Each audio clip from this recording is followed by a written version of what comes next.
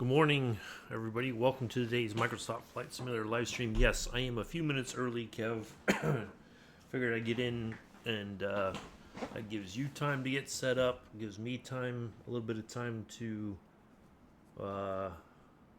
get things going and all that. So, not too early, only a few minutes early. It's okay. It's all right.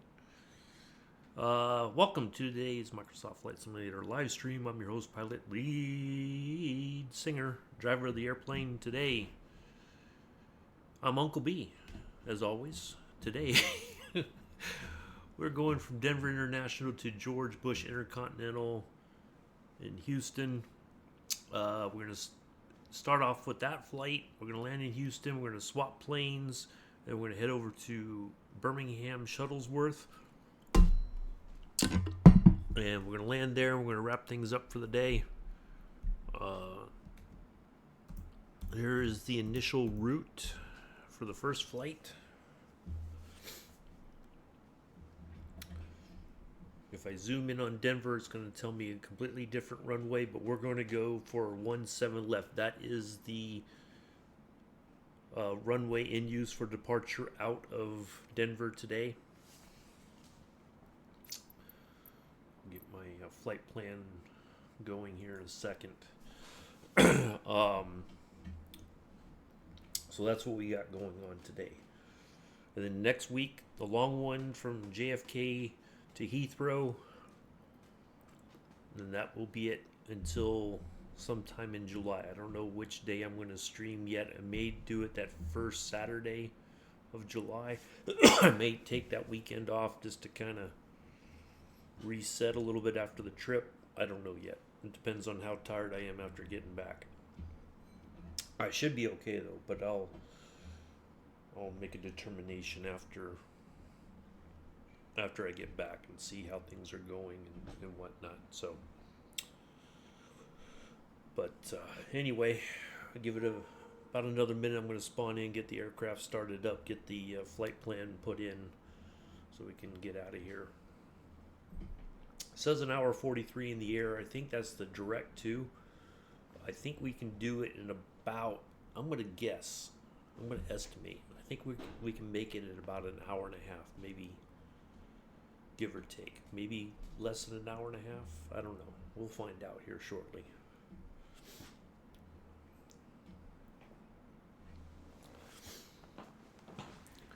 All right. Do you have everything you need, Kev? I'm going to go ahead and spawn in here. Oh, check this out. We're going to go, hello, Infidel, how are you? Nice to see you.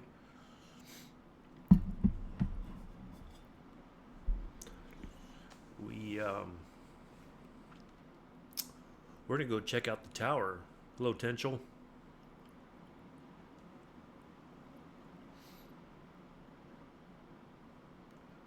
We're going to go take a look at the tower here at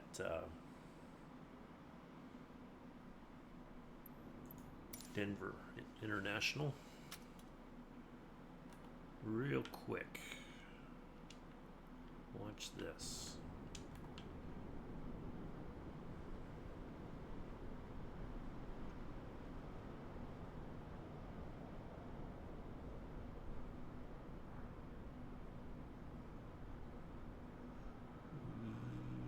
Right. You can actually go in here. I'm just gonna. Ta-da! We're in the tower. Look at that. It seems rather small for such a large airport, doesn't it? Well, look at this. No wonder why nothing's getting done. You got a couple clowns over here playing Flight Simulator. Getting rain all day. That's all right. We'll manage. Look at this. Look at this. No wonder why nothing gets done. Where's the coffee pot? That's what Kev wants to know. Where's the coffee at? There we go. Now you can say you've been in the tower at Denver and it didn't cost you anything.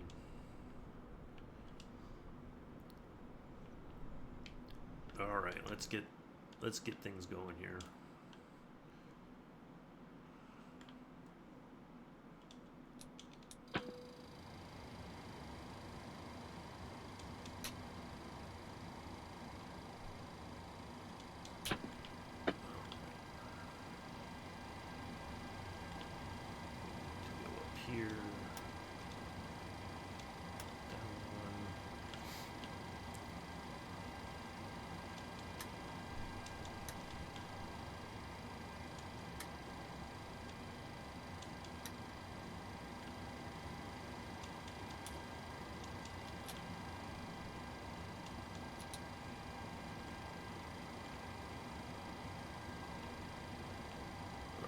let's get our flight plan loaded up as well. Yes, I know. We'll get IRS position. Clear, thank you. Oops, clear. Alright, let's get the oh, I didn't do that, did I? Oopsie daisy.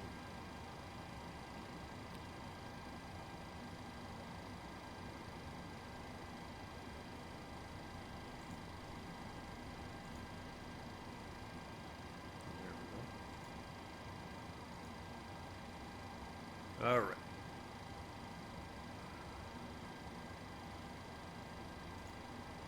Let's do 7 left.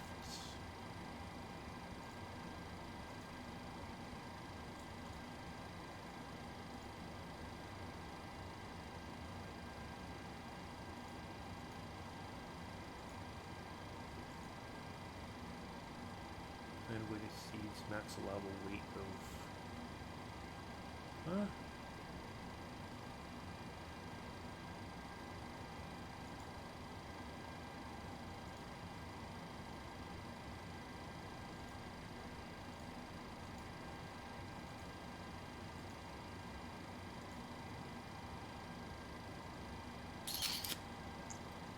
Okay.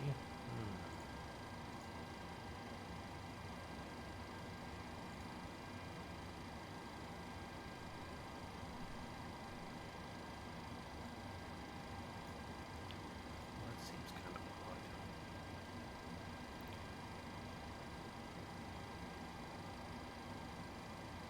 Never had that happen before.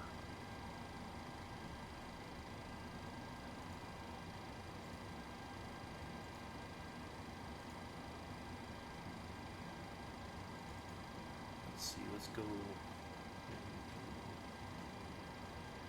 2, 3. Okay, there we go. Got it. It is only 94 weight, too short for your class of plane.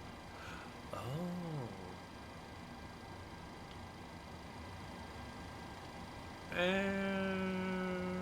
I think I've landed on about that length. It was a takeoff. It was something about the weight for takeoff. But anyway. Alright. We got it. We'll be fine. We're okay. We just had to fudge the numbers a little bit. We're alright. Alright, let's go down here and get our stuff set up.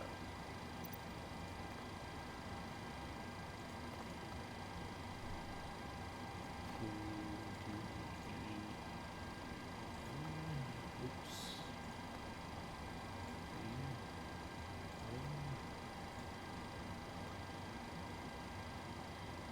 Okay.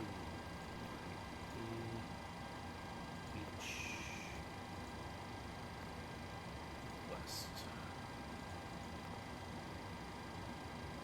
Set fuel.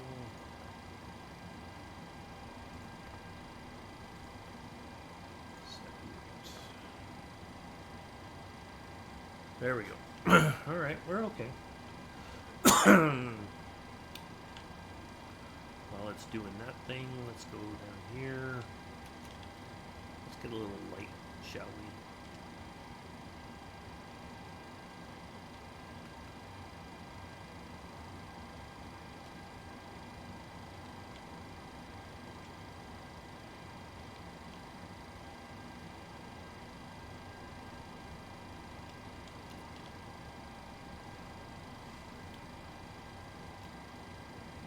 Load.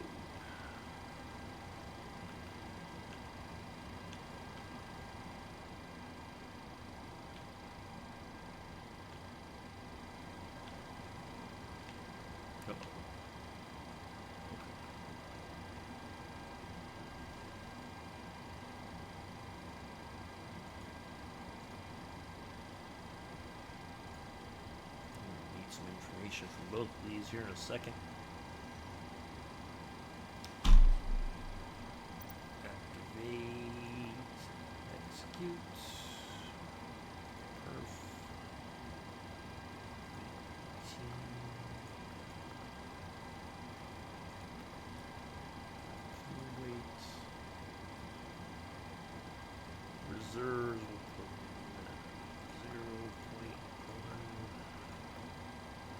last index was 11, I believe. Yes. 11. 370. Cruising wind is 277021.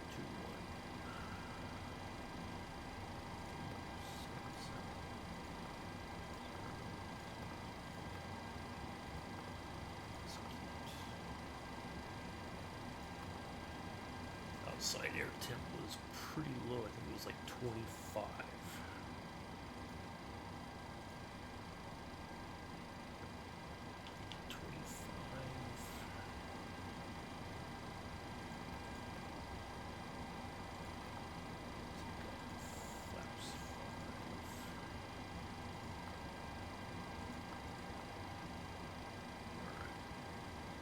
Departure.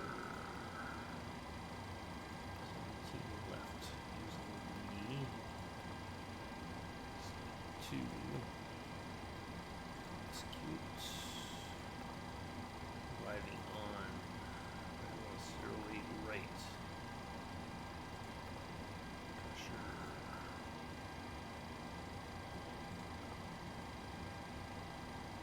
Execute. Okay. Oops. Nope, that's not it. We want to take off. Okay.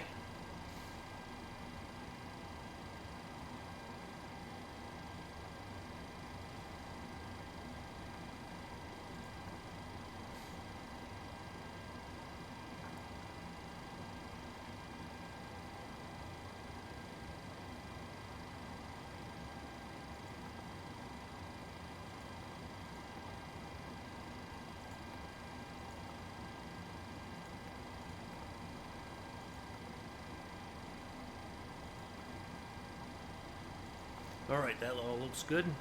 Galley switch we need. It's already on, Kev. I'm not gonna go over that with you today. I'm sorry, but no. That's already been resolved.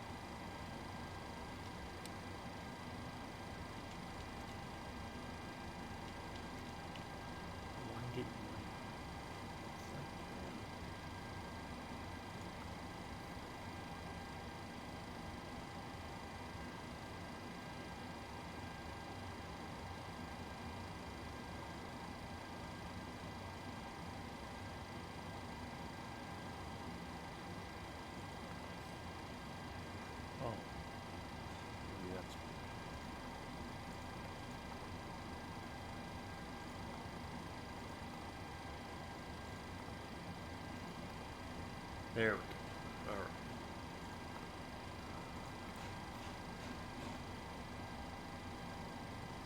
Something's not right.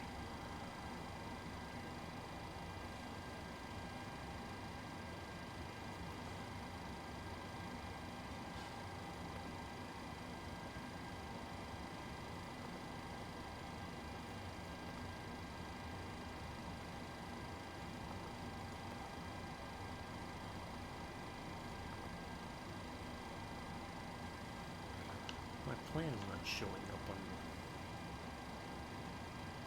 something change. Okay, it's there under plan.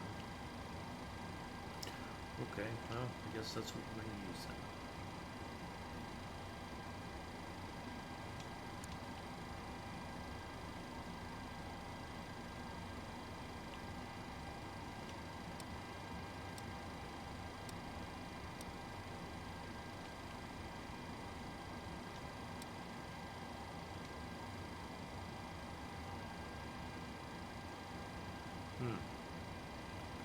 Interesting. Okay. All right. All right. Let's go back here. Okay. Oh, we gotta do one other thing. Let's make sure turn that off. And let's get the APU started. I gotta get the fuel on it. And I need to shut doors. That might help. We have a handy tool now.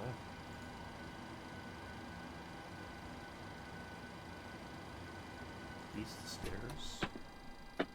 Oh. Uh-oh. I just turned off the power, didn't I? Dang it. Alright, let's get the APU started up. That's alright.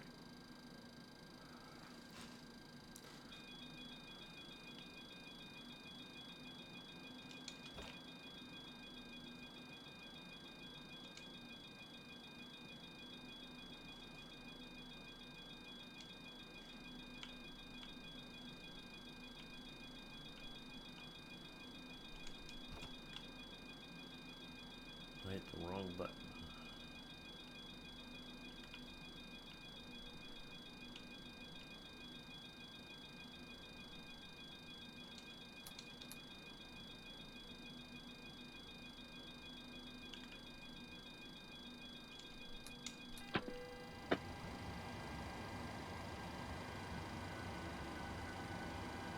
Nope.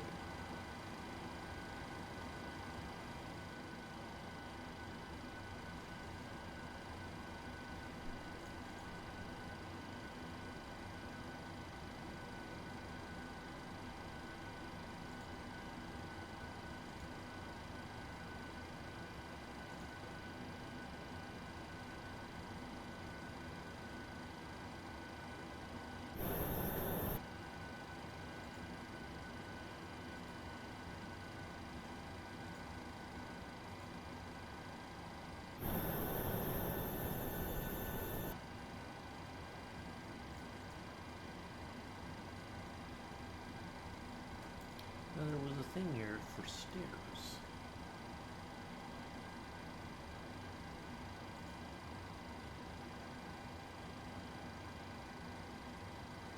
Okay, the stairs are. Yes, we did. We certainly have. All right, let's get the engine started. Yeah, we have.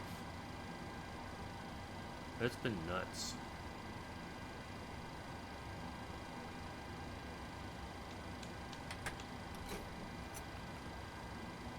So we gotta get 5.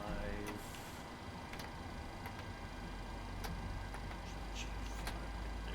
Yep. All right.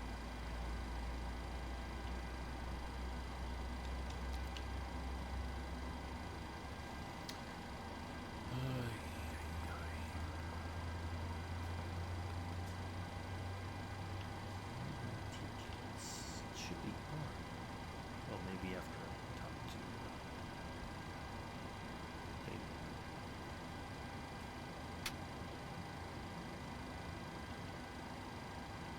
Alright. Let's get the packs on.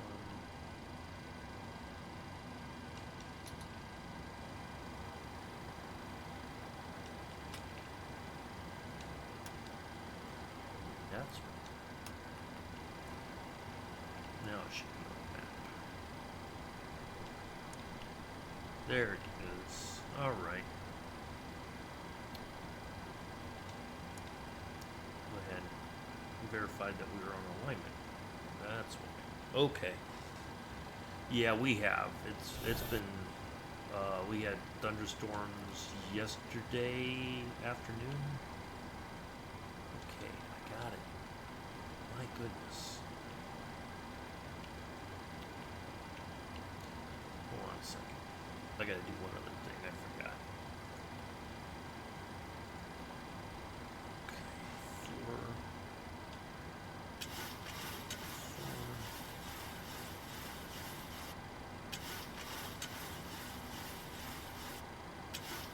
thought it was gonna. I was out yesterday. We were out for a bit, and it was like thought for sure we were gonna 60.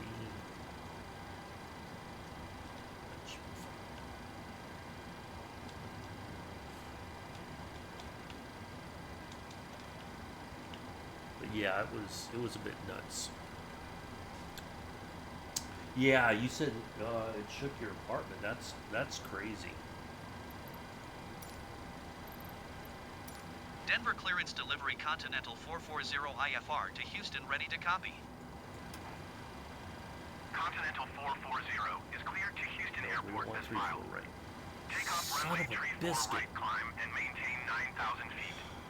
Departure frequency is 126.1 Don't tell me they changed the 7.42. frickin' runways again.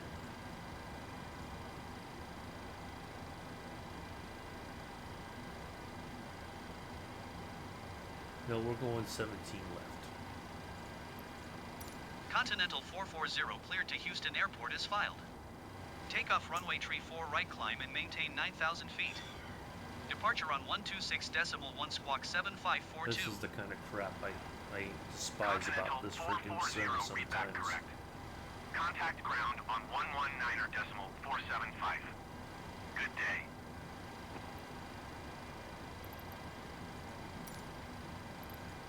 Denver ground Continental 440 with Oscar ready to taxi IFR. Continental 440 taxi to and halt short of runway 34 right via taxiway Bravo November Charlie Sierra Foxtrot 1. Contact tower on 132.35 when ready.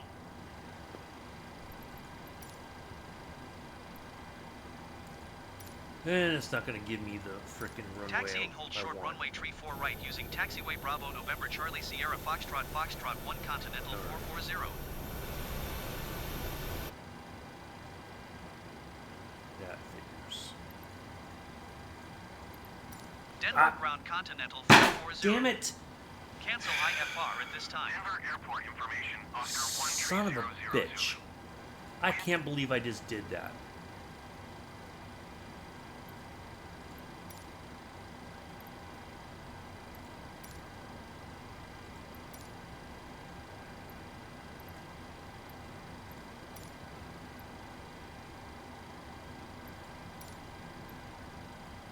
Denver ground Continental 440 requesting pushback.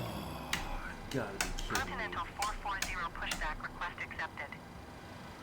I can't believe I just did that.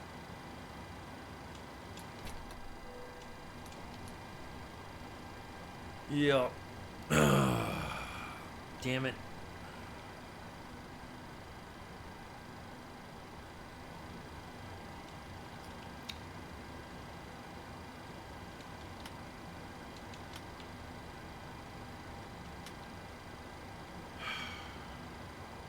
Alright, hold on. We're just gonna restart this. I'm not fussing with these jackasses. Hello, Debbie, how are you? Sorry, we're already starting off on the wrong foot here. Not you. The sim is not wanting to cooperate with me. I don't know why it says 3-4 as the departure. It is not in use. 17 left is our departure, preferred departure.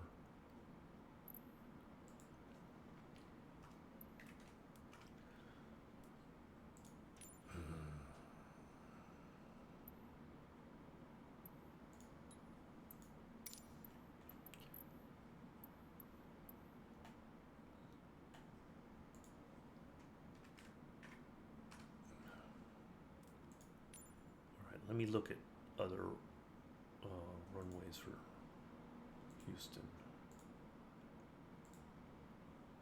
8 left, 8 right, 9,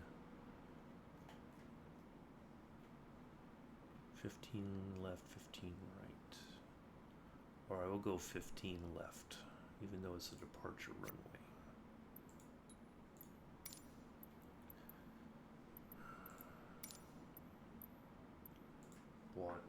I am not. I don't know what it is this morning already. I am not. I'm not on it today. Freaking embarrassing.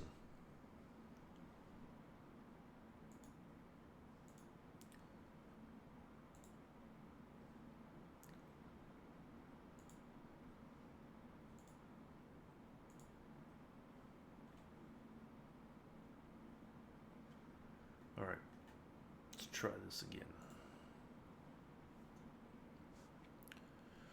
Yep. All right, I'm going to get this right this time.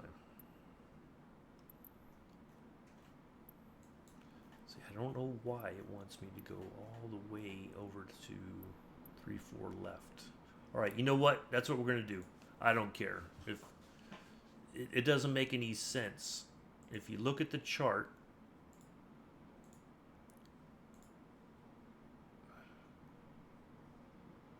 three, 4 left. It's got a tailwind, 2 knot tailwind. I mean, I guess we could do it. All right, well, you know what? If that's what they want us to do, that's what we're going to do.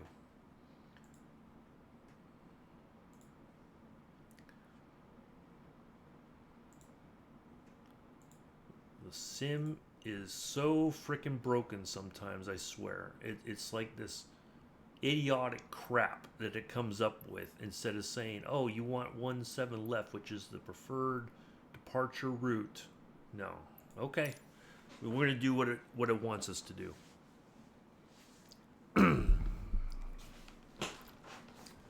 Unbelievable.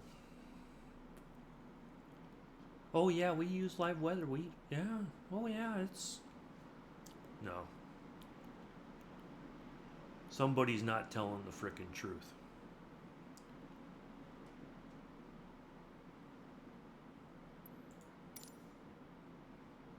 All right, let's try this again.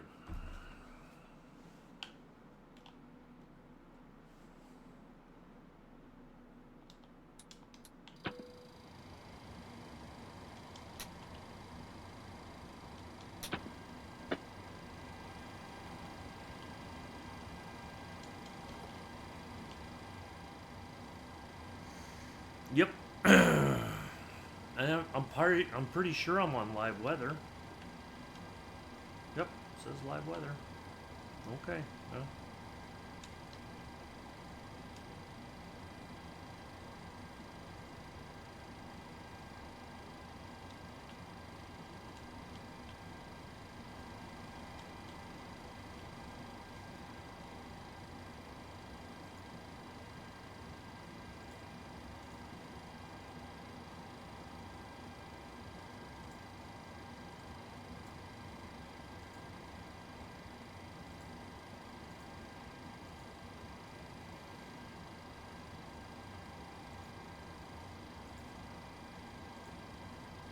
Okay.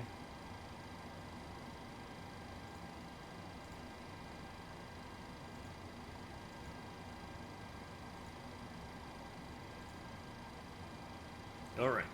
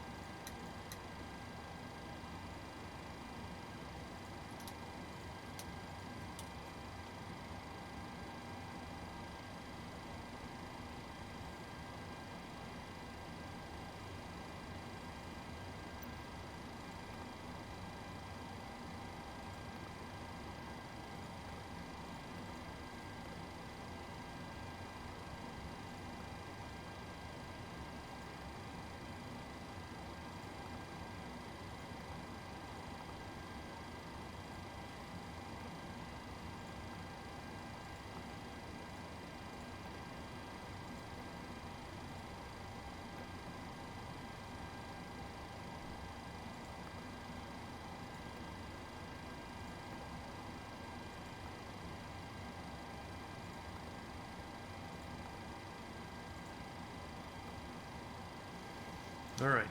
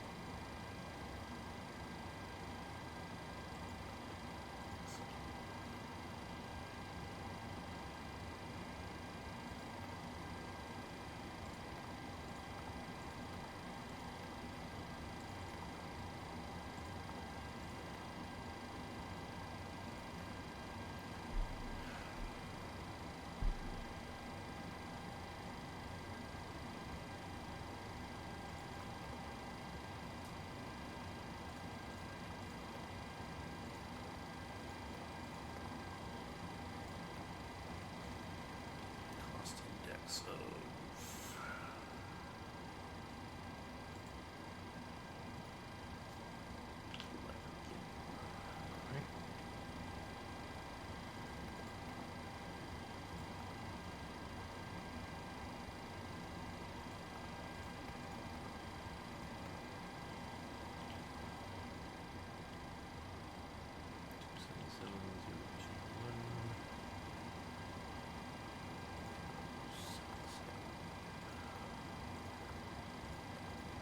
How you doing, Debbie? You doing all right? I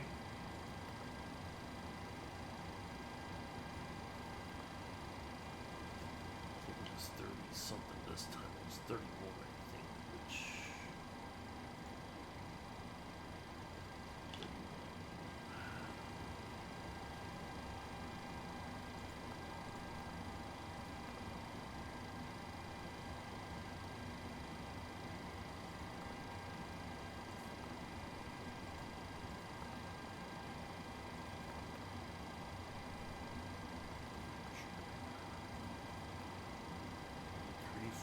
left.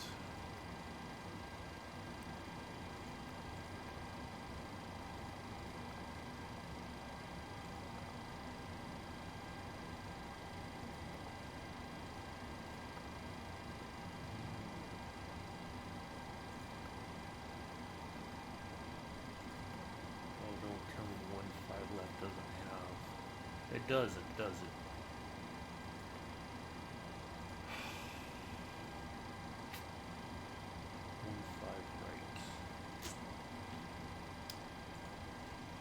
Of course, it doesn't have nihilist approach.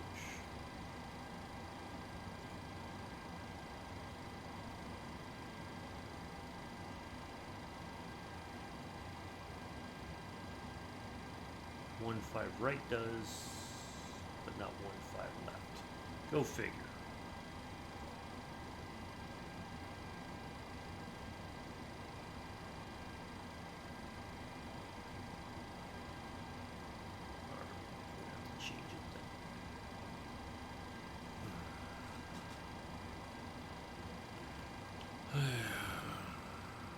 All right, Kev.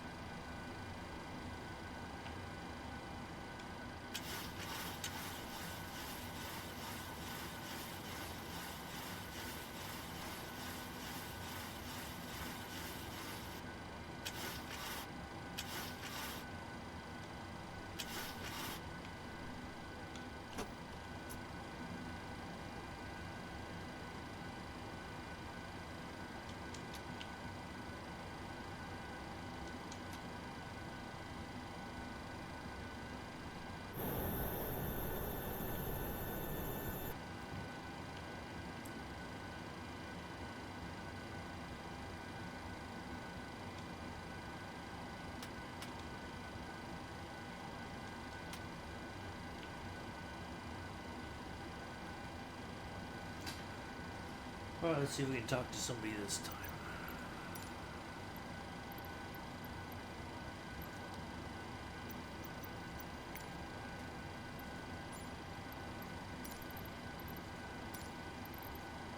Denver clearance delivery Continental 440 ready to copy IFR clearance to Houston. Continental 440 is cleared to Houston Airport as filed. Takeoff runway tree 4 right climb and maintain 11,000 feet. Departure frequency is 128.45 The sim said 34 left. 175.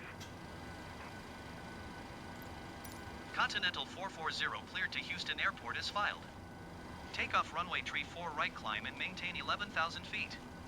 Departure on 128.45 squawk 5175.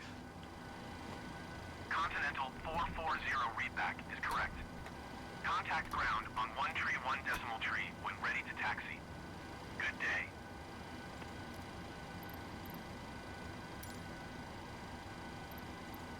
Denver ground Continental 440 with Oscar ready to taxi IFR. Continental 440 taxi to and hold short of runway tree 4 right via taxiway Bravo November Charlie Sierra Foxtrot 1. Contact tower on 132 decimal tree 5 when ready.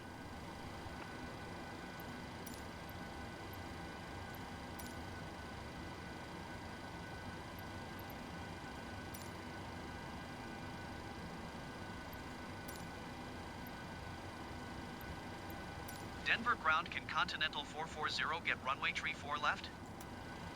Continental 440 taxi to and hold short of runway tree 4 left using taxiway Bravo November Kilo Alpha November Golf Alpha Sierra Whiskey Alpha. Contact tower on 135 decimal tree when ready. Taxi to and hold short runway tree 4 left via taxiway Bravo November Kilo Alpha November Golf Alpha Sierra Whiskey Alpha Continental 440.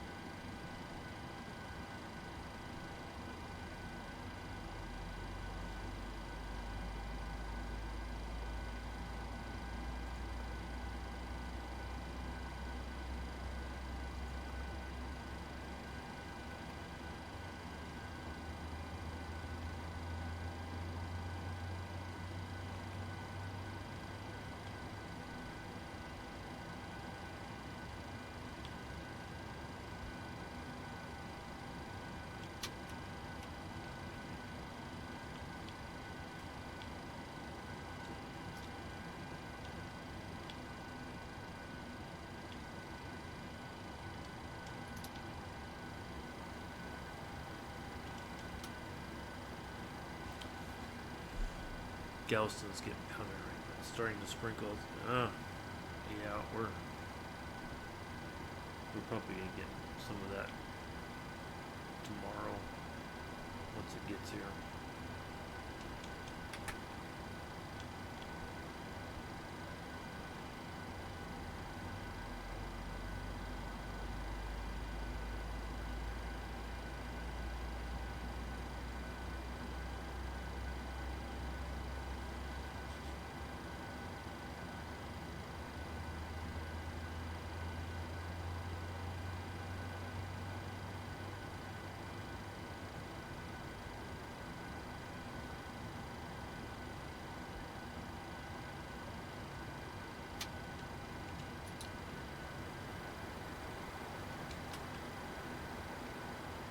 All right.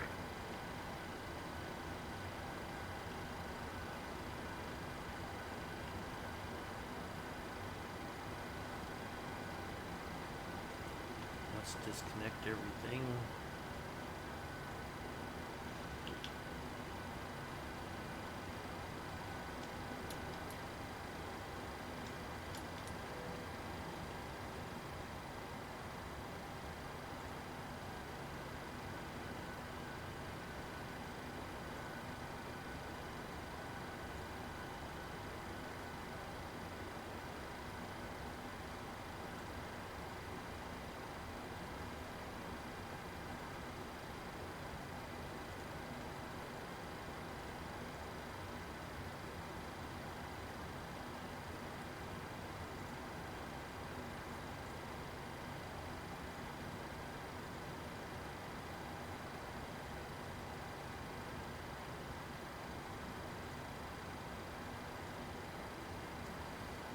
All right. We're all set now. Fine. Denver Ground Continental 440 requesting pushback. Continental 440 pushback request accepted.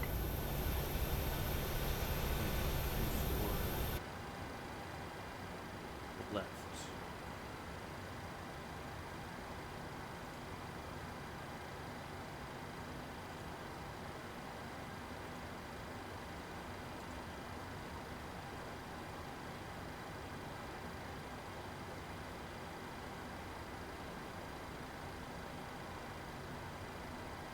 No, we're gonna go.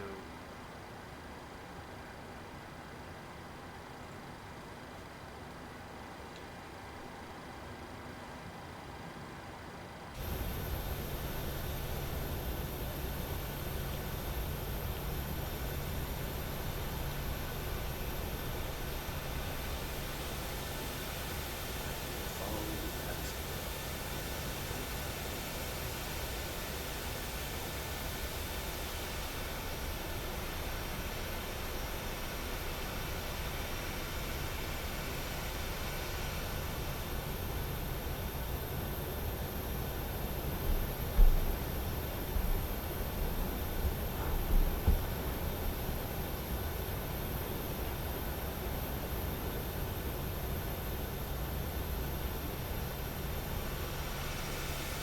Yeah, see, it's showing like clear skies here.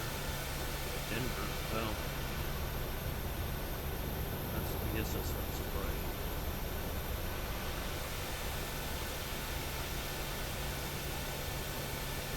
Denver Ground Continental 440 requesting pushback tug to steer the aircraft to the right. Continental 440, your request has been transmitted to the operator.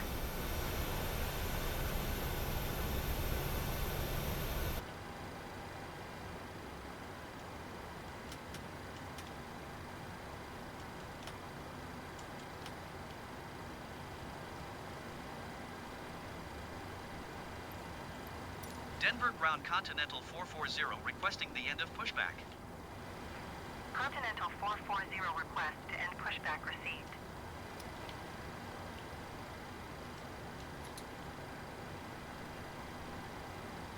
All right.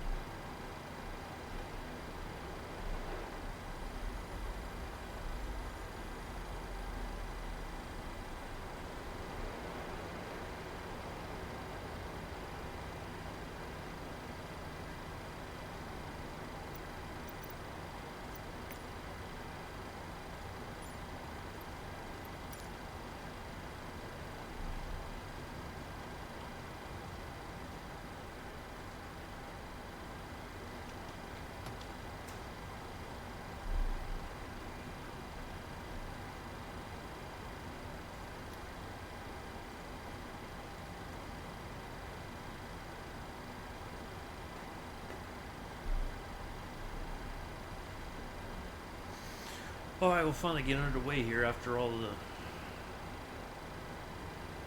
problems. Thank everybody for sticking around. Not the quite the way I'd hoped to kick off the stream.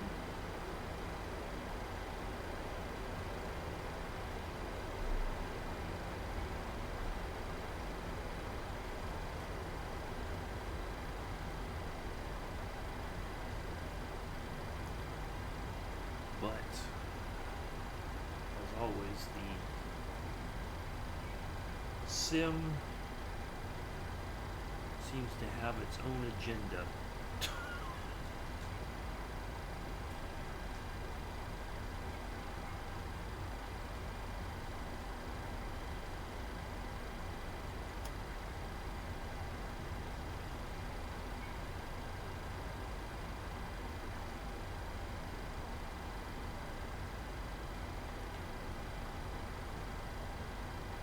Despite all the planning, and you go with what it says is the correct runways and all that, Sim says, no, we want you to go over here. I'm gonna go over there. Alright, fine, we're gonna go over there. Even though it's not the correct runway for takeoff right now. But yeah.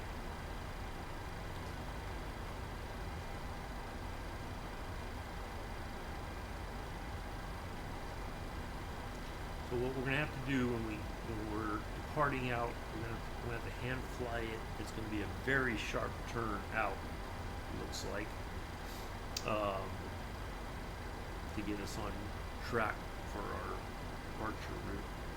That's okay.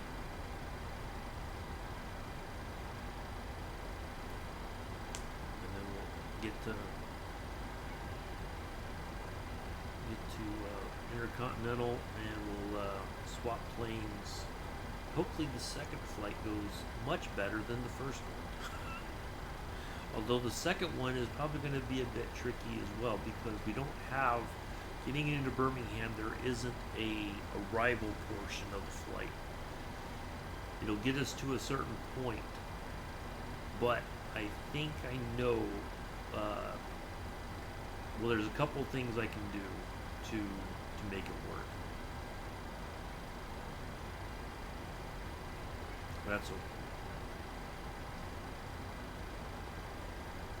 This is a pretty nice airport, though. This is one of the largest by land airports in America. The runway we're taking off is the longest runway, active runway in America. Now, interestingly enough, in Birmingham, we only have, the longest runway is about 11,000 feet, and they fly in, Atlas Air flies in 747s in and out of Birmingham, coming all the way from Europe. It's the 400 series freighter. But you don't think it's an airport that's capable of handling a 747, but they do it fairly regularly. But it doesn't seem like it when I drive by it, you can see parts of the airport. It does not look like something that can handle a 747. The airport doesn't feel that big. Whereas, if you go to Atlanta or somewhere like that, clearly it would have no problem.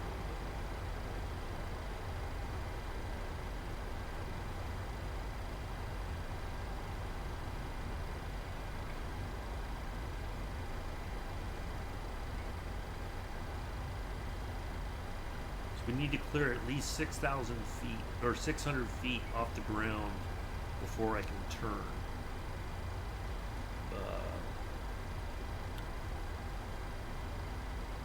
That's what the chart will say.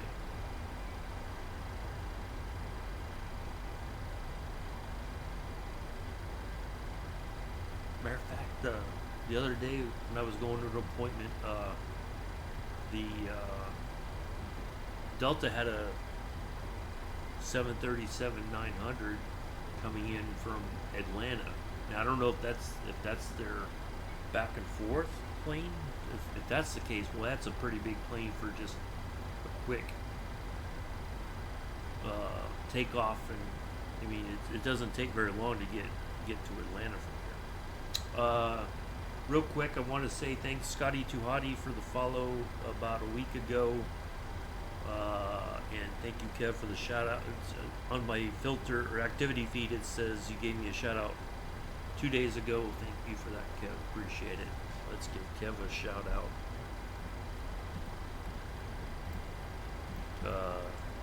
He is, most everybody that's in here now follows Kev as it is already. But if you don't, give him a follow, please. Already used up the middle. I'm going to leave that. Okay, yes, I know. We're going to use that every little bit of drop. Matter of fact, we're going to go ahead and put it across here.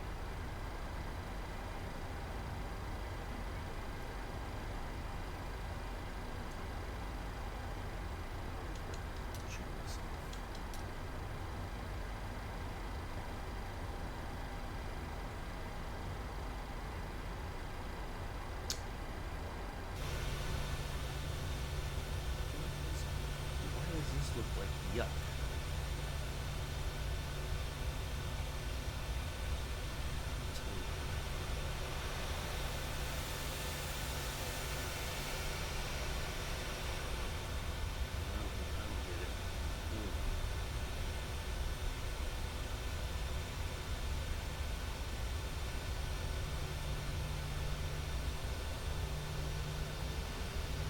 I'm guessing, Kev, you've already departed a long time ago.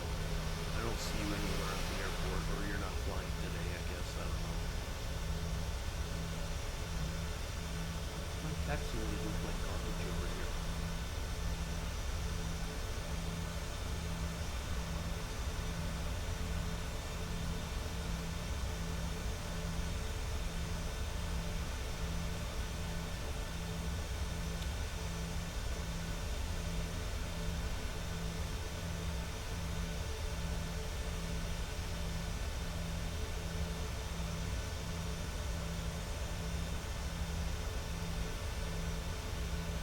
So we have like little ponds and all that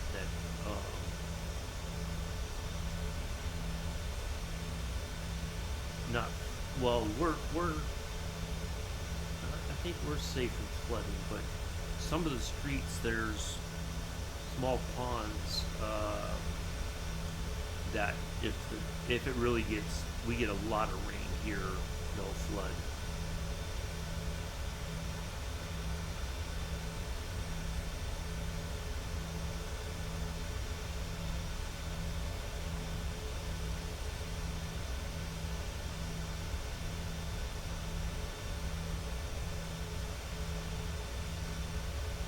My dad says it's happened before, years ago. Yeah, it happened like that when I was in Savannah. We get so much rain because Savannah's right at sea level, and or just a little bit below, I think, give or take. But a lot of the roads, a lot of the streets were easily flooded. There's just no place for the water to go.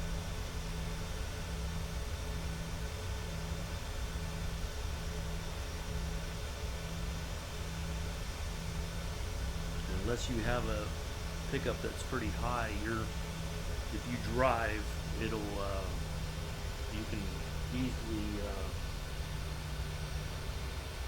you're looking at possibly flooding your engine. You know, water will get in there, and then you're stuck. You know, and then you're gonna have to have a pretty high repair bill.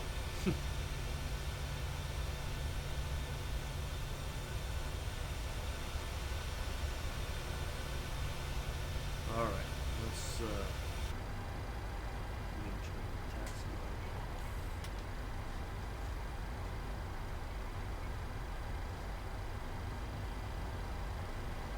I don't know why some of these airports, yuck.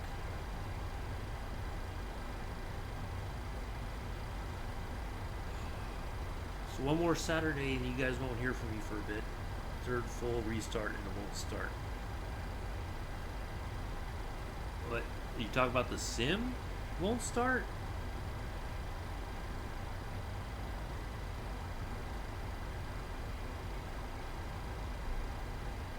Your sim won't start, Kev? Is that what you're saying?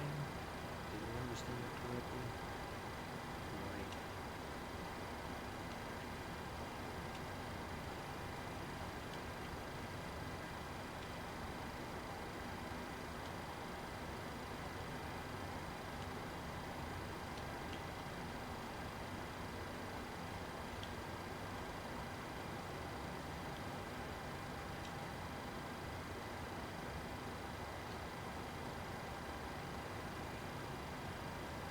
Denver Tower Continental 440, ready for departure runway tree 4 left IFR to Houston.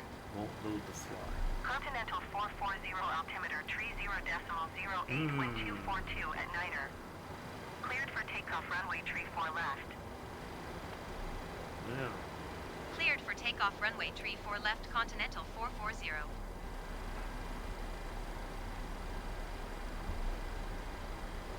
I thought you were long gone.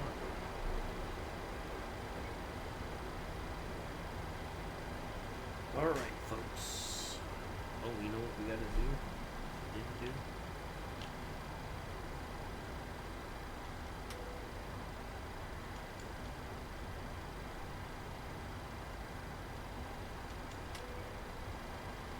There we go. I think the ads are starting.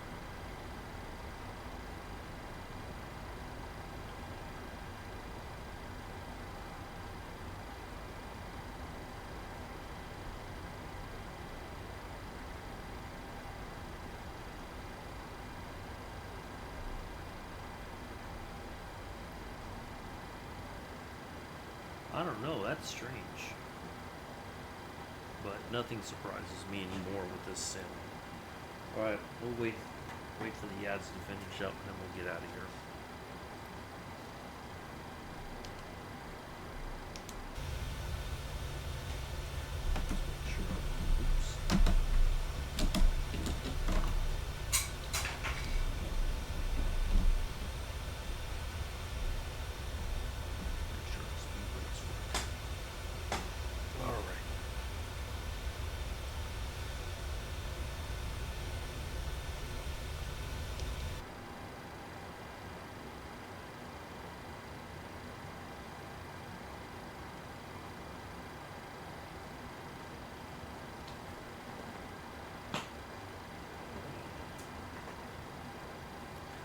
Okay.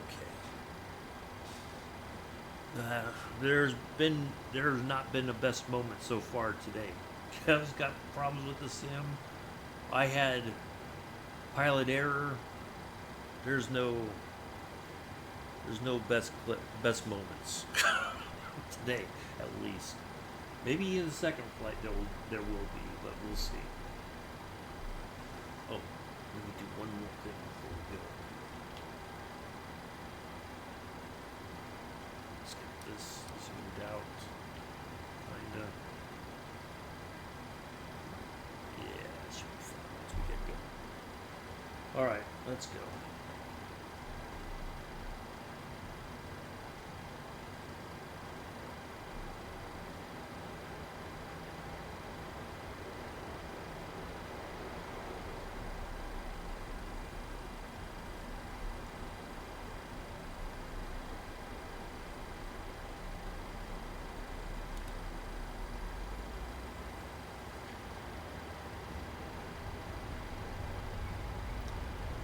These runways just look like yuck all of a sudden.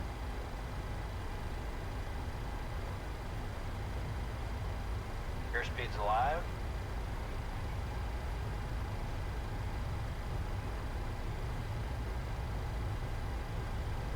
Knots.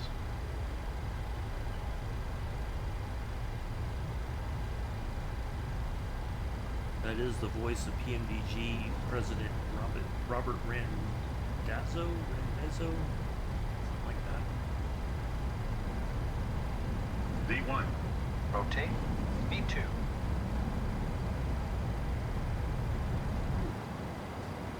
Positive rate of climb.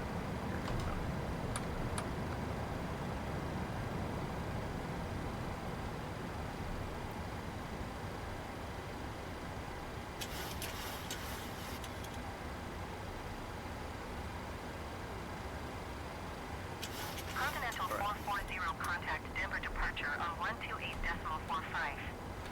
Good day. Going to 128.45 Continental 440. Denver departure Continental 440 is at 6,300 feet, climbing 11,000 feet.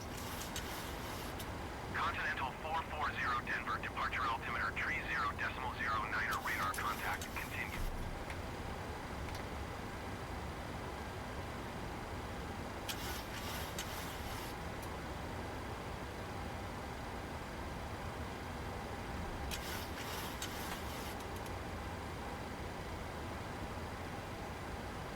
Look at that. That's what I'm talking about. Hand flying the departure out of Denver. There we go. Now that's a good moment right there. Might not be the best, but it's a good one.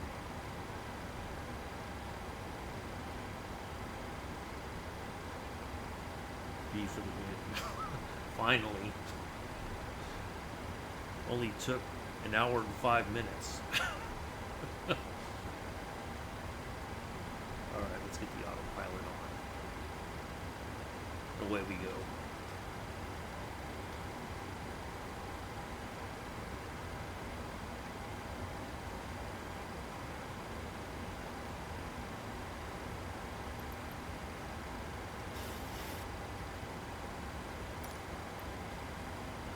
Denver departure Continental 440. Request flight level 190. Continental 440 climb and maintain 11,000 feet. Expect flight level 190. Climb and maintain 11,000 feet. Expect flight level 190 Continental 440.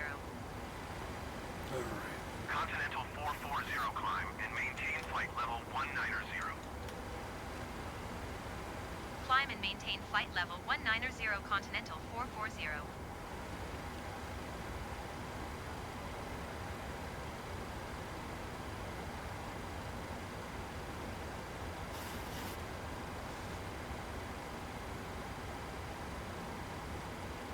That was not an easy departure, that's for sure.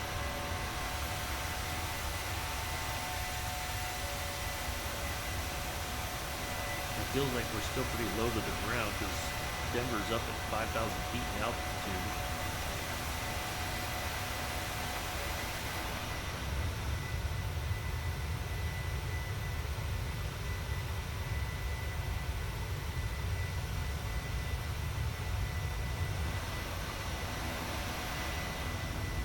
Boy, it's a nice day in Denver. Really clear. You can see for miles. Oh, there's weather over there to the left.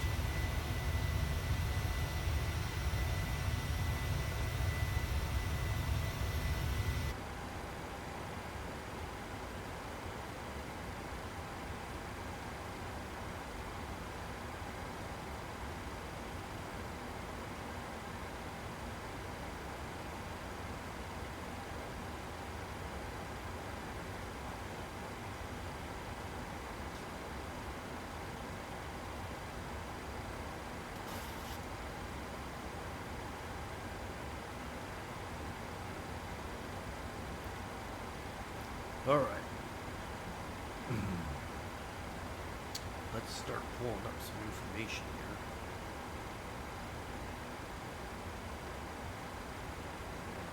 So that's just where's falling up. All right, let's look at some charts, shall we? Star. Pressure 3. Continental 440 contact Denver Center on 125.905. Good day. 125.905 Continental 440. Goodbye. And Denver just Center for the heck of it, Continental let's get 440 the, is passing airport. 14,300 feet, climbing flight level 190. Continental 440 Denver Center altimeter 29.999 radar contact. Continue.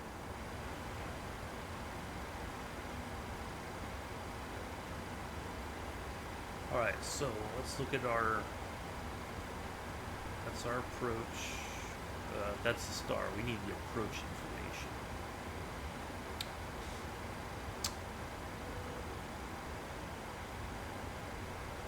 So our ILS frequency is 111.15. So we'll go down here and put that in.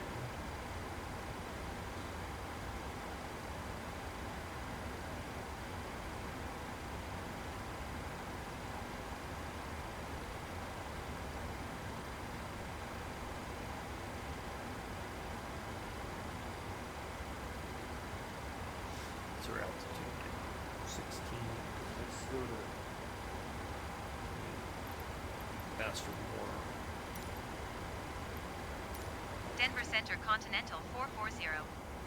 Request flight level 290. Continental 440 climb and maintain flight level 190. Expect flight level 290. Climb and maintain flight level 190. Expect flight level 290 Continental 440. Continental 440 climb and maintain flight level 290. Okay. Climb and maintain So flight we got level that. 290 Final Continental approach 440. altitude is 2,000 feet. And we need the airport. We need to find out what the altitude is for the airport. 96 feet.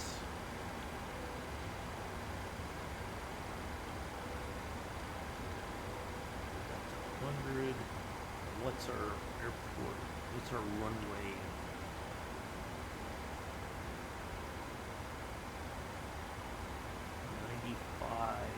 10,000 feet, 95 foot.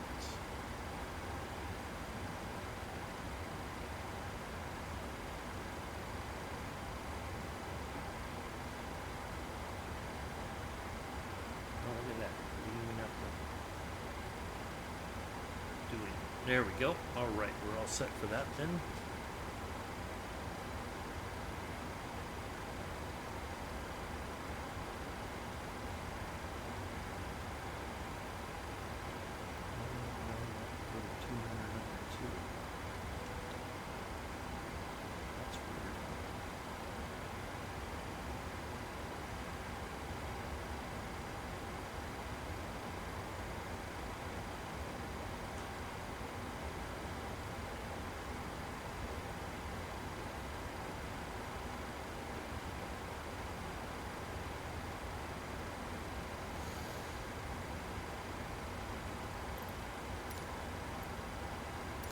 Denver Center Continental 440.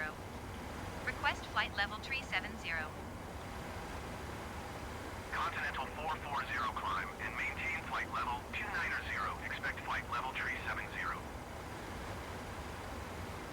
Climb and maintain flight level 290. Expect flight level All right. 370 That's all Continental set. 440. For our cruise.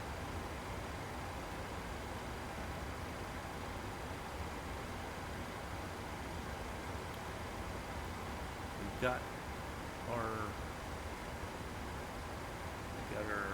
star. So we should be coming in.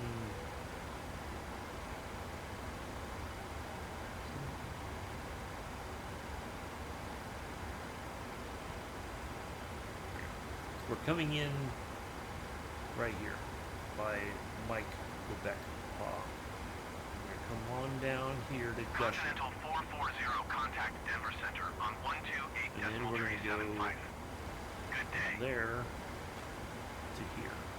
128.375 Continental 440. So we need to get 3,000 Goodbye. feet down to Denver 2,000 Center Continental by Jack 440 Cove. is at flight level 230, climbing flight level Bring it on 290. Continental 440 Denver Center. Radar contact. Continue.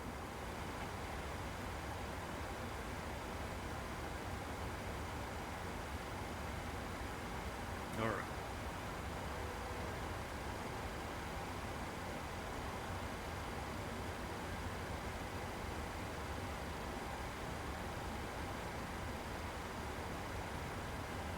That all set. We got heading to altitude set. All right, we're all set. Fine. This took a while. Didn't. Oh, I love to hate the sim and I hate to love it. I love to hate it and I hate to love it. Anyway, now that that's out of the way, we're on our way. So when we get to Houston, finally, eventually, we're going to swap planes.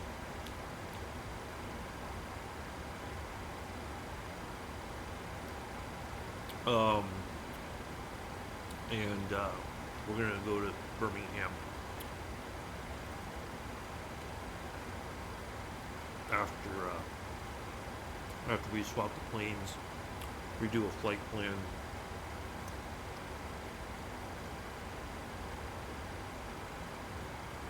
Well, like I said, there isn't, so like that gusher, what I was talking about with the gusher thing, That is not, that's the arrival portion of the flight.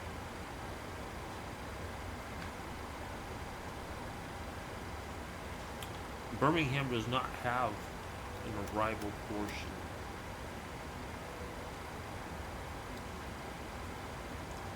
Oh boy, we got a couple.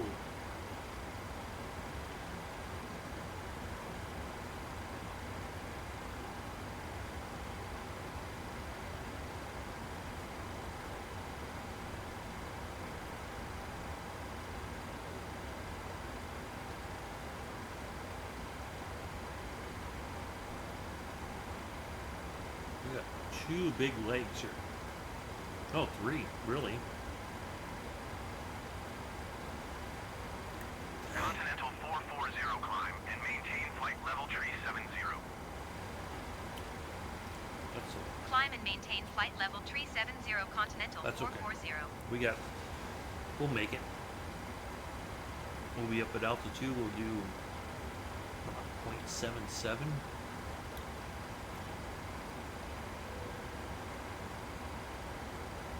Not quite the speed of sound, but roughly 3/4 of the speed of sound.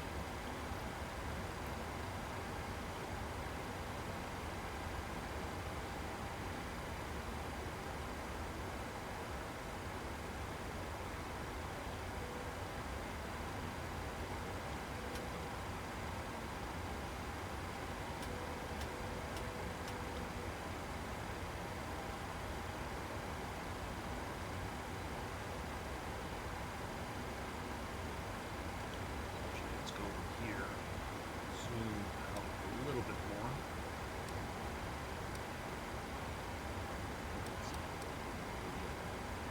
There we go. So we can already see here. There, you see the T/C is our top of climb. There's our top of descent. Hundreds of nautical miles away. That's when we're gonna start our initial descent into Bush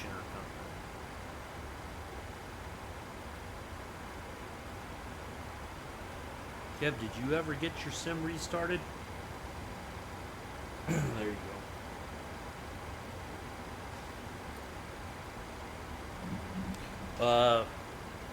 Well, pick whichever runway works best for you. Well, you're not making a flight plan, so have at it, brother. Do what you got to do.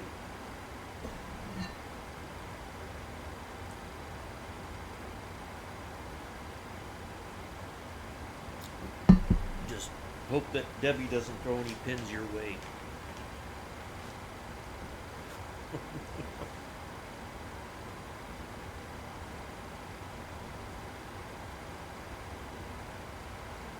So,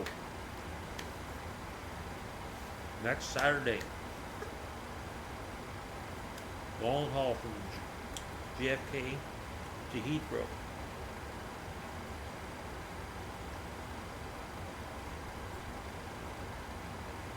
Since we're a week out, does anybody want to venture a guess of what plane it will be? It won't be the Concorde, I can tell you that. That's not going to happen. I do want to do a flight in the Concorde eventually, though.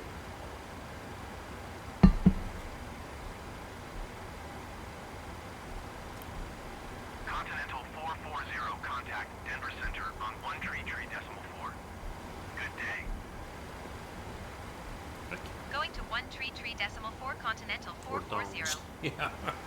Denver Center Continental 440 is at flight level 310, climbing flight level 370. Anybody want to venture a guess what plane I'm Continental taking 440 next Denver Saturday? Center radar contact Come continue. on, somebody make a guess.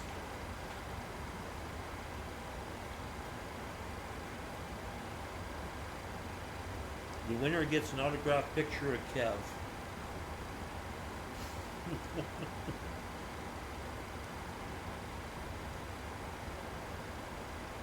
I'm kidding, of course.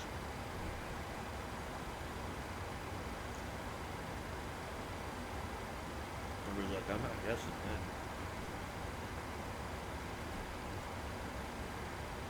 Anybody want to venture a guess? Here, Debbie. On a flight from JFK in New York to Heathrow, what plane do you think I'm going to take? Let's ask Debbie, see if she can guess it. What do you think, Debbie?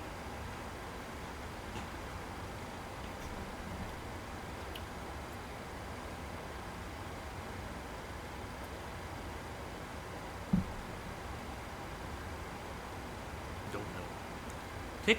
We'll just say, just, come on, you can guess something.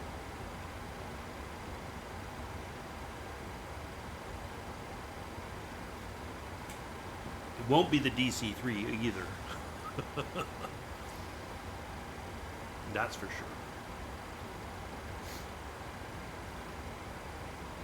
I know Sergeant Staff took the DC-6 from Liverpool all the way to New York. That was a long flight. On the DC-6.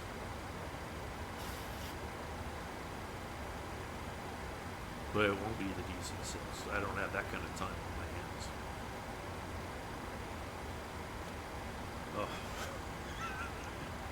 Oh. All right. Debbie says, give it a go, Infidel. What do you think?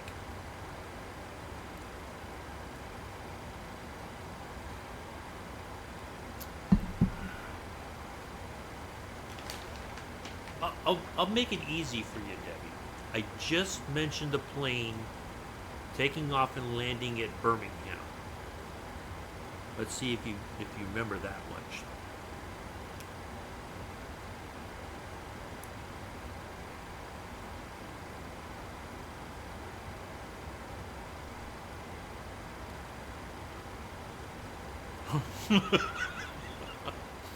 The one time that talking to the wife works for Infidel.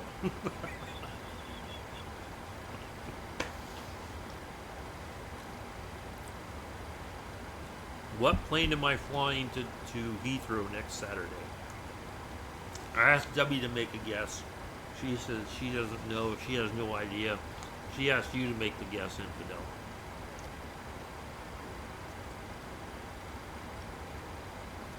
But I mentioned the plane taking off and landing at Birmingham.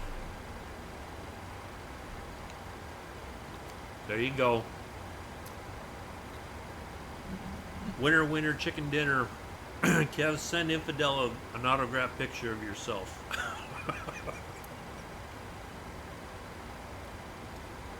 You're like, no, I don't need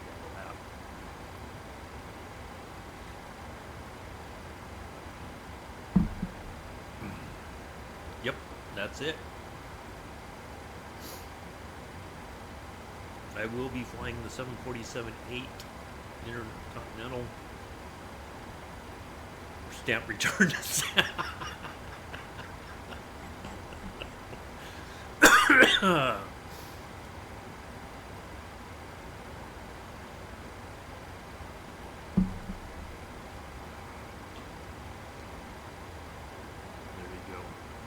Infidel got it right. Good job, Infidel. Yeah, that's what I'm flying. Now, apparently, and I've not tried it, and I probably need to between now and next Saturday. They do have SimBrief integration, but they don't have a tablet like this plane does. That's the only drawback. So, I thought they had put a tablet in there when they did the update, but apparently they did not. So, alright, we're finally leveling off at 37,000 feet.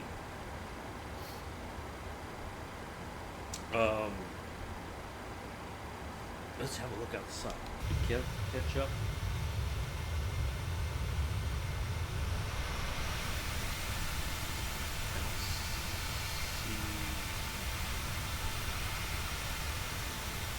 See a couple people, their names, everything's kind of melded together, so member benefits. Seems kind of odd. We need to get the picture off out here.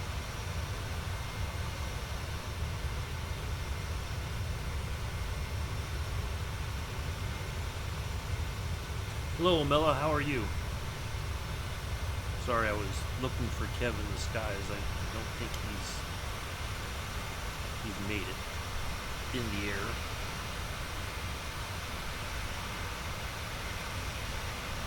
We have the nice split winglet at the end of the wing. Scimitar, as they call it. I think this looks pretty cool.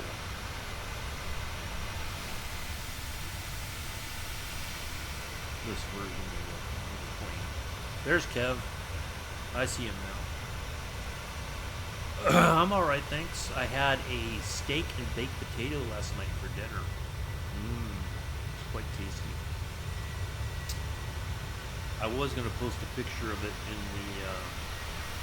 the Discord, but I'm finding the audience there is quite it's a tough audience. I thought the picture of the chicken sandwich, it's a good sandwich. Miss Myra's is, let me tell you, if you ever come to Birmingham, not that many people ever will, but if you do, well, it was just the steak part, but the baked potato thing was like one of those twice baked that you get at the store that's already pre-made. You just put it in the microwave. But yeah, if you ever come out this way, go to Miss Myra's. They have, well, there's Joseph. Hello, Joseph. I'm sorry if I missed you coming in earlier. It's been one of those kind of streams that's not gone very well. But how are you, young man? But yes, Miss Myra's is fantastic. It's been around for quite a long time. It's one of those, I wouldn't say it's really a hole in the wall kind of place, but it's like a step above, but it's fantastic. Really good stuff. So I just happened to stop there Thursday afternoon. Wasn't planned. I was kind of voluntold to go. So anyway,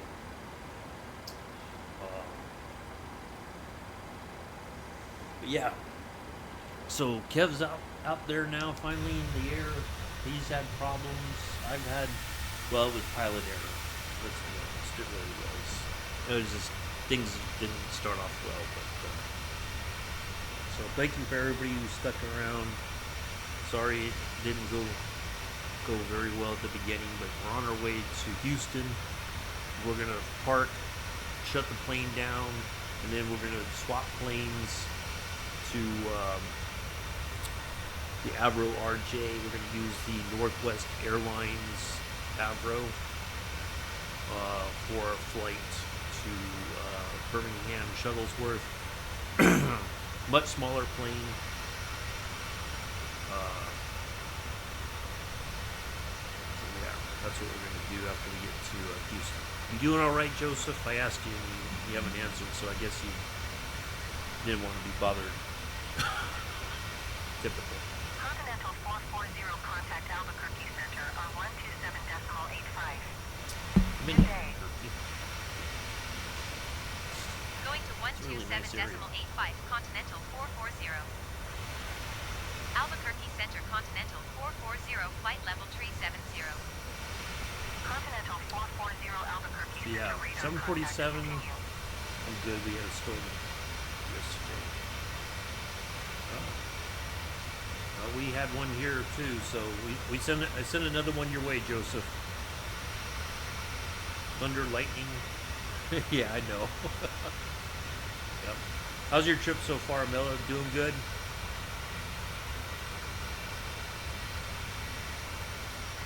Family doing well?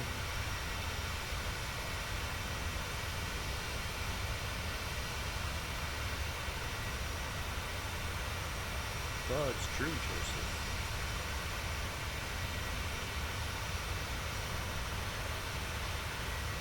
You know it's true. Yeah, we had storm yesterday afternoon. Probably gonna get another one from. There's one in Houston right now. Apparently, it'll probably make its way overnight. I'll be here tomorrow and Monday. Monday, I got to take the dogs to their grooming appointment, plus a checkup. Paolo's been gnawing on his paws, and it's likely he's got an infection. So he's got to, once he gets a bath and a haircut, the doc will have to look at it and see. Probably have to give him some antibiotics.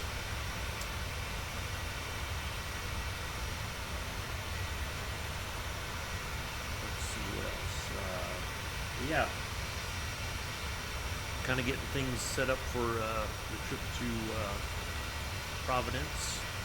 Looking forward to that. Thursday, I'm going to kind of just wander around town, and take some pictures and all that. Find some place to eat. Friday, I get up. Friday morning, I go. Hopefully, fingers crossed that we do the tour of the.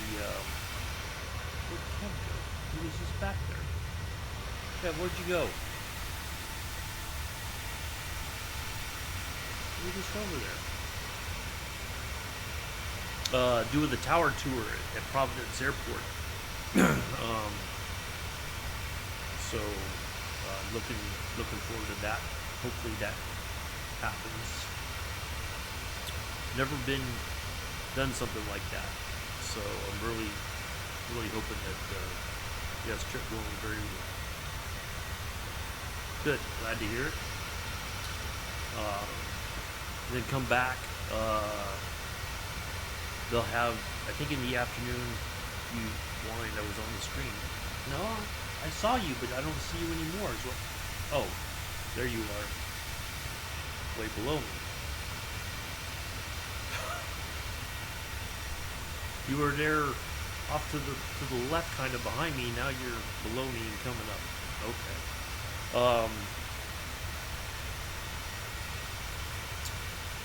do you call it? So yeah, they have on Friday. They have some of the developers going to have big announcements Friday afternoon. Same. No, nothing different. Plane makes turns. Well, I didn't see you make a turn. Yeah, that's why I was like, where did you go all of a sudden?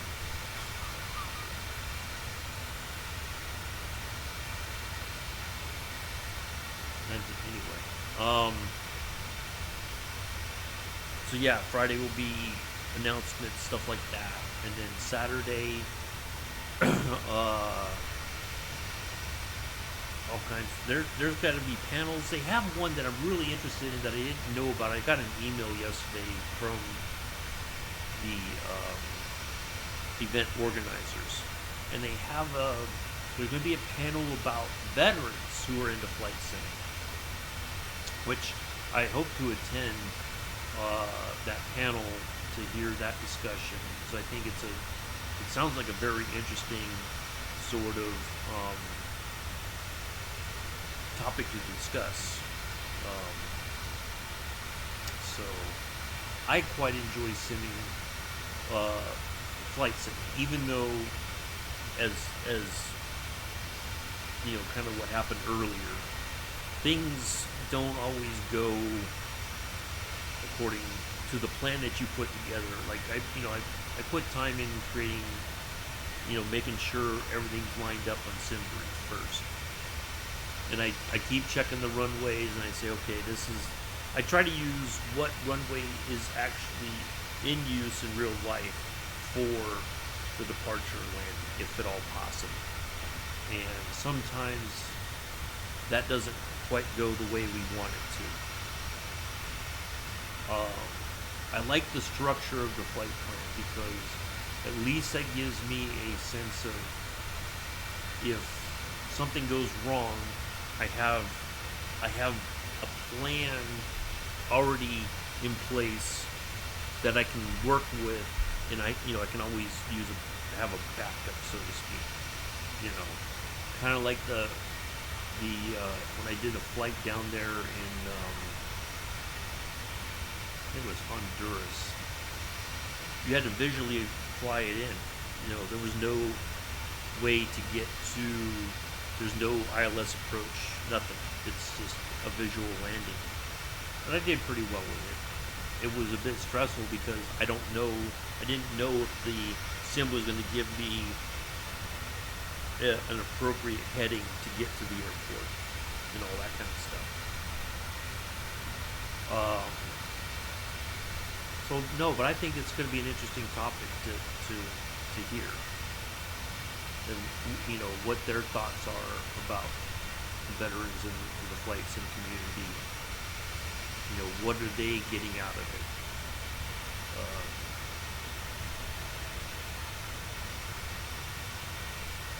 You know, what do they hope to get out of it?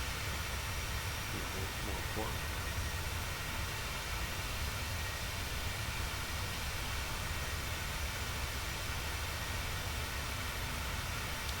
But yeah, I'm really looking forward to it. Navigraph's gonna have a bunch of stuff that they're gonna announce at Flight Sim Expo this year. I think Parallel 42 is going to talk about what they're going to be working on in the future. PMDG will be there as well, talking about their plans for the future. I think. I know they're working on a older 747, which I think would be interesting. They may talk a little bit about that. So yeah, looking forward to hearing plans and whatnot.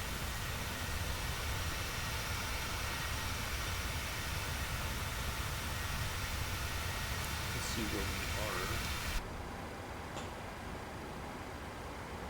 Wow, we were almost. Pretty soon we'll be at the top of our descent. A little bit more to go. We're starting our descent into Houston.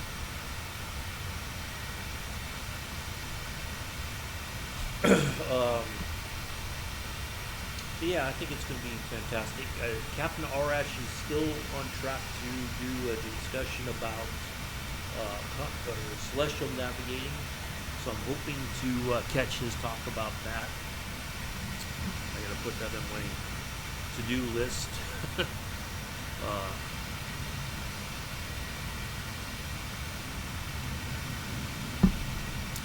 Now, Kev, let me ask you a question. Have you set your brakes?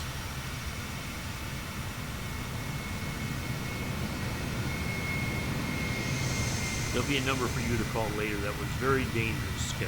Very dangerous.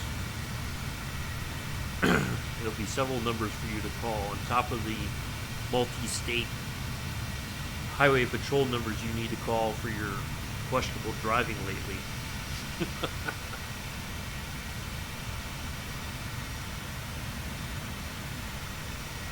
Your driver's license is going to be revoked. Your pilot license is going to be revoked. You're going to be stuck playing repo with Nelson until he revokes working with you on repo.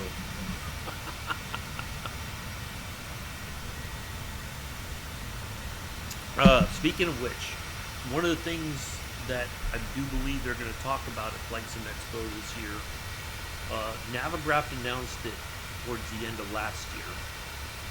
They are creating a virtual private pilot license program. I guess program, whatever you want to call it. But if you know, for many people, getting their private pilot license is cleaning the bathrooms in between turns on the aircraft. There you go. That's right. It's a cost. You know, many people can't afford to pay for getting their private pilot's license. It's very expensive. So this if you are a member of Navigraph, if you have a Navigraph subscription, it'll be open to folks who have a subscription, and they're creating the whole, like it, basically like it would be at a real private pilot's license program. So I'm really looking forward to that. I signed up as soon as they announced something like that. You could get on a email list, and I think they're going to finally talk more in depth about that at Flight Sim Expo. So I'm really excited about that. If the opportunity exists to stream it, I will. I don't know if we have to sign. I don't think we have to sign an NDA or anything, but we may do some of that whenever they announce it, and you start going through, like all the classes or whatever you got to do. I'm sure there's going to be some kind of a ground school, like I will be waiting when he lands. It will not be pretty.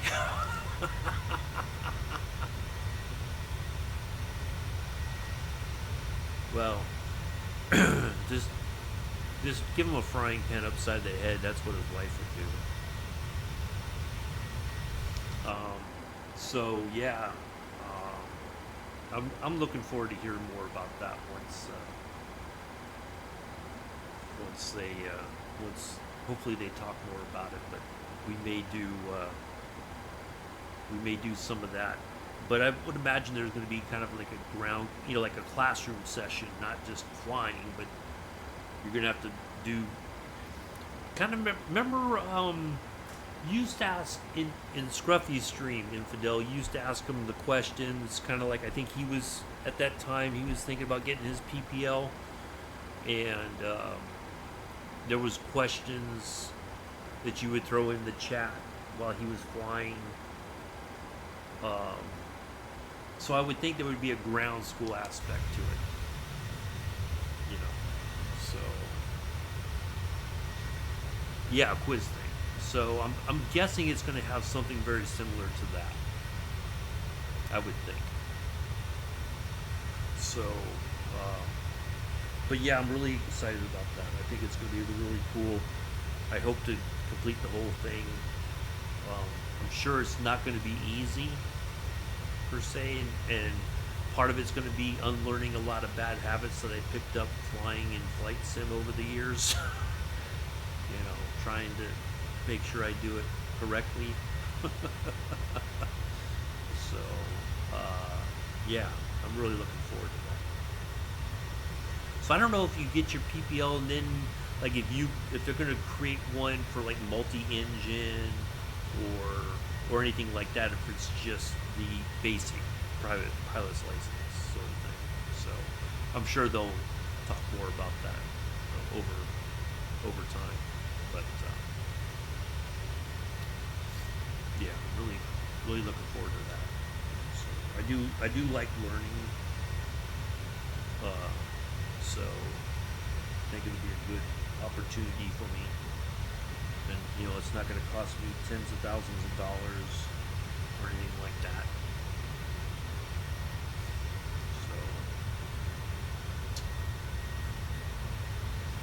So nah, I don't think so, because it's not like they're gonna, as far as I know, as long as you have a Navigraph subscription, which is only $10 a month, roughly $10 or $12 a month, depending on the exchange rate, because I pay like €9, so it's not very expensive monthly. So I didn't get the feeling that they were going to charge extra for it. Basically, what they said was, if you have a Navigraph subscription already, you will have access to this program if you so choose. So no, I don't think it's going to be they're going to charge you. Now, they could, certainly they may raise their rates a little bit to adjust for that, but not. I don't think it's going to be a significant amount, like 50 or 60 euros a month. If that's the case, then I would agree. But no, I think they're pretty good about keeping their prices pretty low, accessible for everybody. So,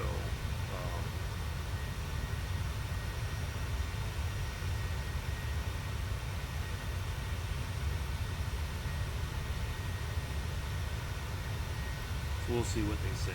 But no, I don't get the sense that they're doing it just for the money. I think they're looking for.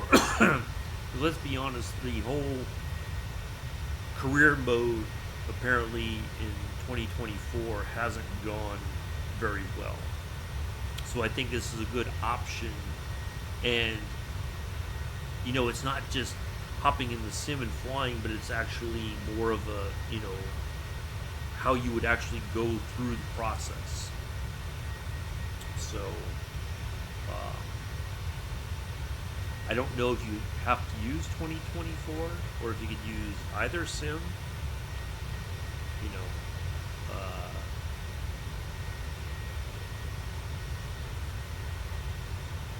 I'm guessing all that. Well, certainly there's an idea that, yeah, if people want to do something like that, the subscription doesn't cost that much. If their subscription was 500 euros or something ridiculously high, then I would say yes. Their products are not that expensive. What they offer you is for what you pay. It's a really good.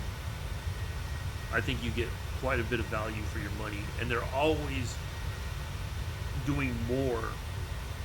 They're constantly upgrading stuff, adding new things to Navigraph to the Charge, to Sim Brief, so that you have more information,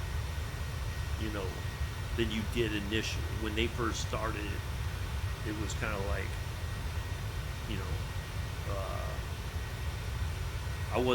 I didn't know much about it, but as soon as I started using it, it's very good value for what you pay for. So, but no, they some people might go like, hey, I think this would be a fantastic idea. I want in on this. And if they can afford, you figure $12 a month is much more affordable than thousands of dollars a month to go get your PPL or whatever it may be. That $12 is way less than what you would pay to get your PPL in real life. And I know most of that is the rental of the aircraft and fuel. So all that adds up over time. Plus all your books. It's not cheap, but for what I already pay for, I think it's a good value. If they raise it up a little bit, I'm okay with that. If they raise it up significantly, then I might say, no, I'm not interested now. But I got to see what they say at Flight Sim. But even if say it's 30, they add 30 euros extra. That's still quite, that like $60 or whatever. That's still far less than what I would pay in real life to go through flight school. So, I don't know. I'm looking forward to seeing what they have to say.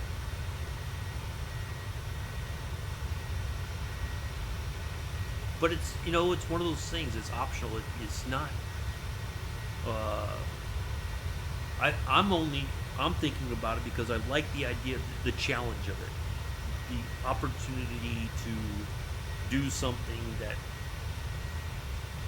I wouldn't otherwise be able to do.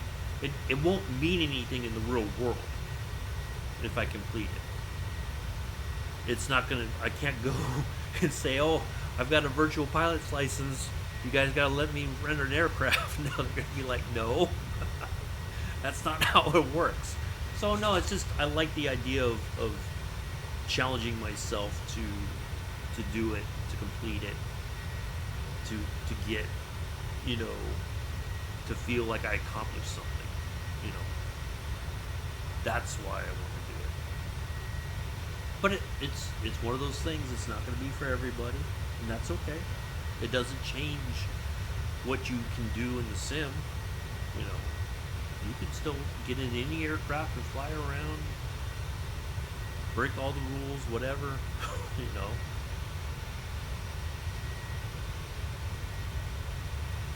Oh yeah, I think it would be, because it's just like, look, like when I went to the community college, I didn't expect to do as well as I did, but I did, and I did well enough that I ended up on the joined an honors society. My grades were good enough that I was able to do that, and so when I graduated, I got to wear a special thing as not only as a veteran but as a member of the honor society. So I didn't expect that, but it was very rewarding that I was able to do that. Whereas most students who were significantly younger than me probably barely made it through. Or if they did well, they didn't care about joining an honor society, so that it gives them more opportunities if they continue their education. You know.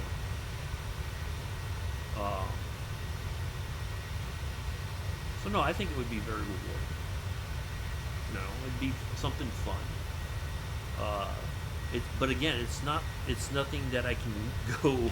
I can't go to the Birmingham airport and say, I want to rent a plane. Here's my pilot's license. They're going to be like, yeah, we can't accept this. What school did you go to? Navigraph. We never heard of them. So no, it's just more for fun and the challenge of learning what I would learn in actual PPL school.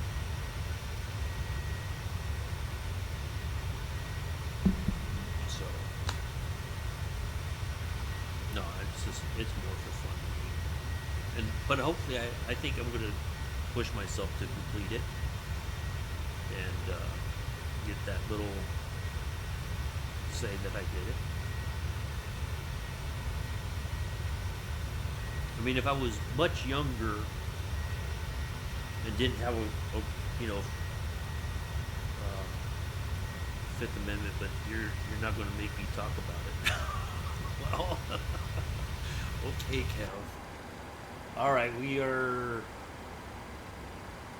193 nautical miles out from our one nav point, and we'll start sending into Houston.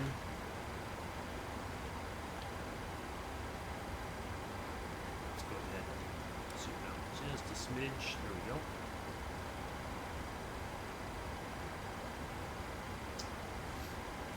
Well, I would venture to say your wife makes you talk about it when she gets the frying pan out. Oh, you don't want to talk to me, huh? Here comes the frying pan. Okay, I'll talk.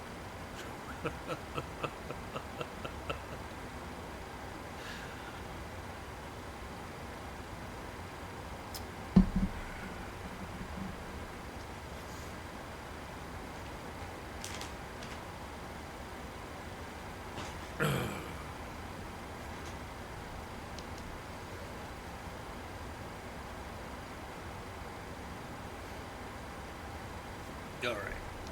Kevin was around here. Where did he go to? Here. Oh, there he is.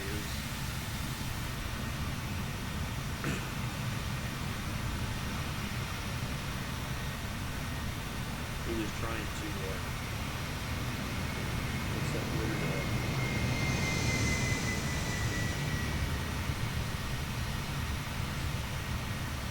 She probably gags him. Quiet. Oh boy.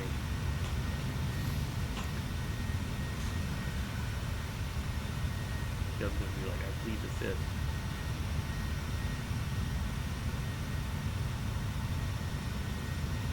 Continental 440, contact Fort Worth Center on 133.5.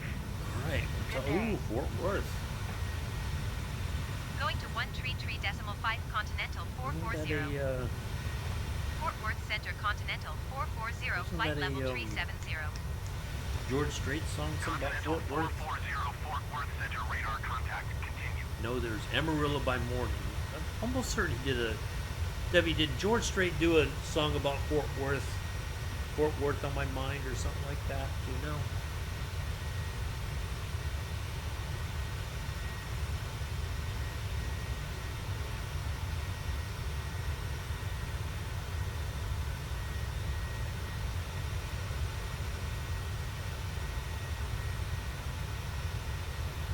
I seem to recall that song, but I could be wrong.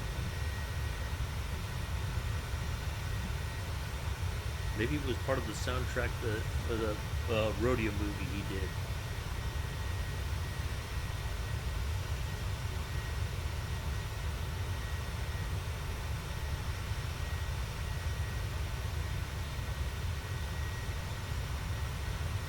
That's what I thought.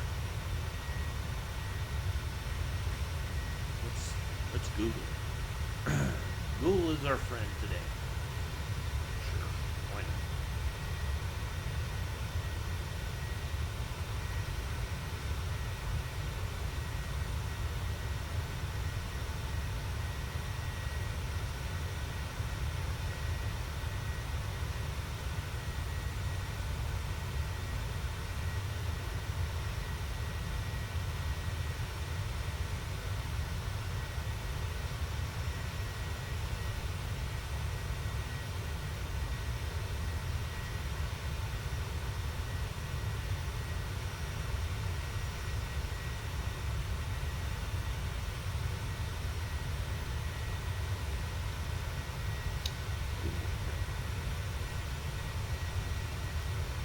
Does Fort Worth ever cross your mind? That's it.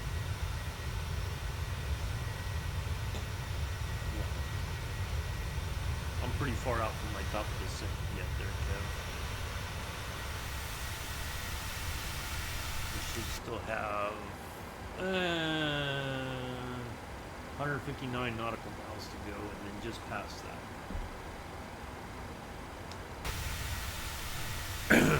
Still early for top of the sink. Amarillo by Morning. Yes, I like Amarillo by Morning. But I thought he'd done a Fort Worth song as well. And that was right. Does Fort Worth ever cross your mind? I would have liked. I would really like to see him in concert one time. I heard he puts on a really good concert.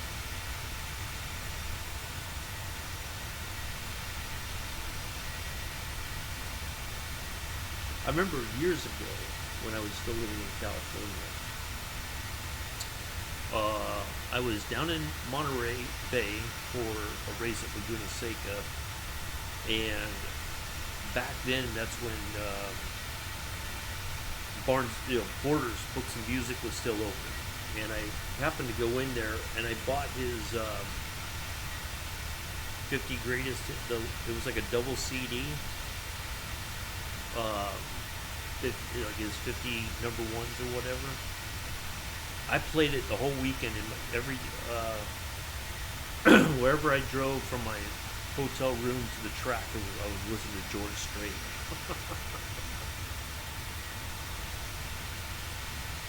I'd like to see him in concert. You saw him at the rodeo twice. Nice.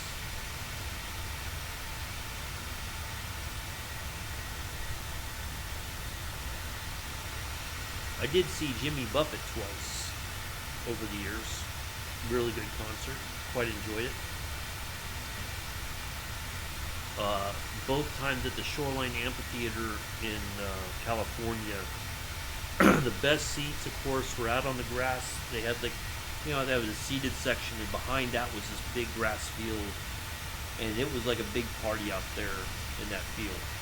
And it's not a huge place, but no, it was a lot of fun. Really enjoyed those concerts.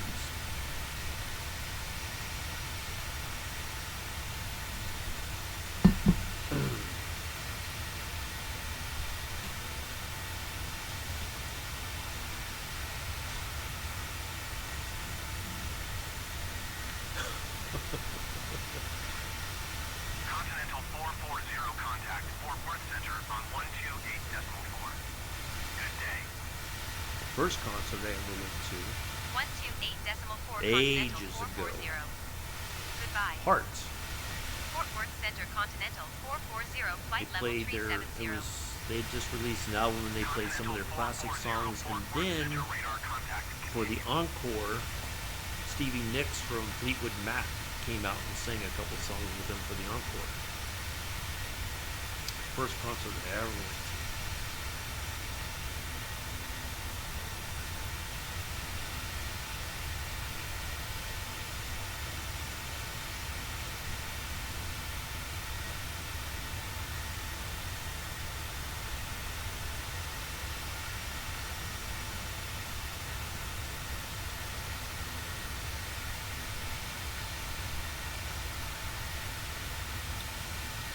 Was at the Oakland Coliseum.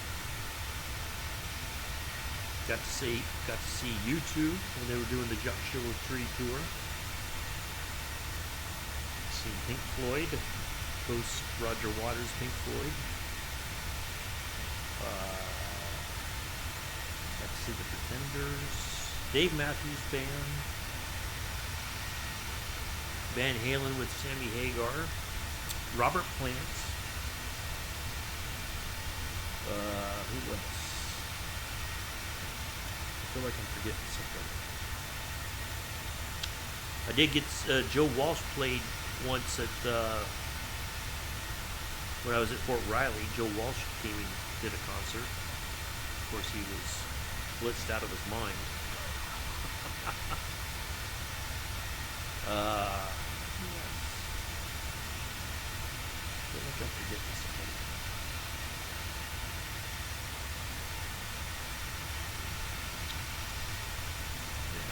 Quite a wide variety of music. Did see Neil McCoy at a country bar. I guess that counts as a concert. Who else? Can't remember anybody else.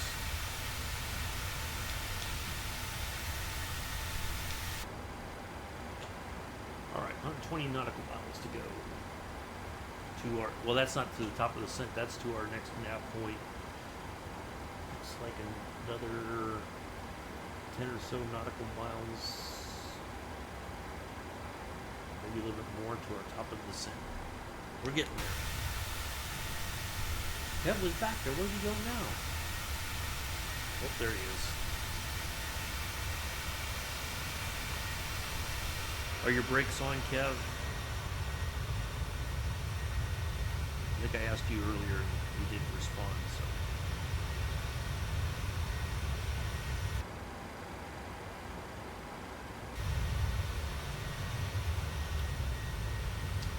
My mom has seen Neil Diamond numerous times, I believe. Kenny Rogers a bunch of times when he toured with Dolly Parton.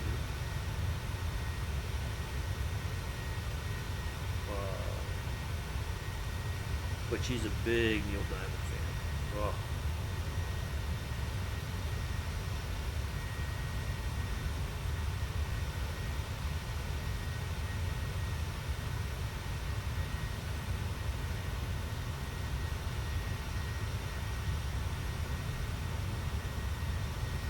I don't know who she loves more, though.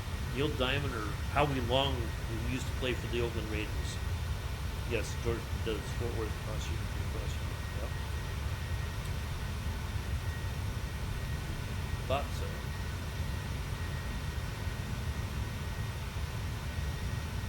I listen to Kenny Chesney once in a while. I like his music. I haven't listened to him in quite a long time.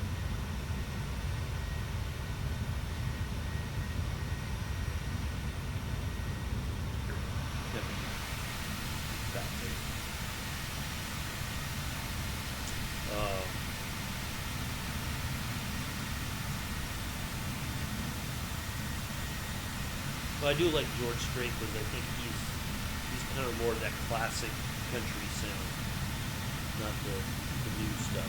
You know,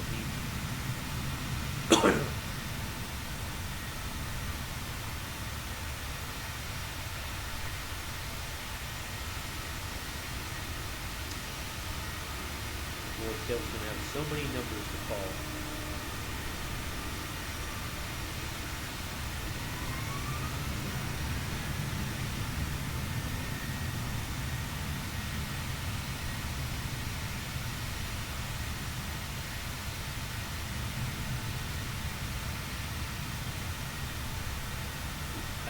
Reba McEntire. I used to catch her show her TV show. Reba, when she, the divorced woman, and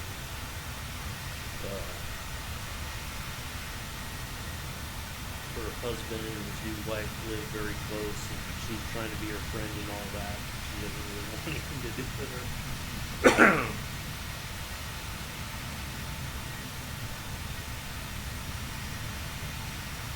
She looks good for her age still.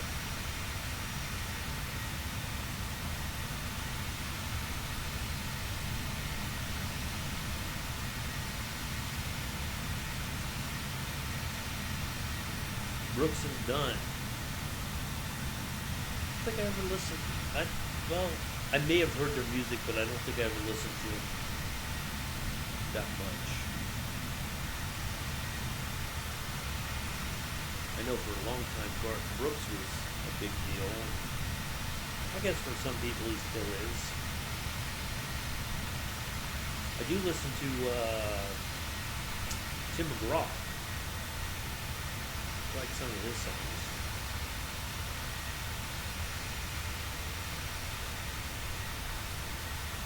I did quite like them in the, they did that prequel to Yosemite, or, not Yosemite, Yellowstone.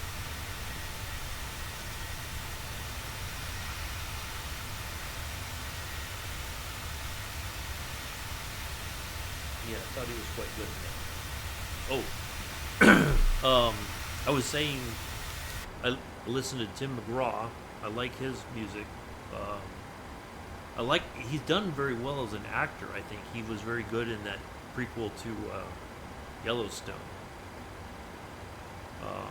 Him and his wife and their daughter were traveling. That was really good.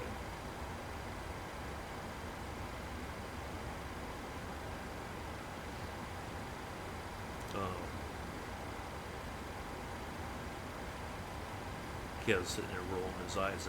I just know he is. He's like, oh my God, they're talking about country music. Oh.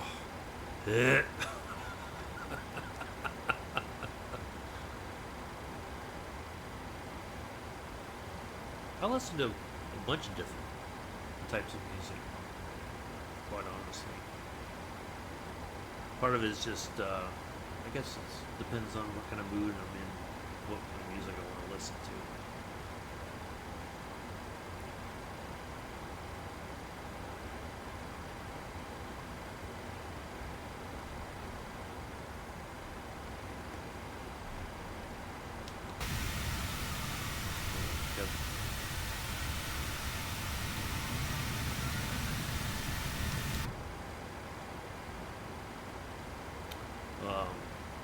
No, I like different stuff,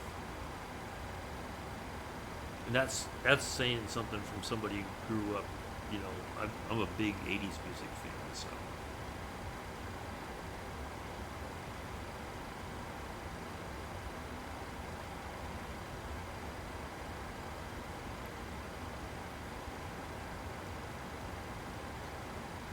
Yep, I've listened to some of that. I like some of that stuff too.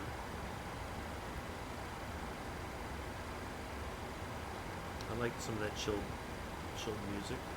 Matter of fact, sometimes when I go to sleep, when I'm going to bed, I put on there's a YouTube channel that does some of that kind of like lo-fi, hip hop, chill music. It's kind of relaxing. Oh yeah, I've listened to Enya. Yeah, I've listened to some of her music. I remember back in the 90s? She was big in the 90s.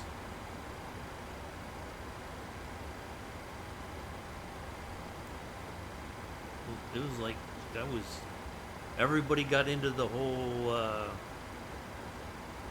Gregorian chant stuff, and oh yeah, that was a big deal. Oh, okay, Enya. Oh, okay. I thought you're I thought you mispronounced Enya. Ah, okay. I'll have to look that up.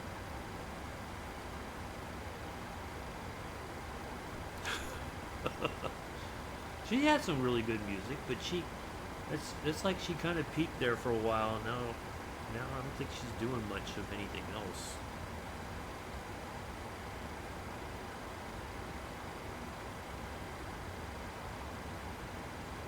I will put it. Oh, okay. Thank you.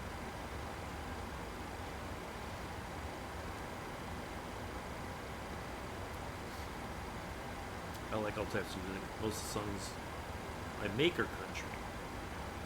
That's true. They do have a kind of a country feel to them. Yeah, I would agree with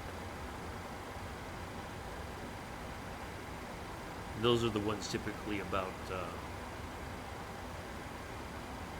Debbie and her pins and driving in Texas. And how you don't like to go to Texas if you can help it.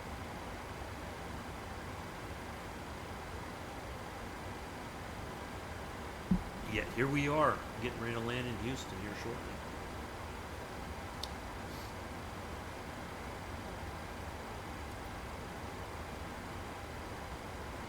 Oh, thank you. Appreciate it. I'll have to check that out. I got into, this was over a decade ago. No. Yeah.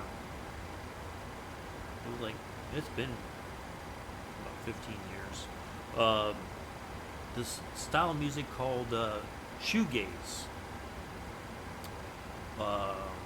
Where I guess the notion of it is there's bands, they play guitar, but they're constantly looking down at the pedals to make these really unique sounds on their guitars, but they look like they're only looking at their shoes, so they nicknamed it shoegaze.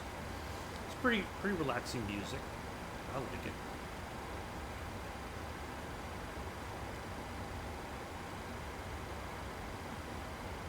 They say My Bloody Valentine was the kind of grew out of it. Yeah, I knew quite a few people that were into the rave scene, and then kind of this was like, yeah, no, there are a lot more that are not. I know.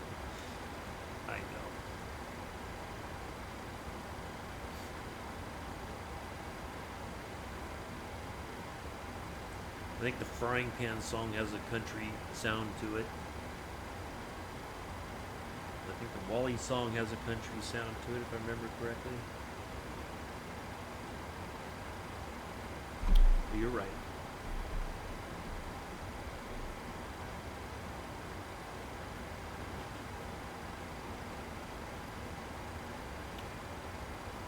Alright, 33 nautical miles to our nav point, and then just beyond that, looks like another 10 or 15 nautical miles to our top of descent.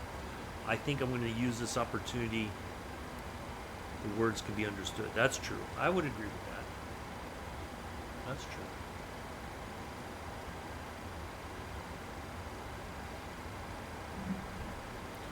Ooh, you know what? Now, there's an interesting idea. How about speed metal country? Ooh. You just up the beat and the guitar with? Oh man, that sounds interesting. Speed metal country.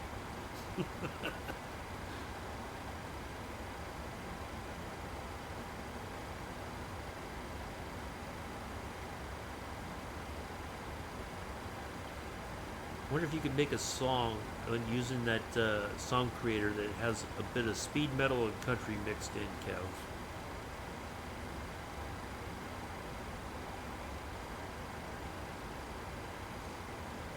I can really only listen to country when I'm drunk and not by a bonfire. Yeah, I can see that. I think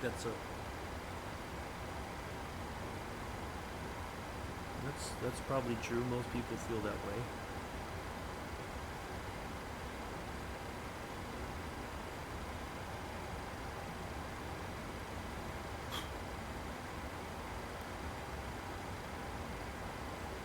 There it is.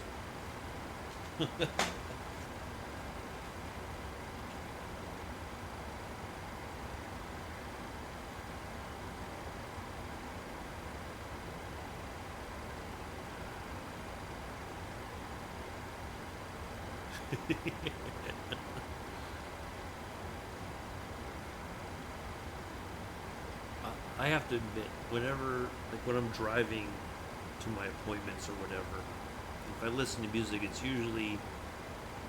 something I just have on. It's pretty much on repeat, you know. It's something that I can listen to that, even if I've heard it 100 times, it's easy to listen to. I'll be right back, folks. I'm going to take a quick break. I'll be back, and we'll get ready to land this thing. I'll be right back.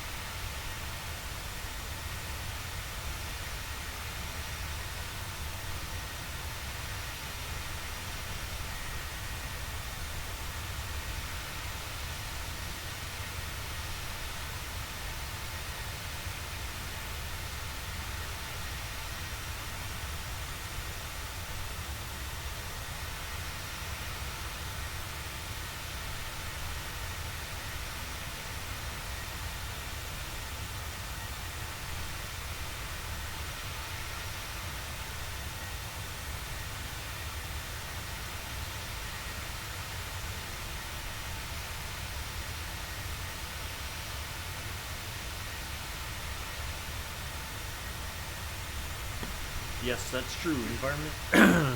Well, see, growing up, we listened.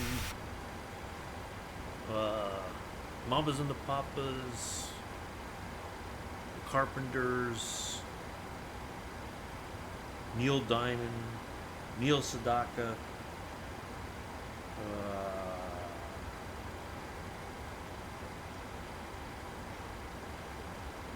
My mom, it was usually AM easy listening music. You know, before FM radio became a big thing, it was always AM radio. But they always played like the, you know.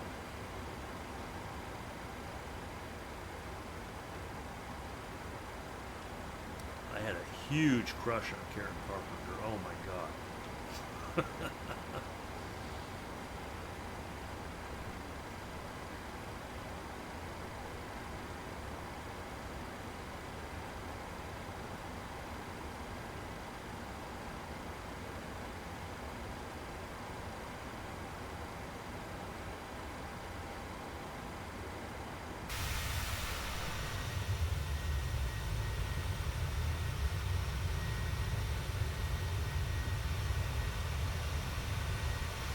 Where did Kev go?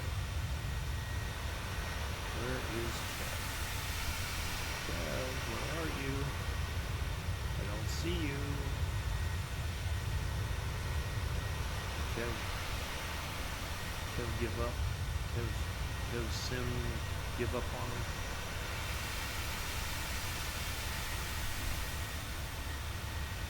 Not below us.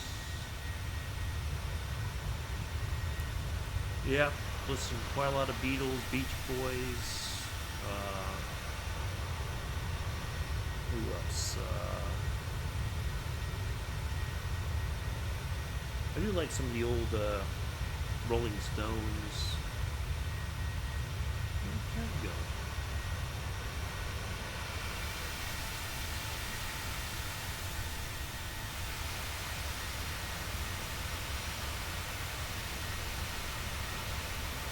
heck, you should be 10 to 15 years old with it. Huh?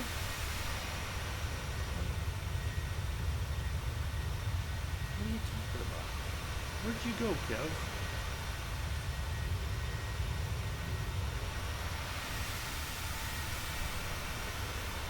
I don't see you anymore. What the crap I listen to? I listen to all kinds of stuff. I'm just saying, growing up, that was our only option. We didn't. It was before I didn't have a Walkman or anything until I was almost in high school, down in front. I don't see you down in front. I don't see you anywhere, is what I'm saying. You're not on mine.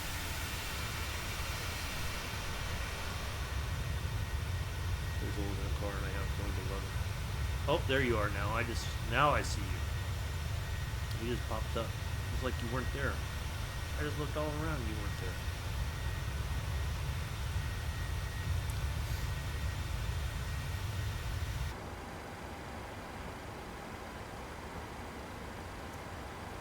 Alright, so not quite at our top of the descent yet.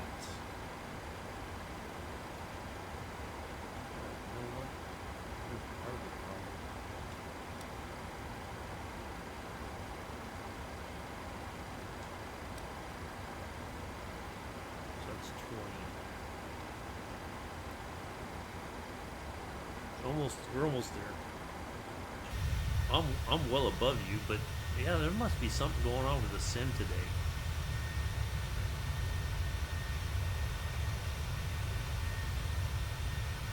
It was like you weren't there for the longest time, and then all of a sudden you just popped up.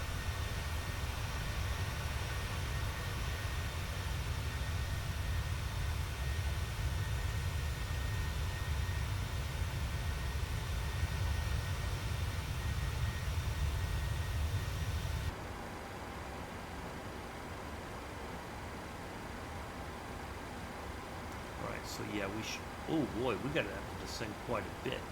All right, we gotta start. We're gonna have to do this on our own.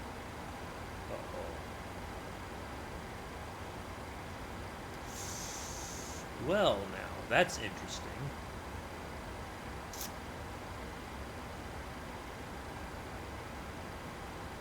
Yeah, we should have probably descended a long time ago.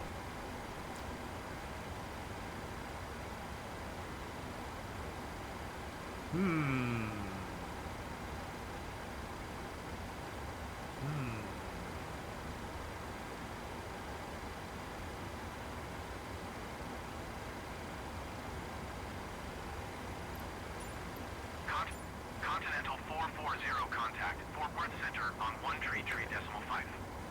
Good day. 133.5 Continental 440. Interesting. Goodbye. Fort Worth Center Continental 440 flight level 370. Continental 440 Fort Worth Center radar contact continue. Okay.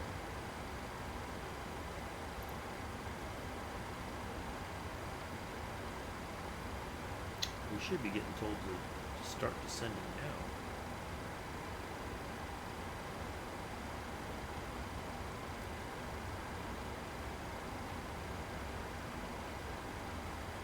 Okay. Fort Worth Center Continental 440. Okay, folks. Well, Request flight level 270. Continental 440 descend and maintain flight level 290. Expect flight level 270. Descend and maintain flight level 290. Expect flight level 270 Continental 440.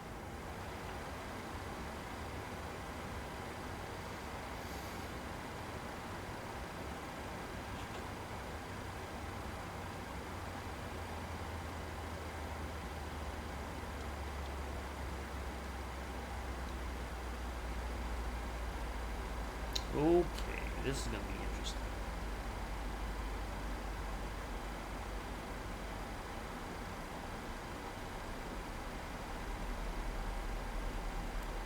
I'm gonna have to go all the way to 17 actually.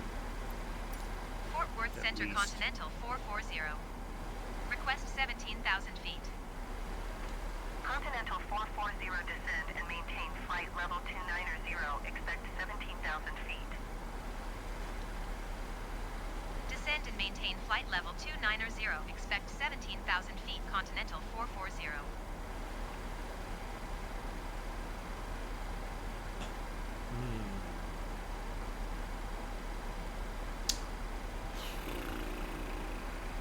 I think I know why. I think I know what the problem is. Let's double check.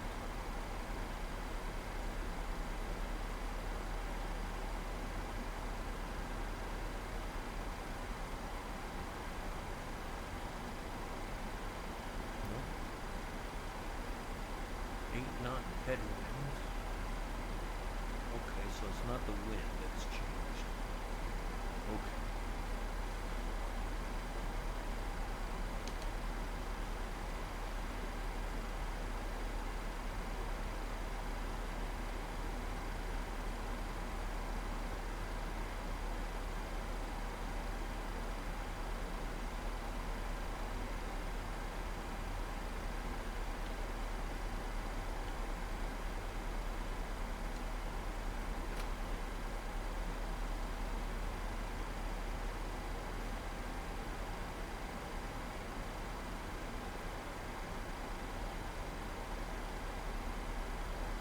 Oh, yes, thank you.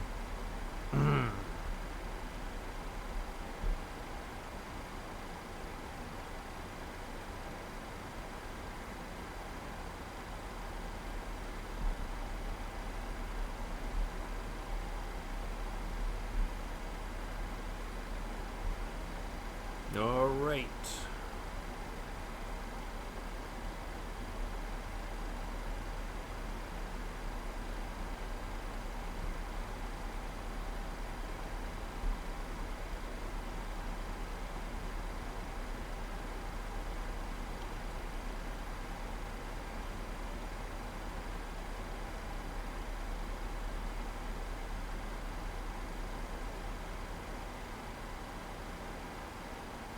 Oh yeah, I can see on the tip of the weather radar right there. There's that weather system right there. Look at that.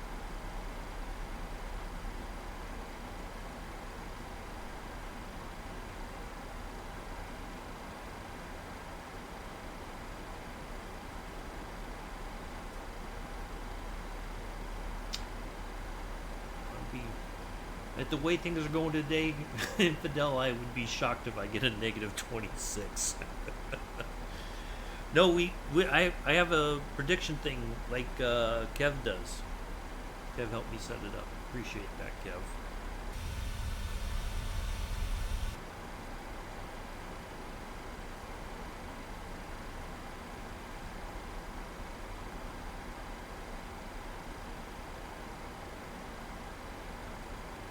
Continental 440 descend and maintain flight level 190. Descend and maintain flight level 190. Continental 440.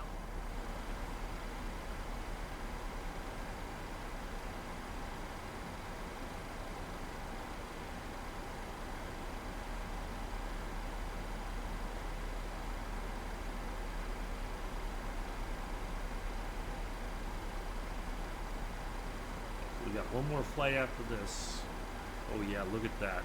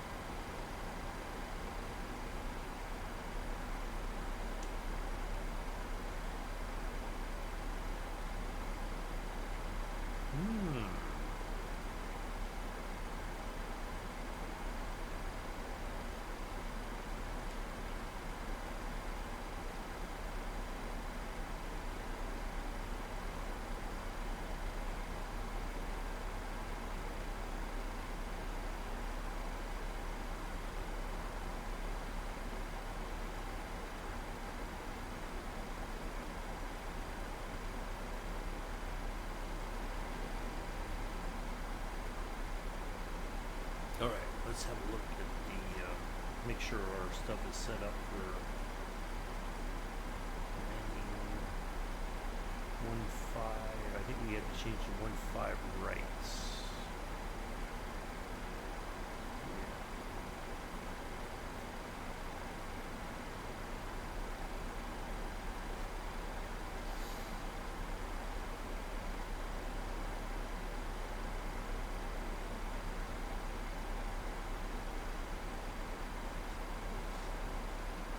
Ads, yep.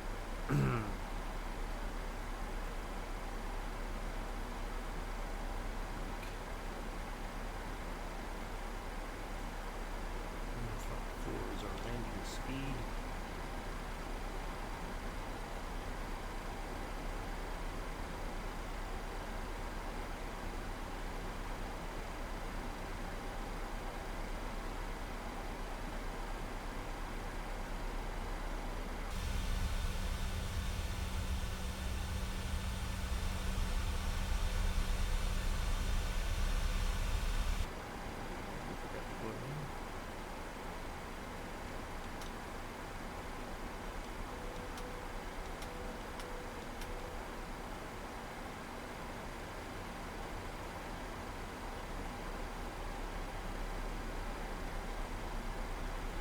Cabin crew make their final checks. Clean up the cabin.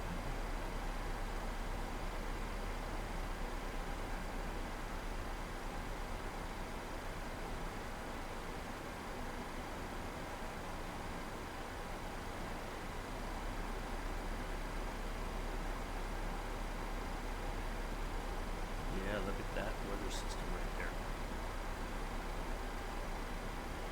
That's 80 nautical miles out.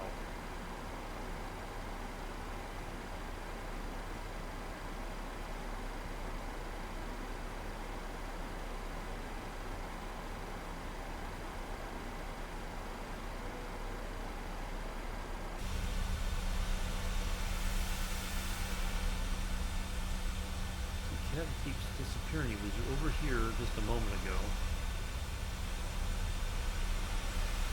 Now he's gone. Something's going on with the sim today, that's for sure.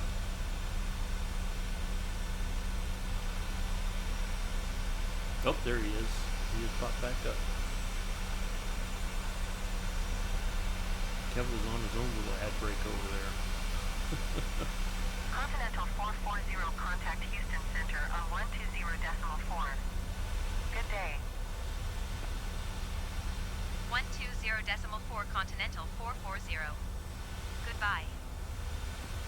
Houston Center Continental 440 is passing flight level 235, descending flight level 190.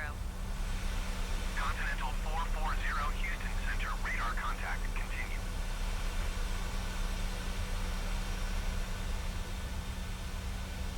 Oh, look at that storm.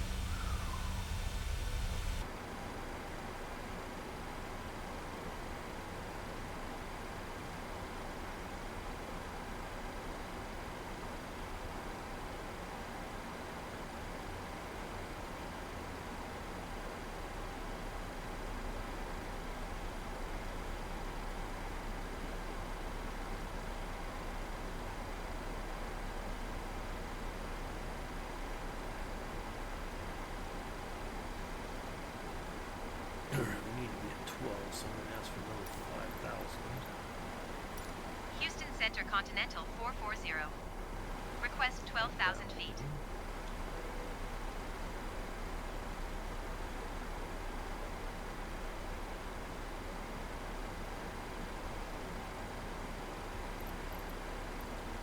Yeah, there's definitely something wrong with the sim today. I don't know what it is, but stuff does not seem to be working like it normally does.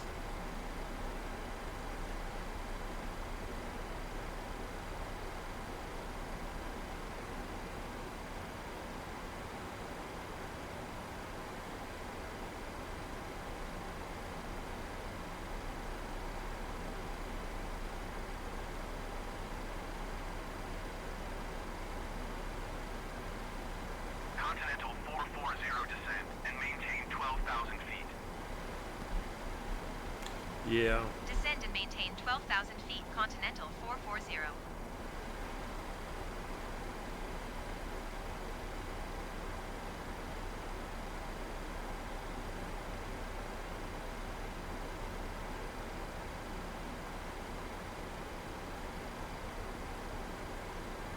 They have some pretty decent ones for reasonable prices over at Walmart, I think.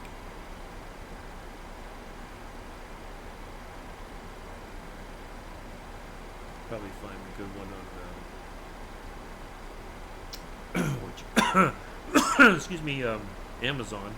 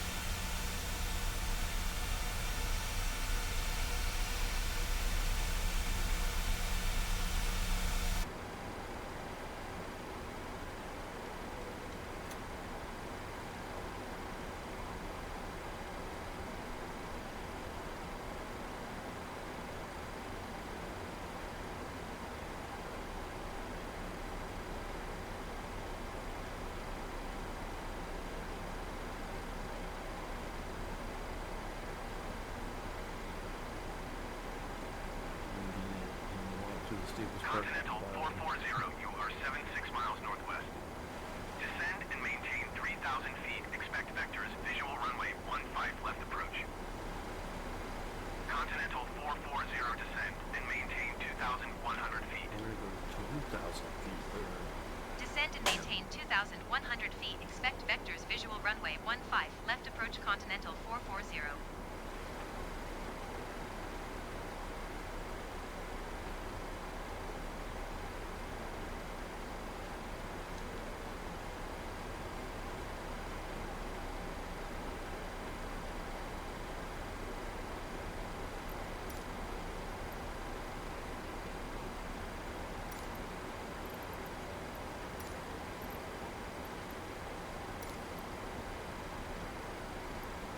Continental 440 would like ILS runway 15 right approach vectors to final.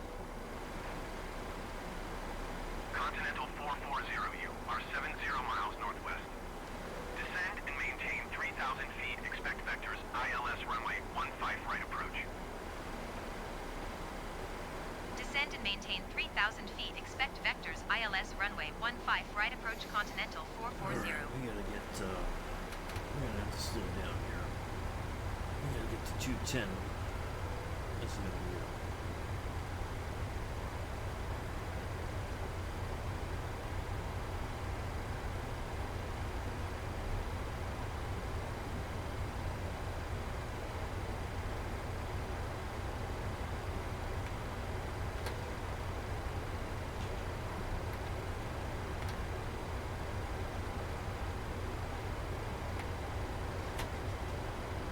Oh, okay.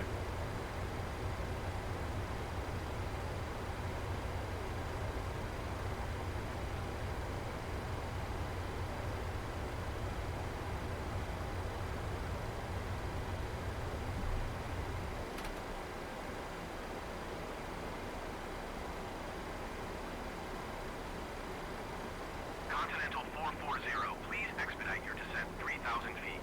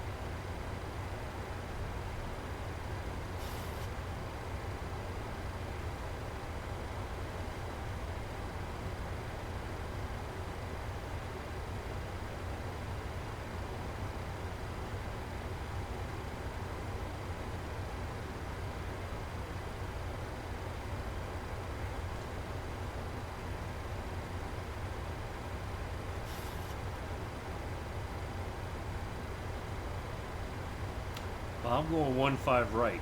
Ooh, look at that storm system to our right.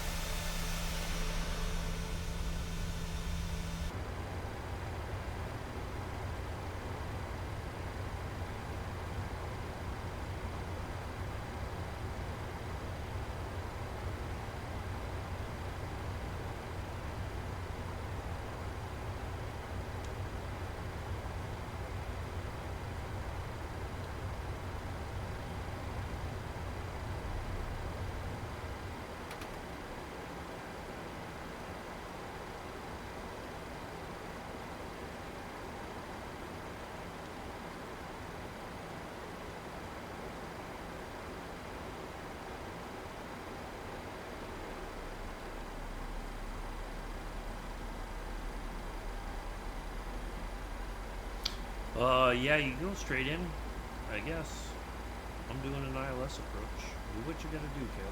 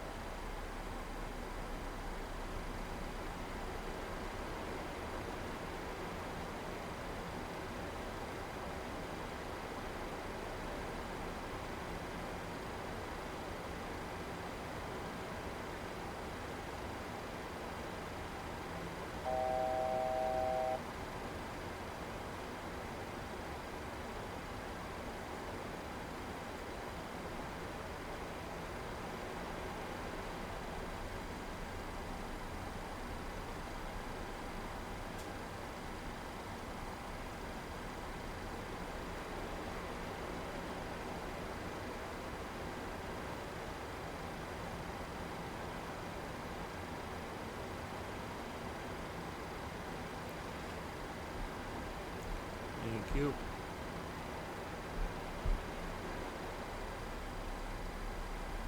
All right, folks, I'm going to give you 11 nautical miles to get your prediction in.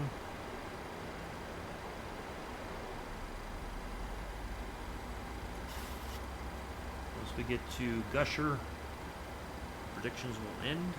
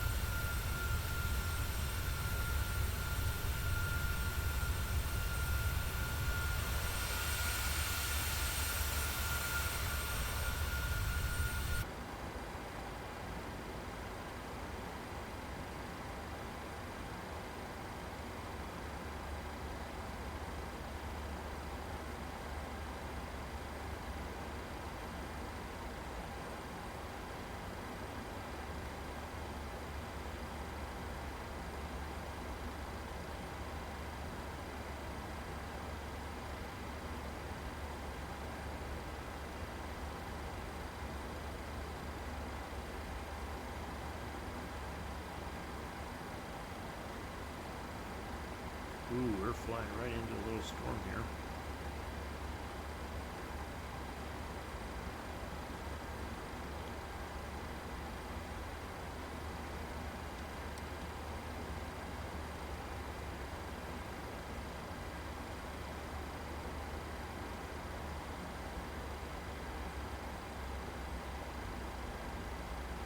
All right, 5.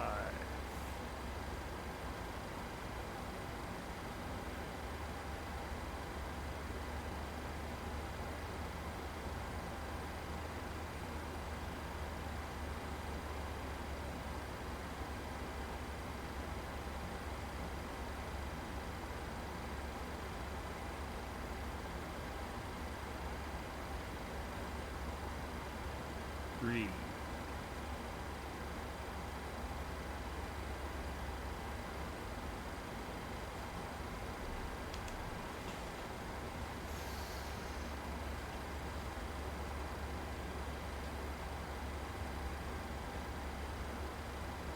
2.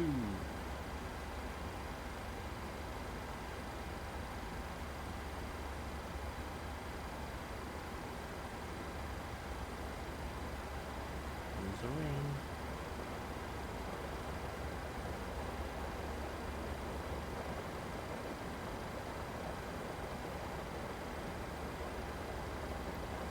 1.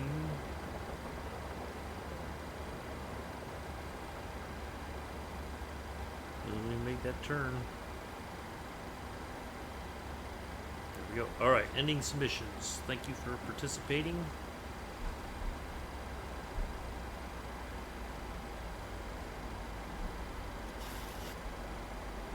Those who did, appreciate it.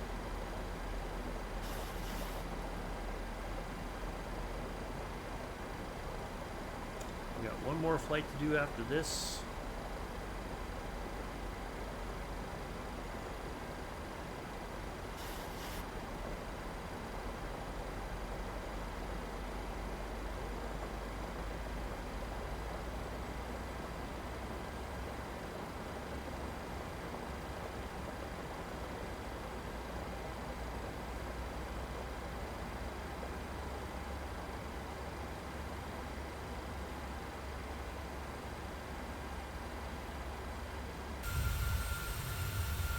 Ooh. Got the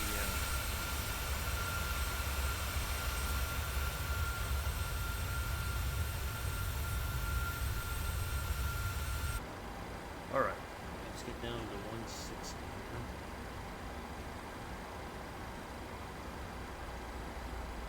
Ending gear down. Drop some more flaps.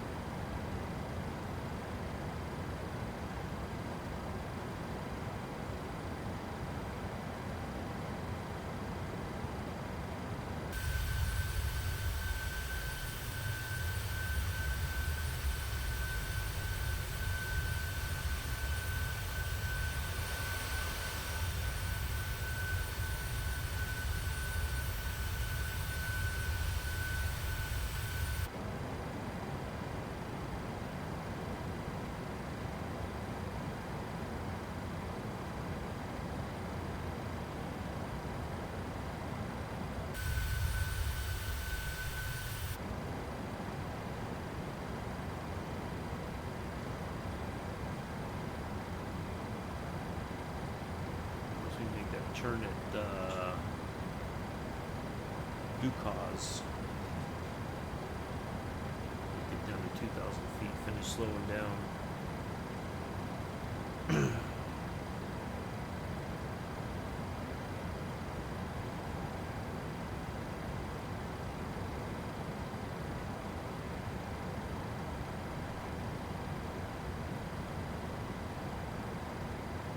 Continental 440, you are 23 miles northwest of Houston.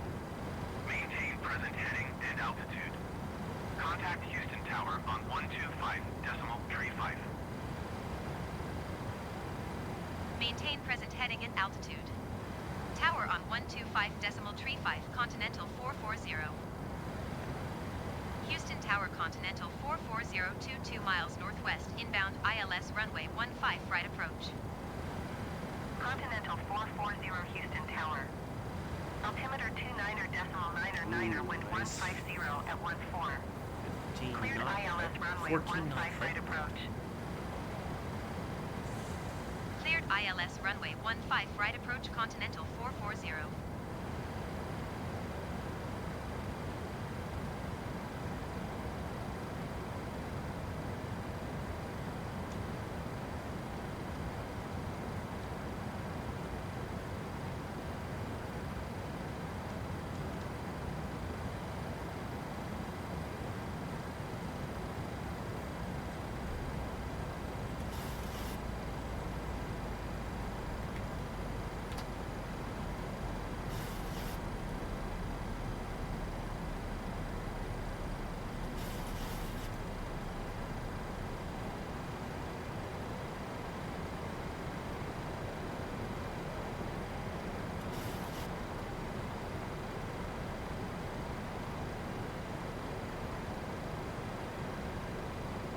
$2,500.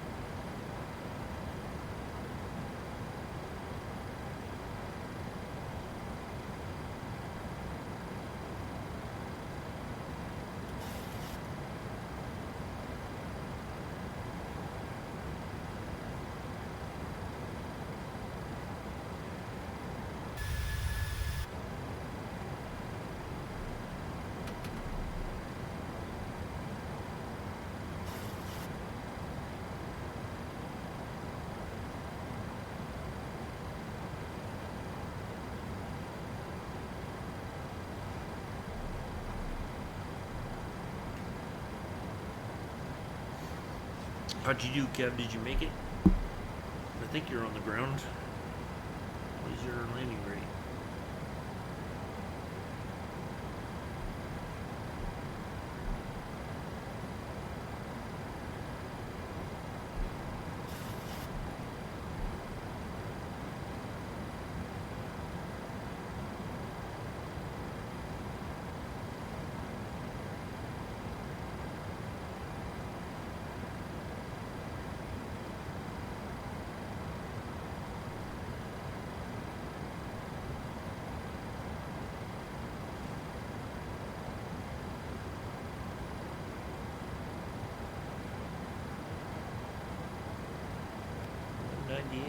Nice.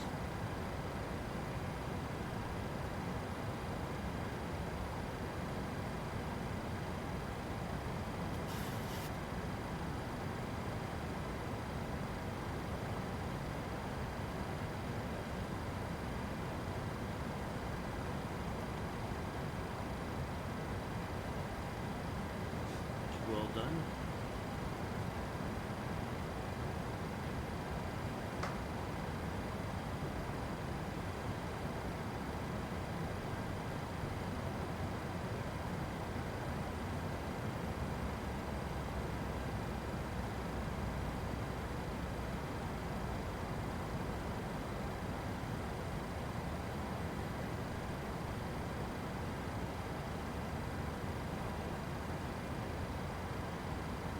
I've only flown through Houston Hobby. I don't think I've ever been through Bush Intercontinental before.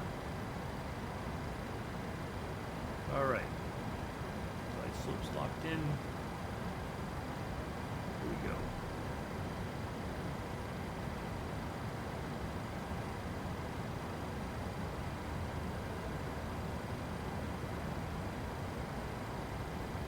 Continental 440, wind 168 at Niner.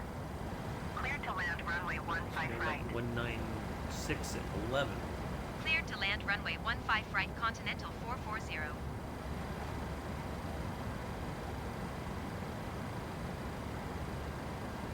Smell like my mother-in-law here. Oh, Lord.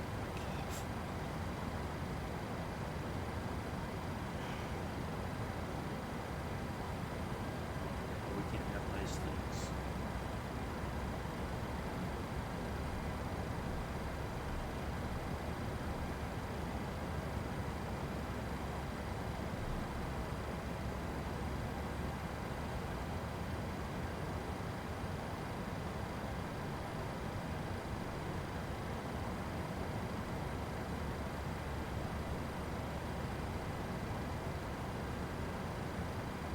One thousand.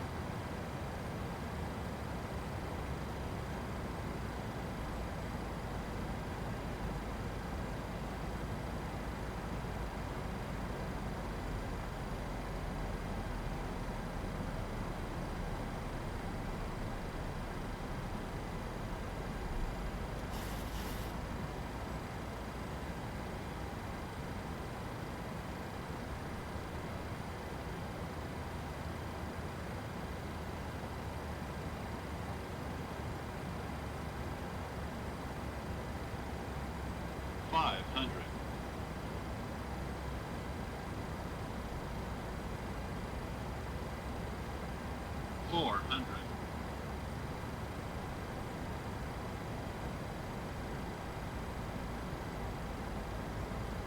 $300.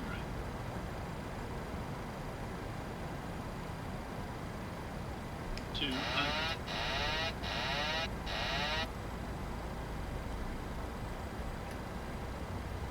$100.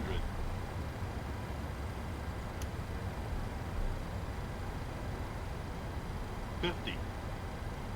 $30. $20. Ooh, boy, that wind is really bad. 10. Airspeed full. Airspeed full. Bounce. Oh, boy. Oh, boy. That did not go the way I wanted it to. Oof. That was not good.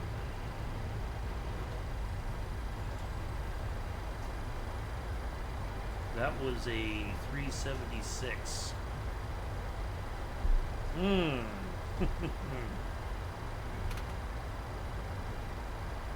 Continental 440, turn next taxiway.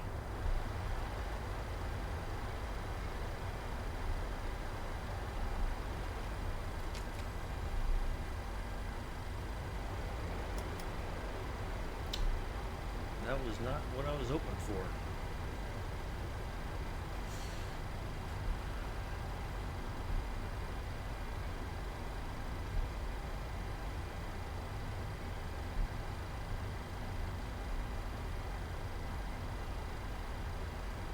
Nobody won, thankfully. Continental 440, turn next taxiway.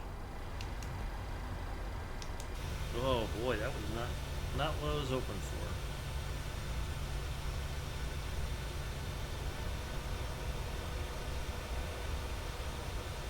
Yeah, well, given how this whole thing started, I'm not surprised, Kev. To be honest, I'll take it. It is what it is.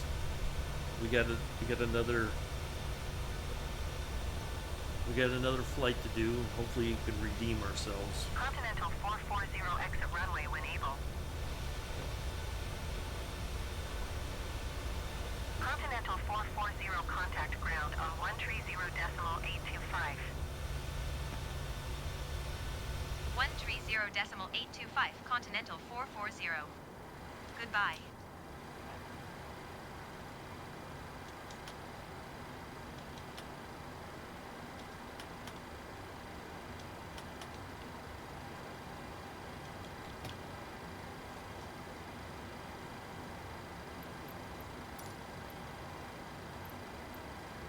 Houston ground Continental 440, taxi to parking. Continental 440. We're not even going to go to the gates. We're just going to go to parking. Via taxiway Whiskey Lima, cross runway tree right, Whiskey Lima, Whiskey Bravo. Taxiing to general aviation parking via taxiway Whiskey Lima cross runway tree right, Whiskey Lima, Whiskey Bravo, Continental 440. I kind of figured, Kev. Yeah, we're not even gonna. We're not worthy of going to the gates after that landing.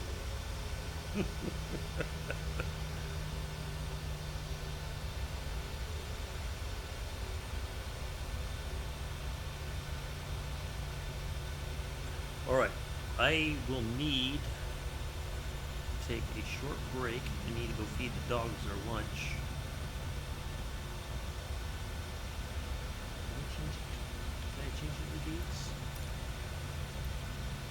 No. That's all right. You know what? We'll just go to a gate. I don't think we can fit a jetliner all the way over there. We'll go to the gates. It's all right. Yeah, it wasn't my best, but it is what it is. We made it finally after all the brouhaha earlier. Trying to get out of here.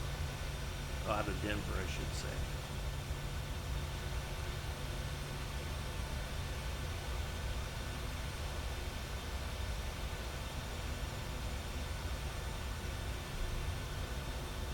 Kev, your plane looks like it's floating.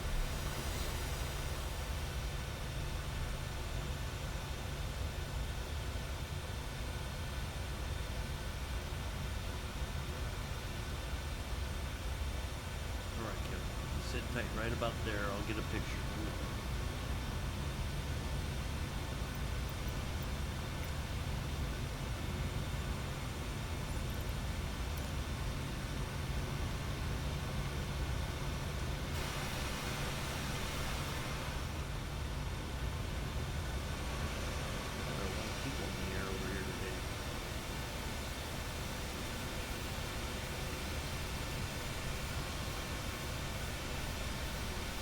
Alright, got it. Yeah, I know.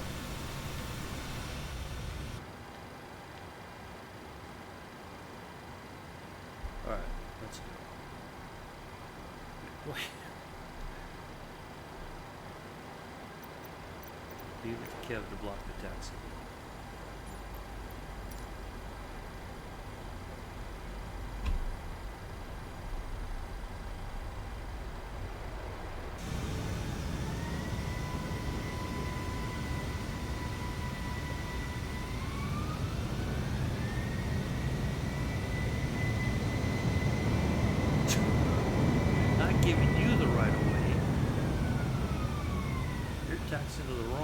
you were taxing the wrong place to begin with. Wrong way to begin with. You could have used the other taxi to the left. I guess we'll just park over here. It's all good. Passengers don't need no stinking gates. I'll just be happy to get off the plane after my landing. I'll have one of those posh passenger buses come get them.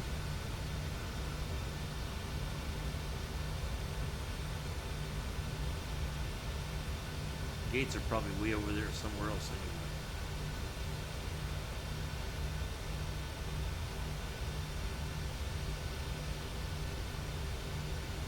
Alright.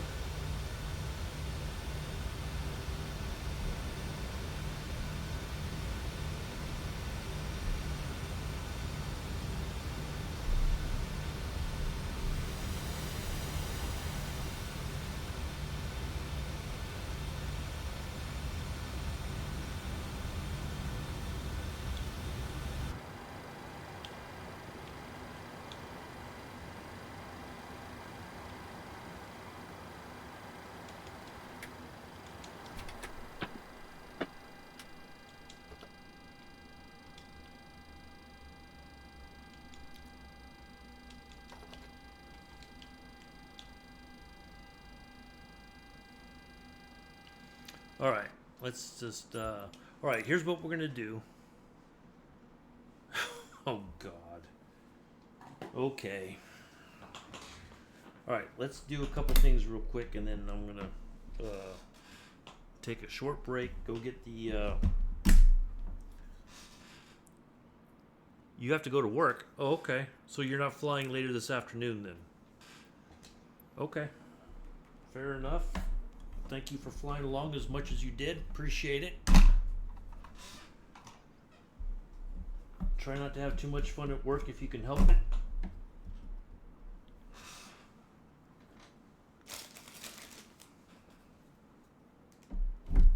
No worries. Thanks for letting me know so I wasn't trying to rush. Try not to have too much fun. If you can.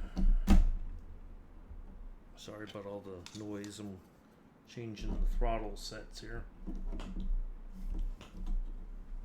for the Avro. All right. 2 and 1. See ya, Kev. Catch you later sometime, I guess, or tomorrow, whenever. All right, we got to change the aircraft, and we need to change our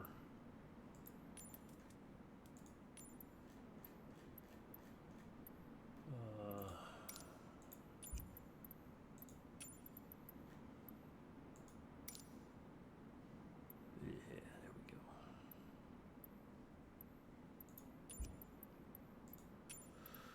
We need to change a couple things. We need to change our call sign.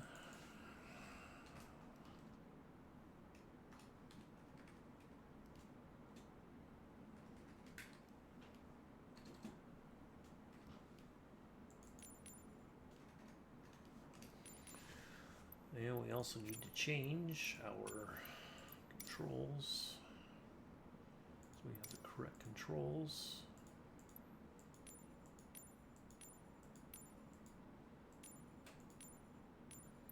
There we go. All right, go back.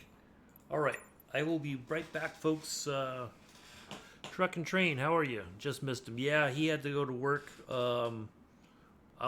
I got one more flight to do, and then we'll wrap things up, so stick around. I just need to take a short break, go feed the dogs, and I'll be back, and we'll get another flight done, okay? Be right back, folks. Sit tight.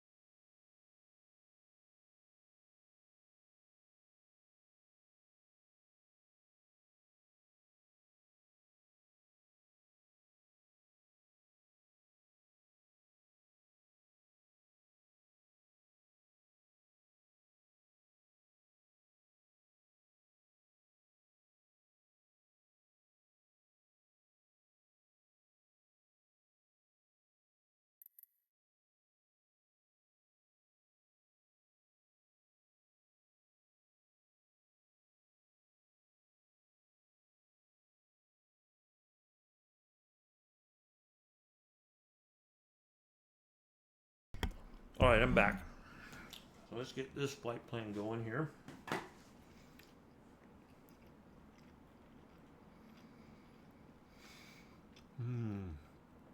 We want, so we're going to go runway 24. So we want this flight plan. We're going to use this, and we're going to circle around basically to line up for 24. It's on this end of the airport right there. All right, we're taking off for runway 27. Is that correct? Let's double check some stuff here. 27 is not. 27 is right here. That's for arrivals. All right, well, if that's the way they want us to go, that's where we're going to go. All right, let's go ahead, hop in here. That's Denver. We don't want Denver. We want KIAH.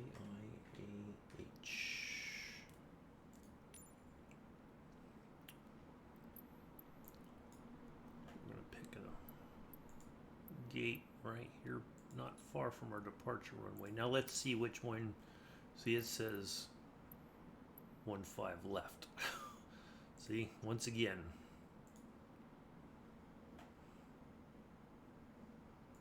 That's okay. We can do 15 left.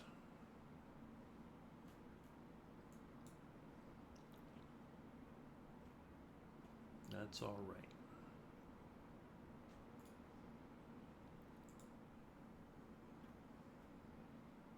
That is a departure. Okay. And KBHM.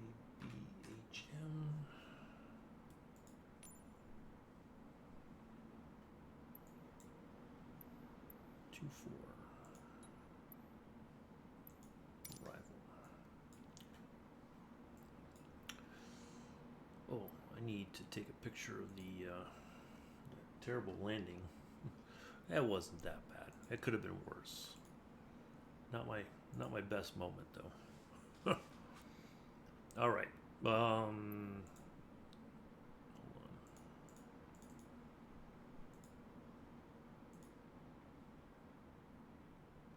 Okay. Alrighty, let's go ahead and spawn in and get the aircraft going. So we can get to Birmingham.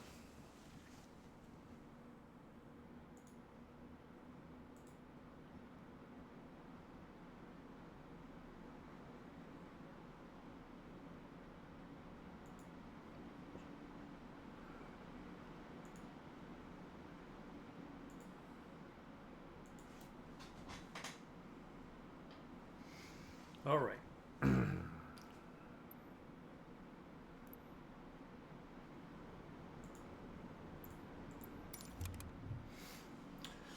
Okie dokie. We need to ask for ground power first.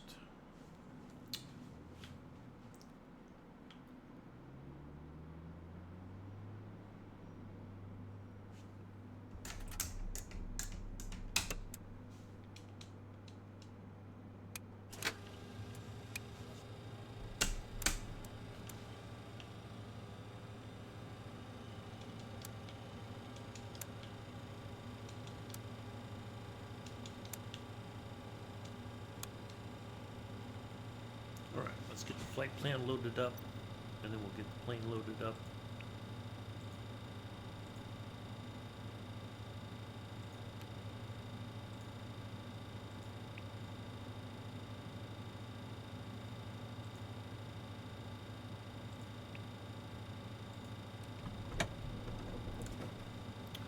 Alright.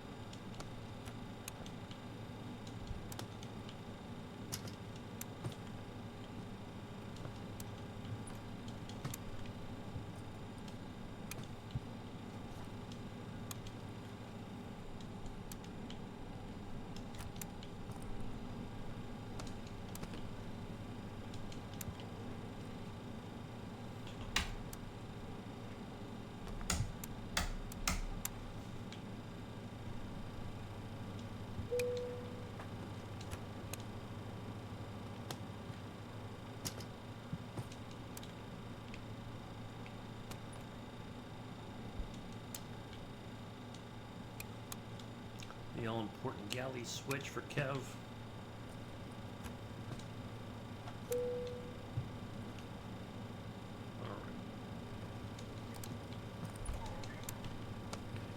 This going.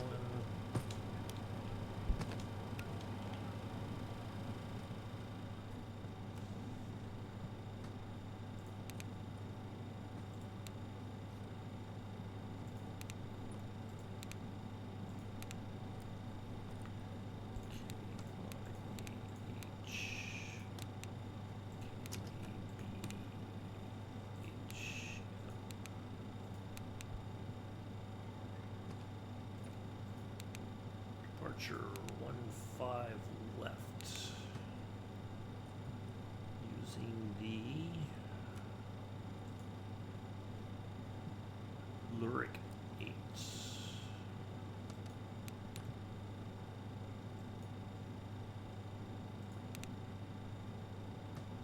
Hawesworth. Let's see.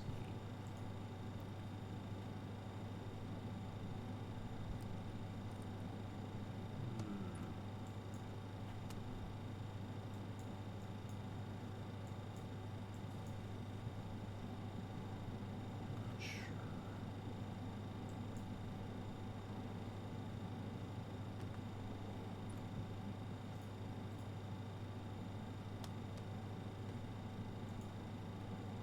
Charles Sid.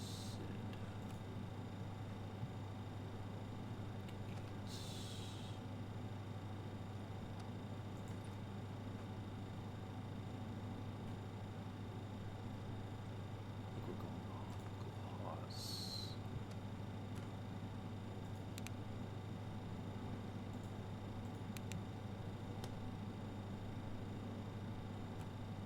There we go.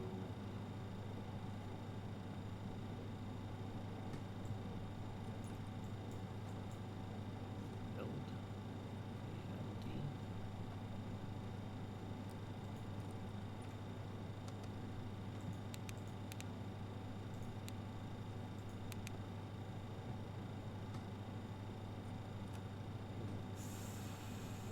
Which one is it?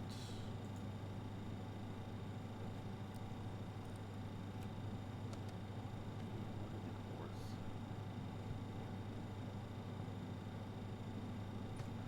Actually, hold on a second. Let's go back to departure. Left.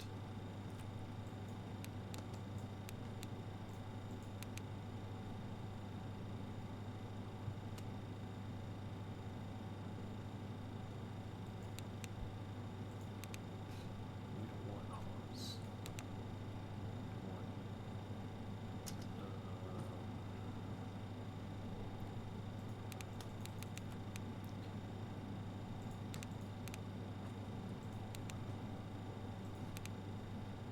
I'm gonna find that.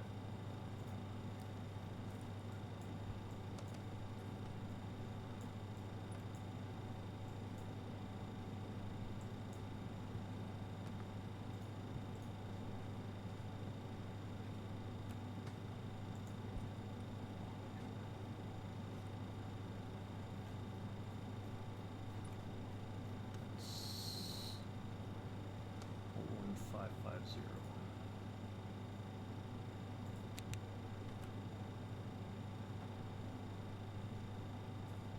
Boarding is complete.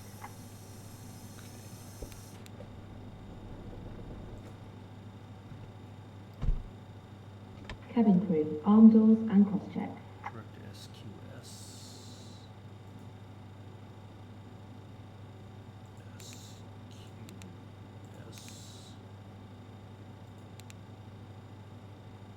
Try to. Oops. VUZ.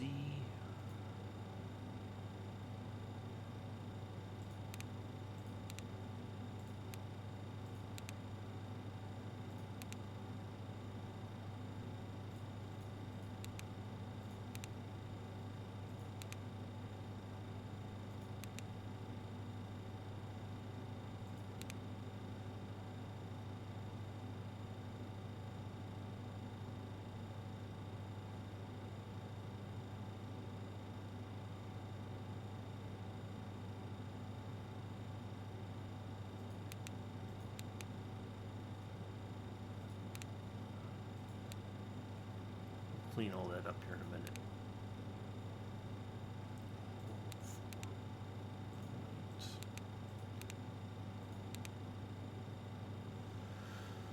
All right. Zero fuel weight is 783.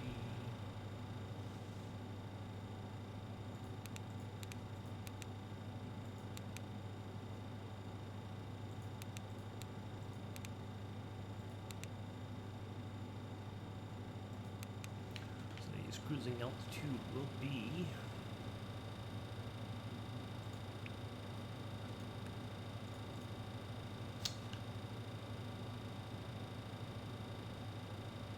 29,000 feet. 2923. Cruising wind of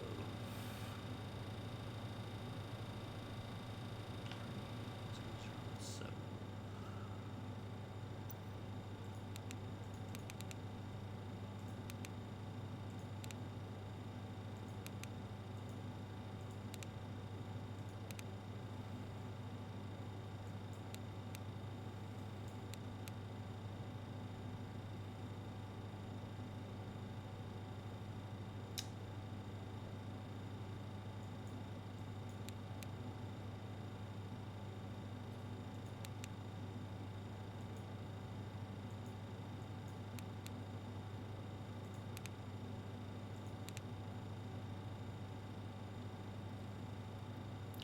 All right, I think we're good.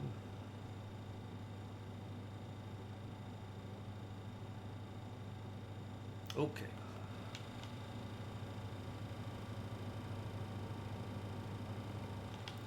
Let's get the APU on.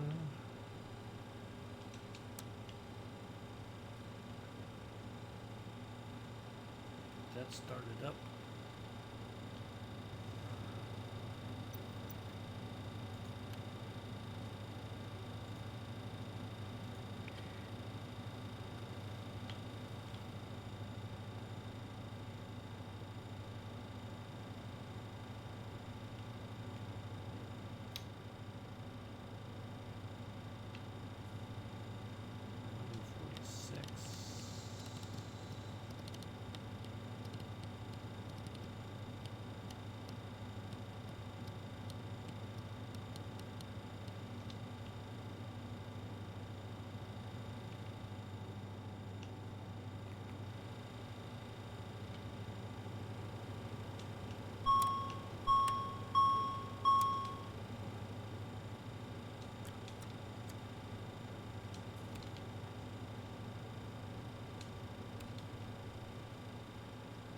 APU should be on.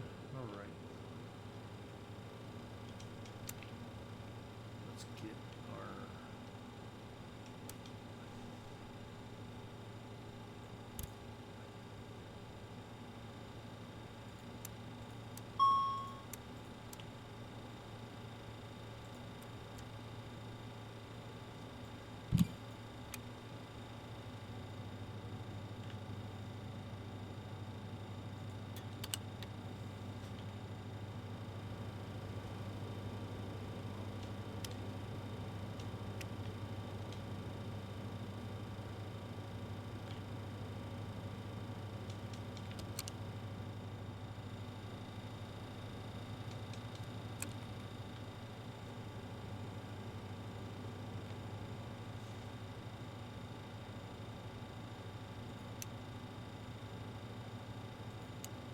all right.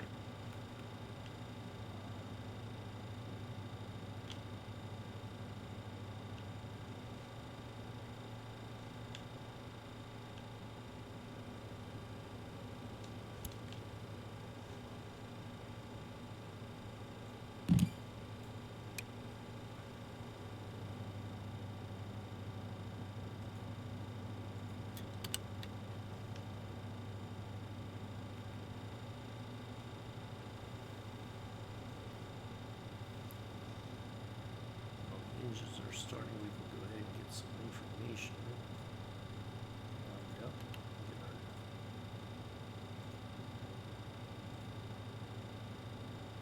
we don't have a star have an approach. Got one. We'll get the airport.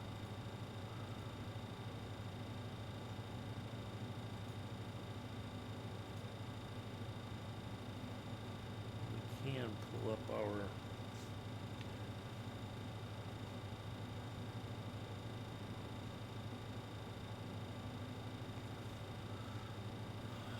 departure route.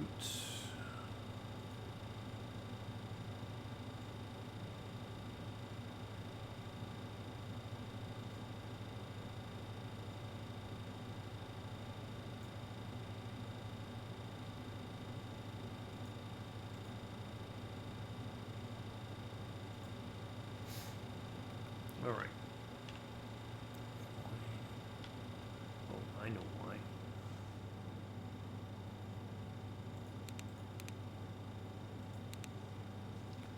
Nope. All right. Continuing on with the engines.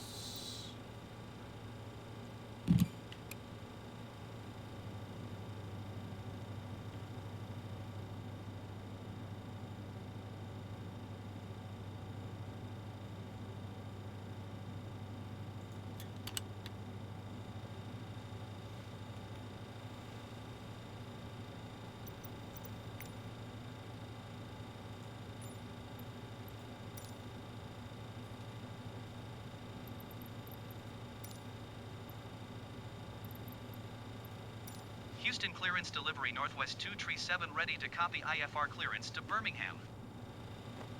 Northwest 237 is cleared to Birmingham Airport as filed. Takeoff runway 15 left climb and maintain 7,000 feet.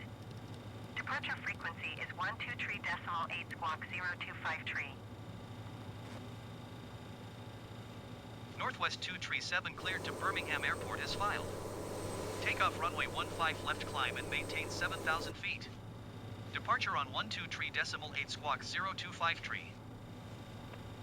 Northwest 237 readback is correct.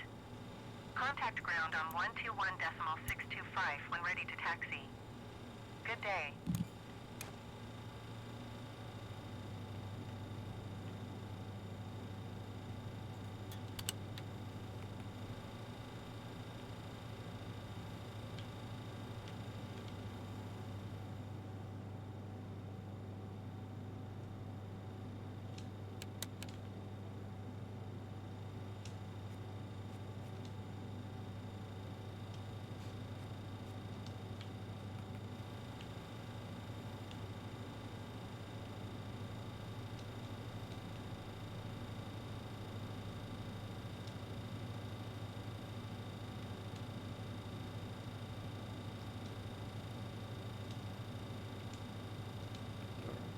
We're all set.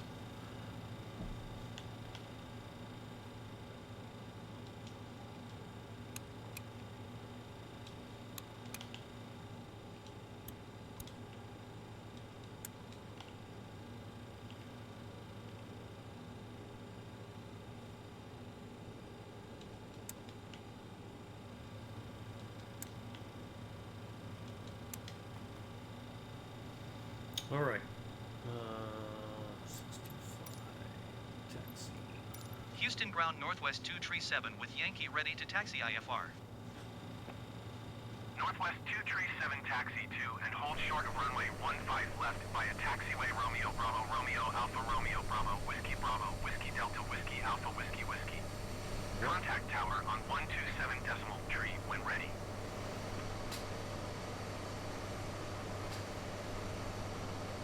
Taxiing hold short runway 15 left via taxiway Romeo Bravo Romeo Alpha Romeo Bravo Whiskey Delta Whiskey Alpha Whiskey Whiskey Northwest 237. A lot of whiskey.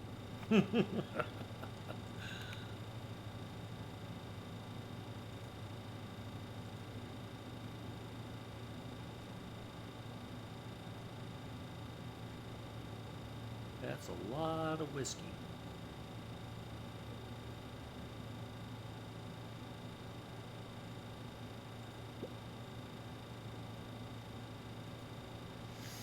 All right.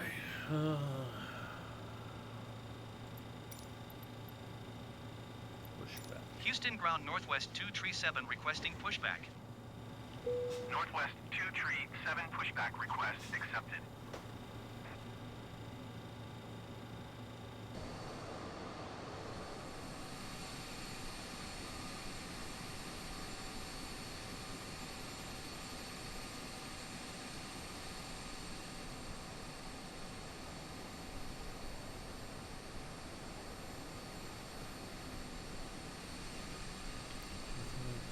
No, that doesn't make any sense, but okay.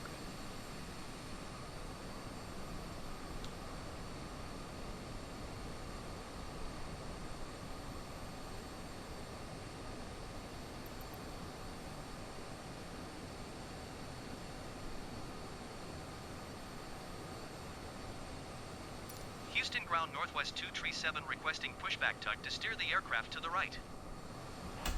Northwest 237, your request has been transmitted to the operator.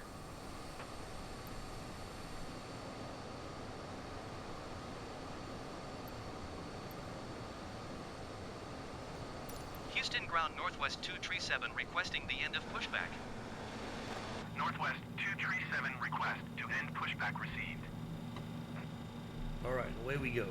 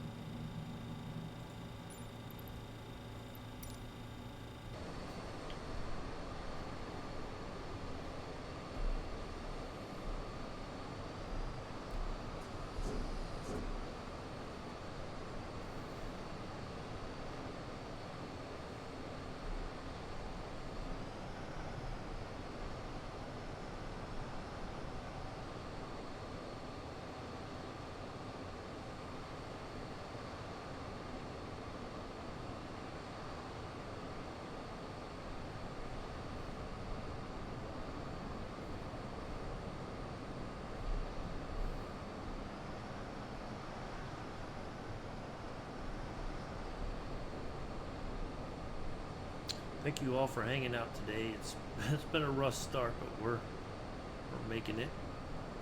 We got one more flight to do. I was hoping to be done by now, but we had a bit of a hiccup earlier.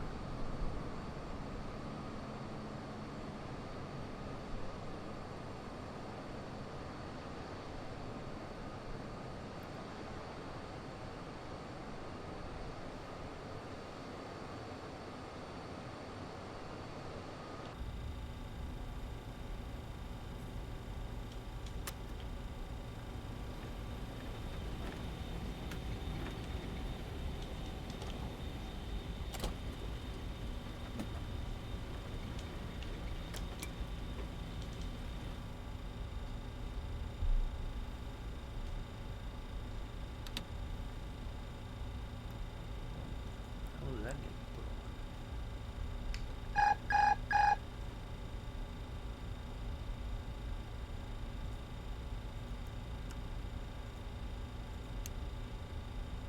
Now my autopilot got engaged.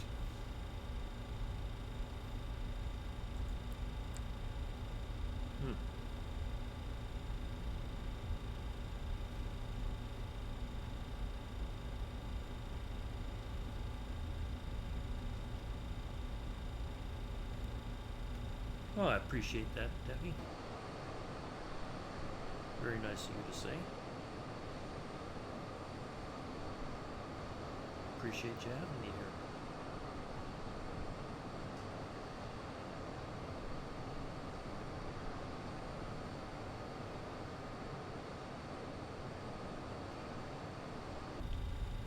Alright, so kind of going over... Northwest 237 halt position caution, other traffic.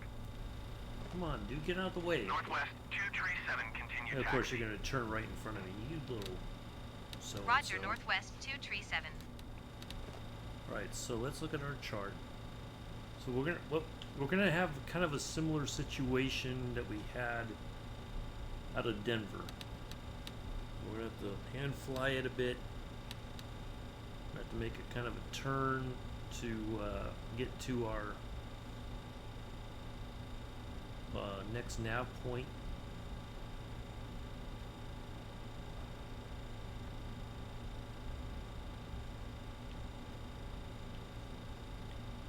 make it. We'll be just fine. Have the cabin crew sit down momentarily for takeoff.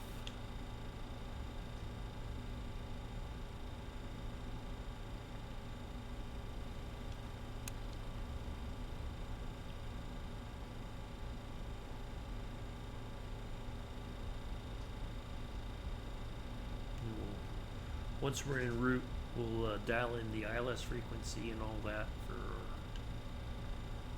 landing.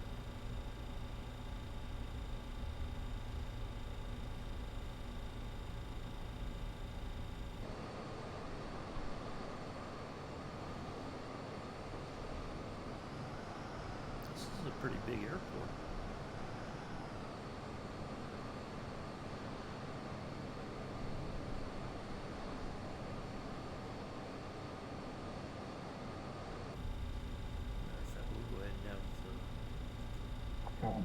Please take your sister paper.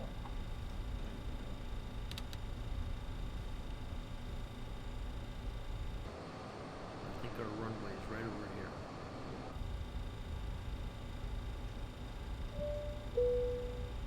Cabin is secured for departure. Go. That's what I'm talking about.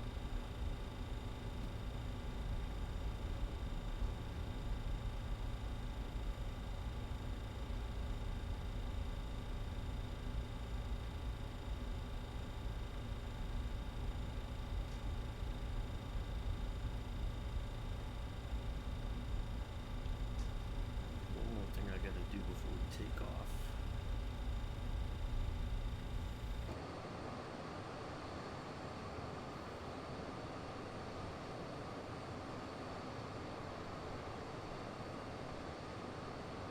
Go down this way.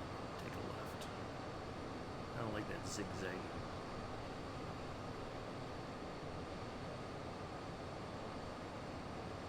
So this little regional jet, quite like it.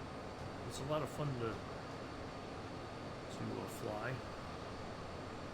Kind of easier to hand fly than the 737, although I've made it look easy on the way out of Denver. that looked a little too easy.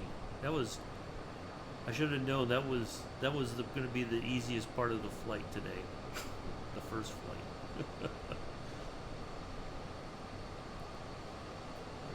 Altimeter should be all set.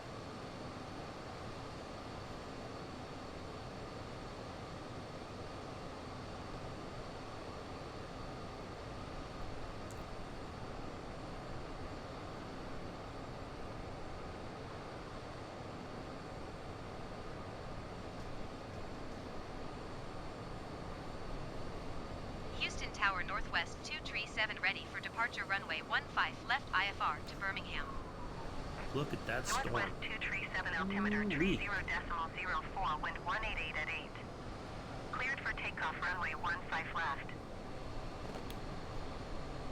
Cleared for takeoff runway 15 left Northwest 237.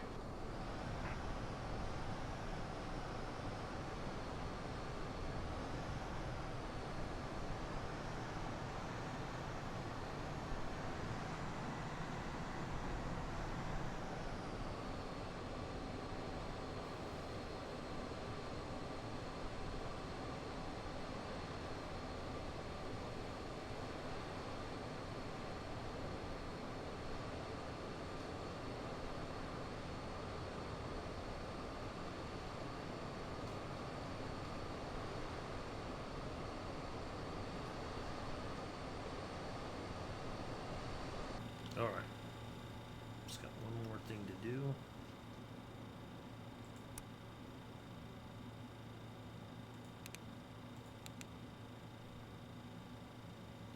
Alright.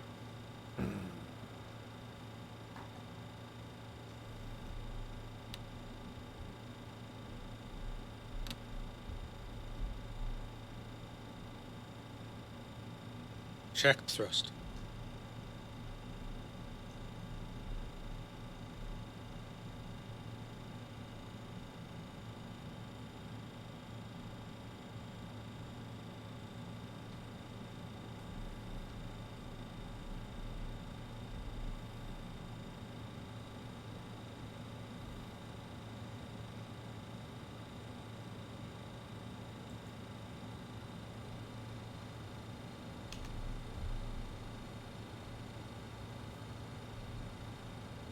Thrust set. Here we go. It's coming, Debbie. Look at our radar. Oh. Airspeed alive.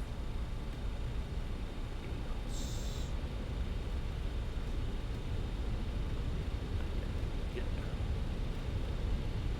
80 knots.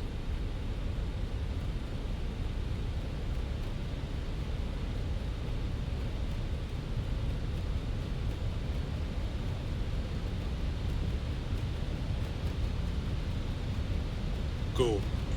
Rotate.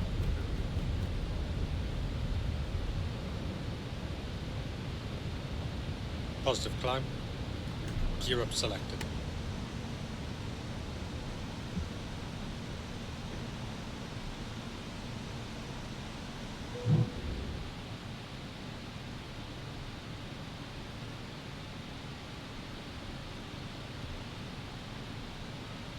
Northwest 237, contact Houston departure on 123.8.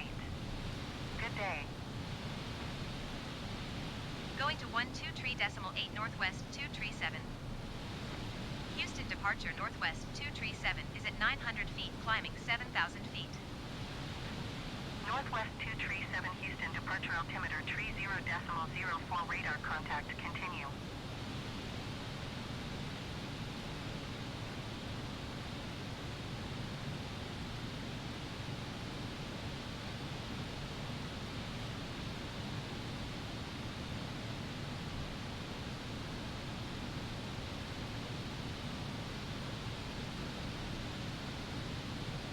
Speed checked. Flaps 0. Right. There we go.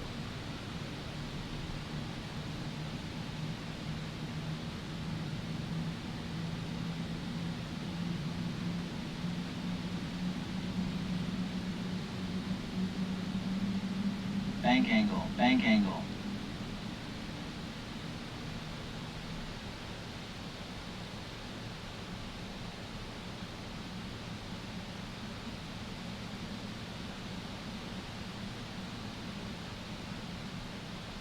Oh, thank you, Infidel. Appreciate it.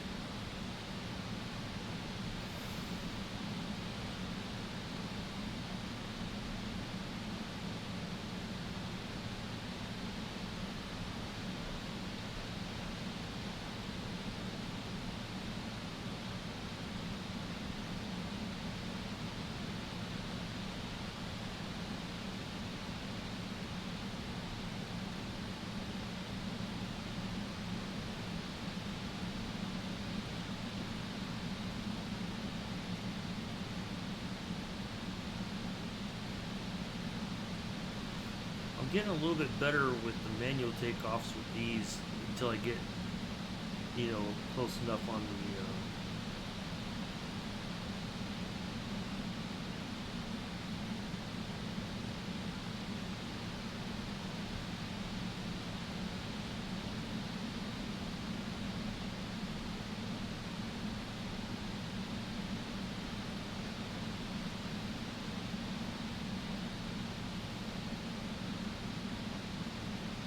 To engage the autopilot for it to start.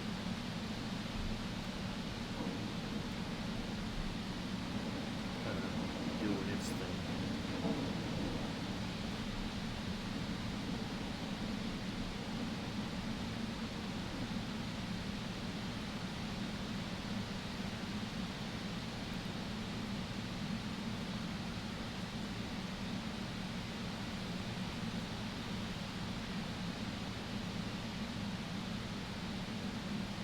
I guess we're gonna have to ask for. Houston departure Northwest 237. Request 17,000 feet. Northwest 237 climb and maintain 17,000 feet. Climb and maintain 17,000 feet Northwest 237.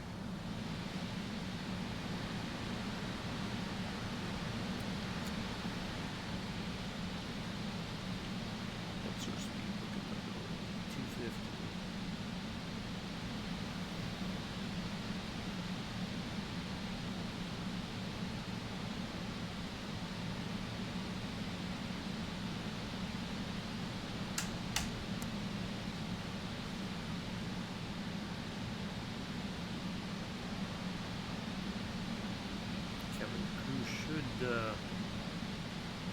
release themselves here shortly for cabin service.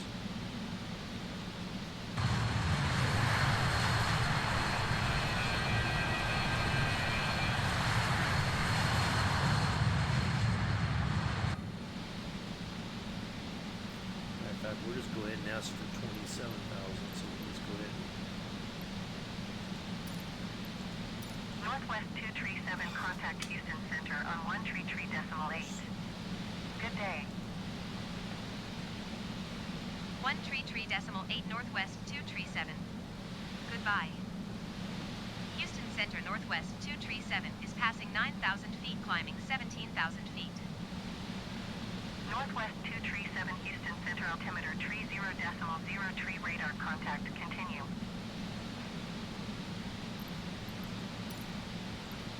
Houston Center Northwest 237. Request flight level 270. Northwest 237, climb and maintain 17,000 feet, expect flight level 270. Climb and maintain 17,000 feet, expect flight level 270 Northwest 237.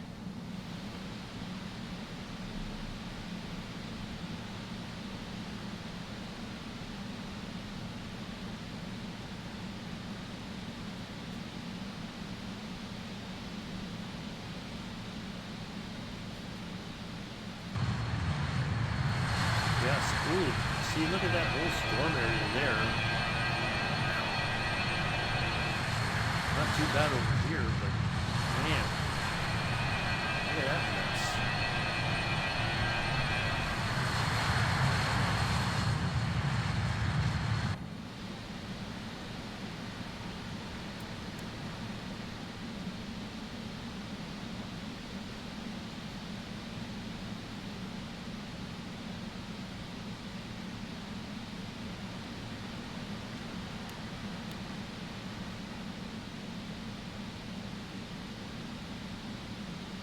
I guess this would be a safer way to go, because if we flew kind of along the Gulf Coast and then went up to Birmingham,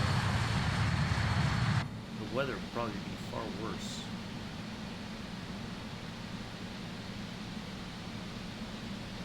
All right.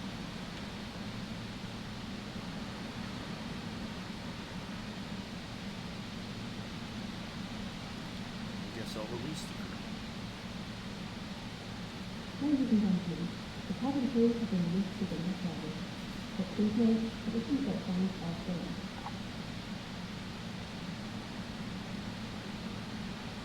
Now, the one thing I do like about this plane is that it has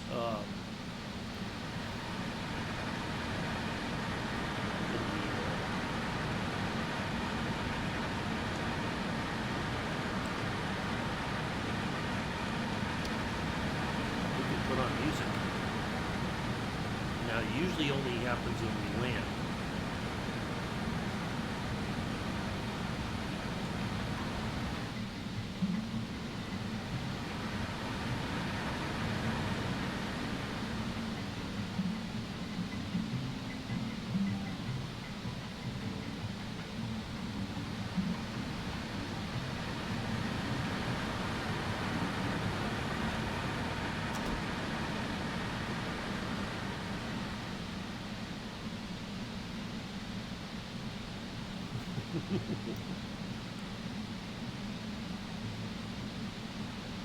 We'll put a little music on while we have their in-flight service.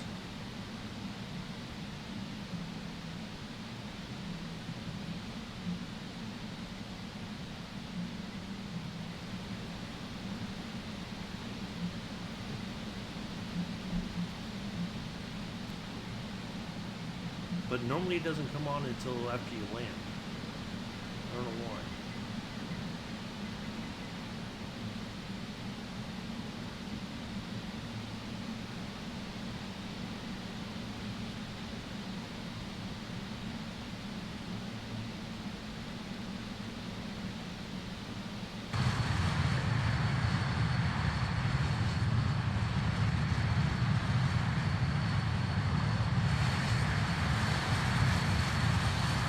Northwest 237, contact Houston Center departure on 134.8.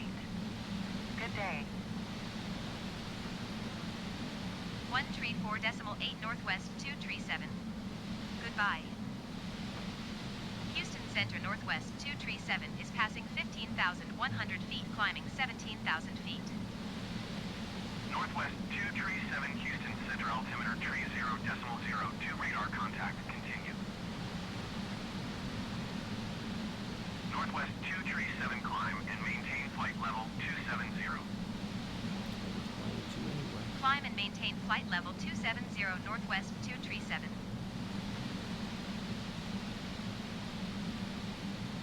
Let's go ahead and use this to our advantage.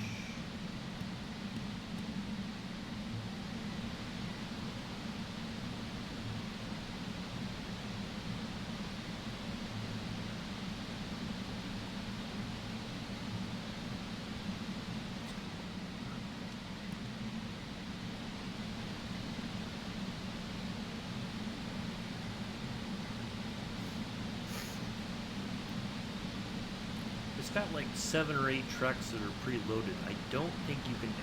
I think there's a way you can add more music, but I'm not sure how to do it.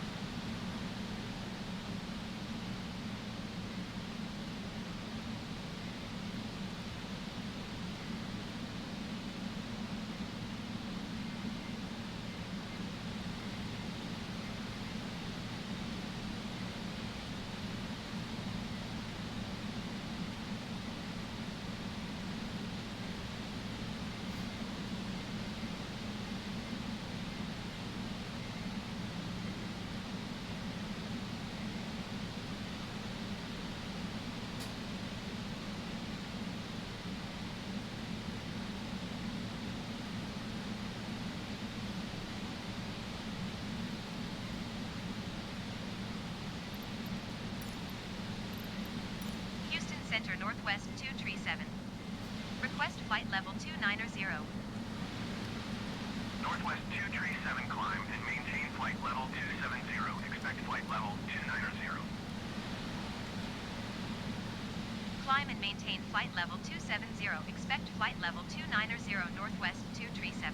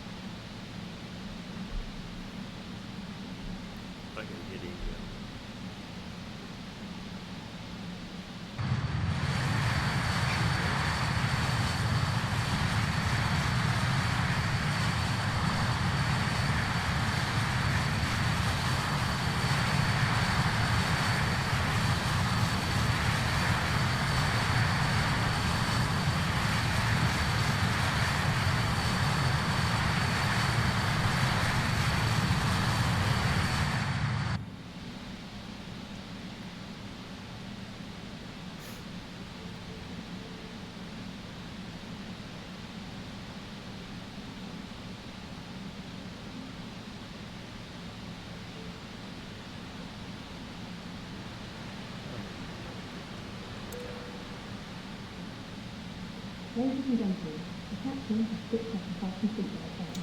You are free to move out the cabin. I don't know if you... When I took off in this plane,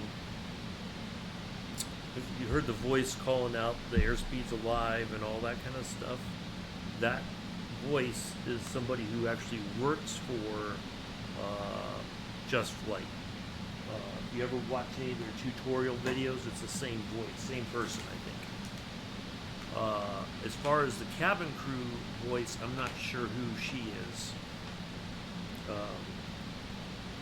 don't know if she's an employee or just somebody they hired to do the voice for the cabin crew.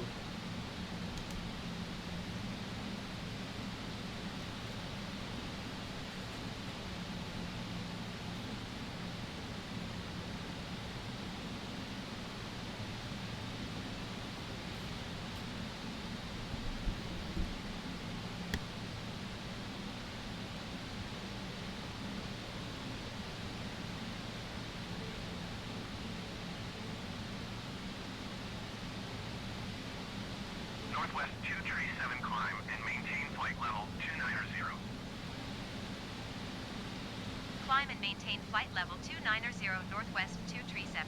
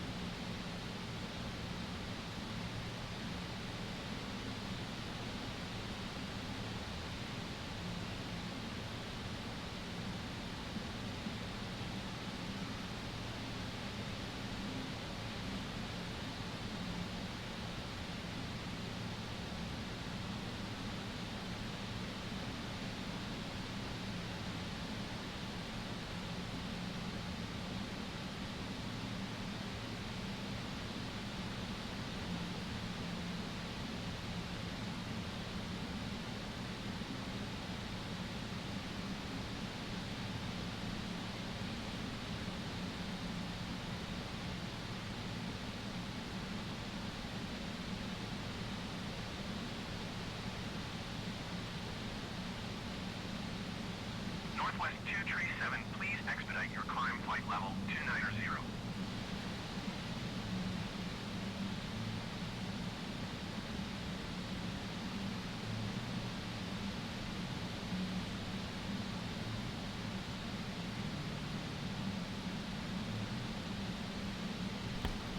Might as well get our ILS stroke set up.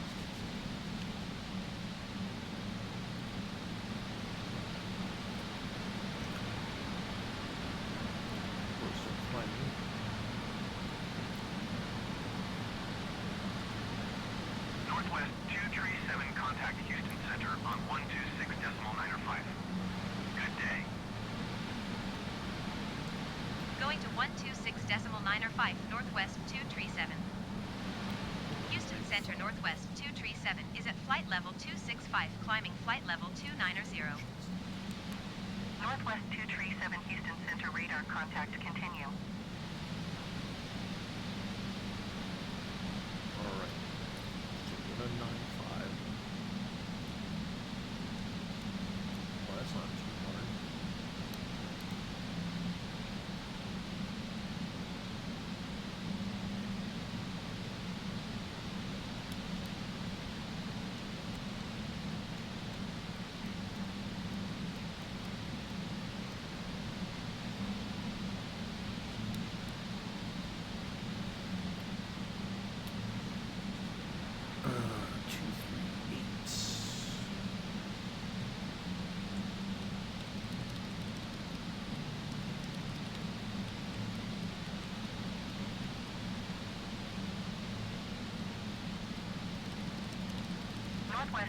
237, please expedite your climb flight level 290.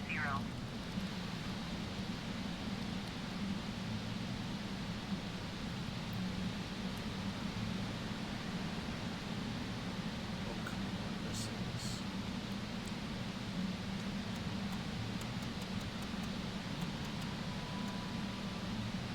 Northwest 237, contact Fort Worth Center on 135.1. Good day. Going to 135.1 Northwest 237. Fort Worth Center Northwest 237 is passing flight level 265, climbing flight level 290. Northwest 237 Fort Worth Center, radar contact, continue. Yeah, it's got a... well, it's... the engine sounds much louder. I call it a whisper jet. Like from the front, it's got a nice sound, but back here... well, right directly behind it's not too bad, but from the side...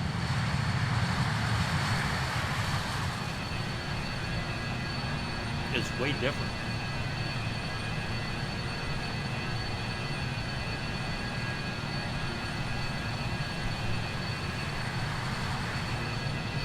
This a little bit to the side right here, it gets louder. Right here is the loudest. But you come back here, it's not so bad. Very strange. But they, these planes were designed to operate out of, like, London City. These planes were famous for flying out of there because they were pretty quiet. So they could fly, probably they could depart much earlier in the morning and they wouldn't wake up people who lived near the airport.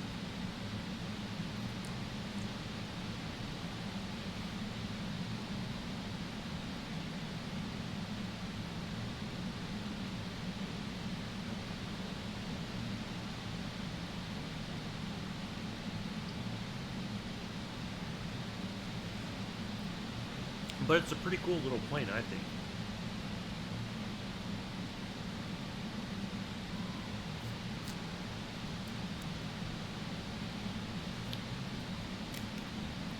Okay, Infidel, we'll catch you later. Have a good day. Thanks for stopping by and hanging out. Good to see you as always.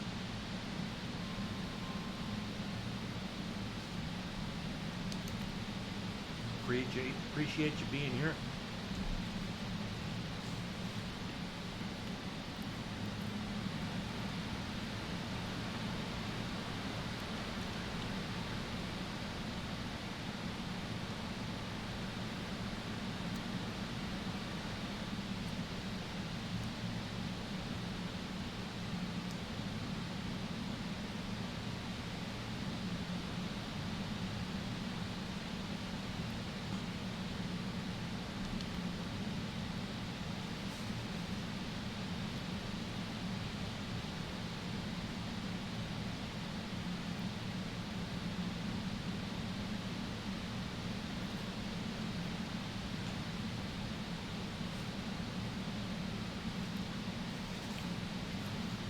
We don't have an arrival portion, but what we were able to do,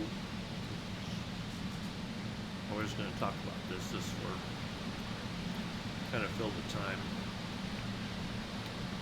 So we're basically what we did was we picked this VOR right here, VUZ Vulcan. That's the. Now see, in Birmingham there's a Vulcan statue that was created to celebrate all the iron steel workers and all that were in the area a long time ago. Actually, it's a park now. You can, where I go to get my acupuncture, I take a right instead of a left to go. If I go left, I go to my acupuncture appointment. If I go right and then go up this hill, it takes you to the Vulcan Park. It's pretty nice. On a good day, you can see all of Birmingham. You can see the airport, and you have the it has a map, and it'll show you. It's labeled where all of the steel mills were at in Birmingham back in the day, and then the where the park is, they used to mine red ore out of there, and so all the steel that came out of Birmingham was red in color because of the red ore. And there's still a deep vein of red ore that runs. It'll show you all the way it runs to and how deep it is. It's not very far below the surface, but you can see there's a gated off entrance to where the mine was, underneath where the museum and all that is nowadays. But that VOR is supposed to be near there, I think. But I'm not 100% sure that it is. It could be. But it's up in the hill, up kind of up on the top of the hill. But the statue itself is usually used as a visual. People can, if you can find that Vulcan, you can find the airport. Find the statue, I mean. And so we're going to use that as our entry. We're going to fly, like it shows here, there's a straight across back to over here to Spat. So it's good.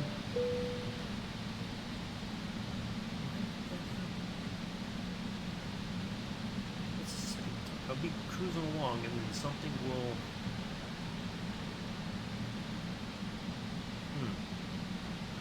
I don't know. I don't get it. Anyway. So it's going to be kind of a sharp turn. Now what we may do is do a whole, we may kind of loop around Spat. We may kind of intercept that, kind of cut across, loop around, then line up. But we'll see when we get there. But the way we're coming in is also when planes are coming in on 2-4. It's not very far from where I live. Now, here near Birmingham, you can see the planes coming in, and if they take off on 6, they take off and head. It's like they're. Sometimes it feels like they're right over my house.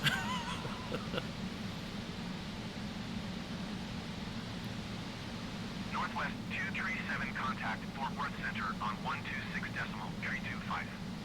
Good day. So yeah, it's a pretty neat. I've been up there. It's Going a pretty, to 126.325 cool, Northwest 237. Fort Worth Center, Northwest 237, flight level 290. Northwest 237 Fort Worth Center radar contact. Oh, we're near Shreveport, Louisiana. Oh, we're already in Louisiana. We're south of Shreveport. I'm surprised we're talking to Fort Worth Center then.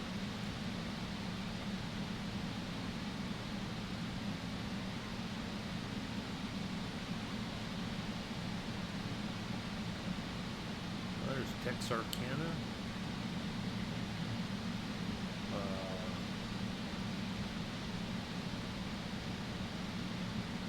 Yeah.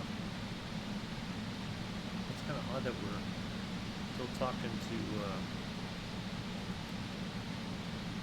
well, I guess Fort Worth Center covers quite a large area, airspace. Alright, so we have 309 nautical miles to go to our top of descent. We're at our first major nav point after departing.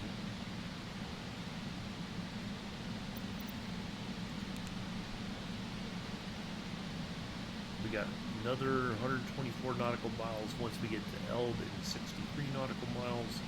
Then we have a massive 169 nautical miles to go to get to our DOR there. I think it's let's have a look.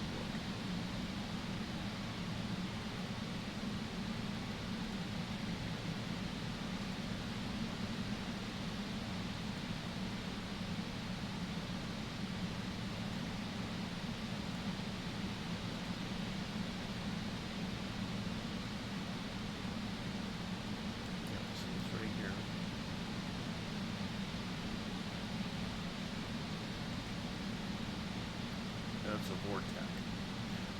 That's probably because there's an Air National Guard unit here. Now civilians could use this, but they may have a guarded frequency to use that isn't published, that's only available to the military pilots. We have an Going to 128.2 air northwest refuel wing here, 237. Air National, Fort Worth Center northwest they're 237, Air flight National level Guard, 290. they're over Northwest on 237 Fort Worth this side Center of the radar airport. contact continue. Yeah, Alabama Air National Guard. So when they take their tankers take off, you can hear them. They're pretty loud. When they come in, you definitely know it's them. But they don't. It's hard to track them on flight radar. They don't like to be tracked, so that you don't know where they're going.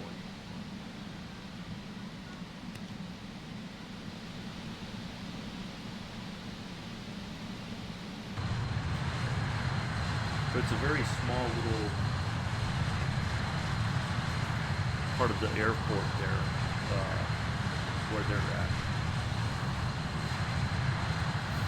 They, if you don't have business over there, they're not going to let you in. But that's where when I got an ID card over there.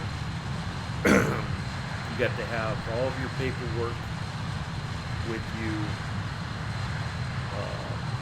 You got to talk to the person at the gate that's guarding the gate. You got to tell them, what business do you have there, before they let you on. Do not pull your phone out and take any pictures or anything. They're very much against that.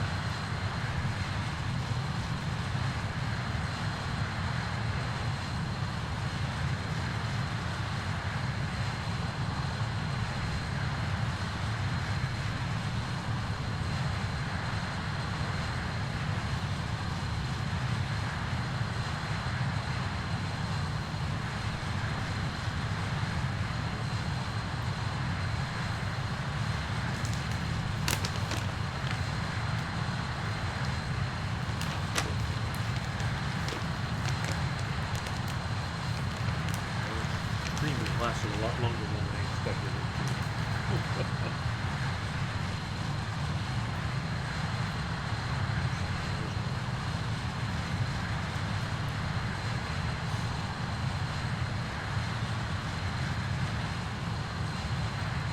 This could be well after.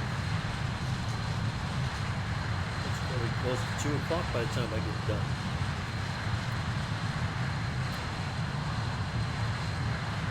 Almost dinner time.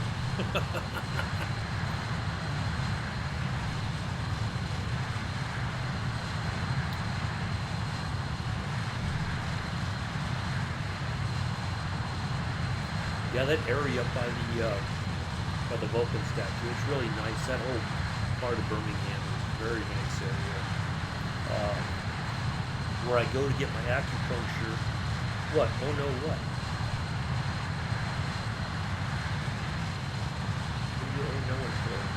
Debbie. Usually Joseph is the one that says, "Oh no." And everybody's like, "What happened?" Would you care to elaborate on the "Oh no," Debbie?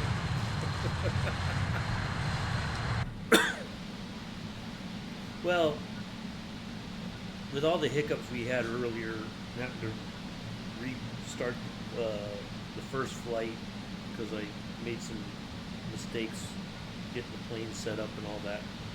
Oh, it's okay. It's fine.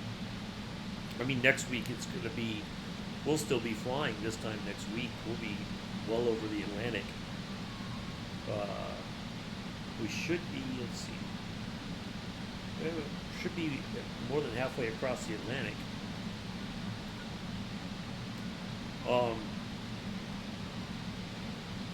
No, it's fine. I wanted to try to get a couple streams in. I just didn't anticipate all the hiccups this morning and all that, so it's okay.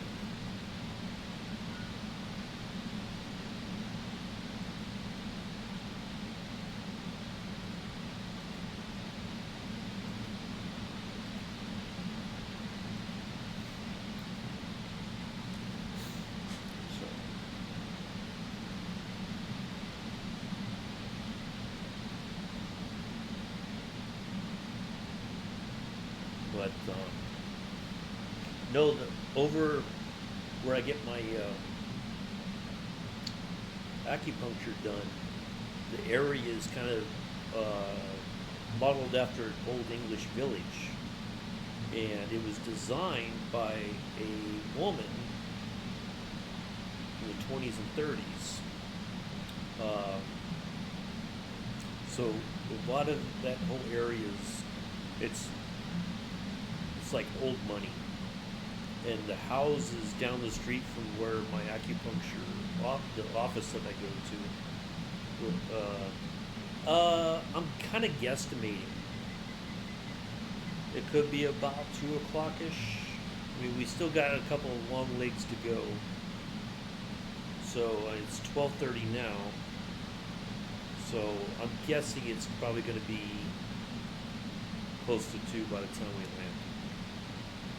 If you got to go, you got to go. It's okay.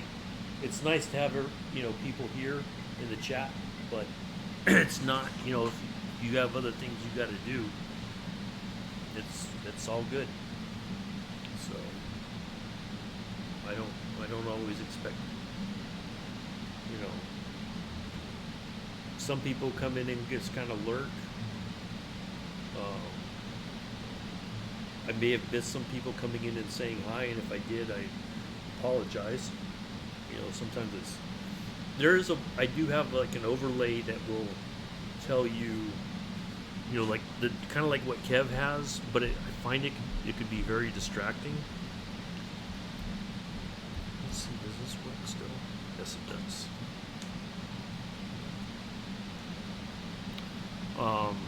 To have the chat going on the same screen that I'm looking at for flying,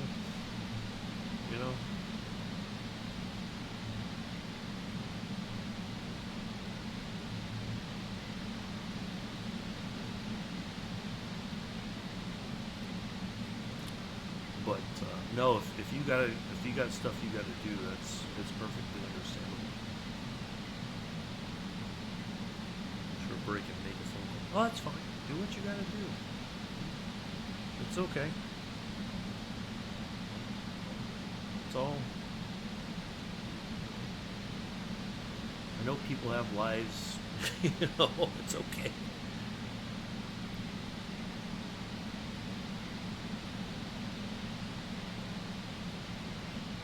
People are free to come and go as they see fit.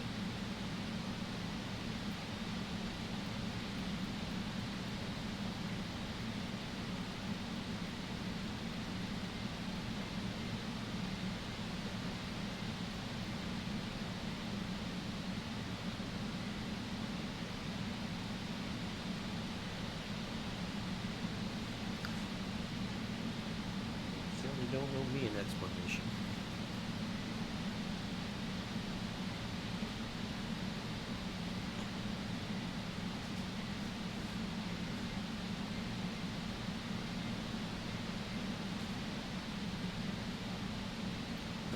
Do what you gotta do. It's all good.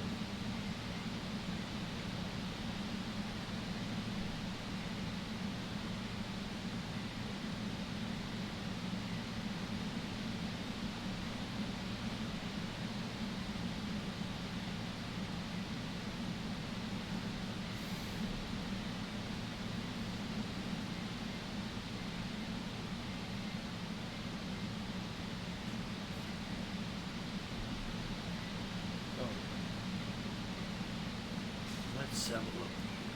We have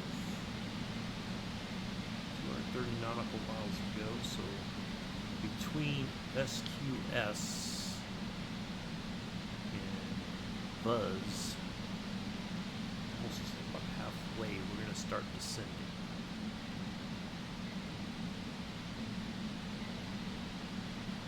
It's going to be a bit more of those. We may descend a little bit earlier to kind of get ourselves set up for success.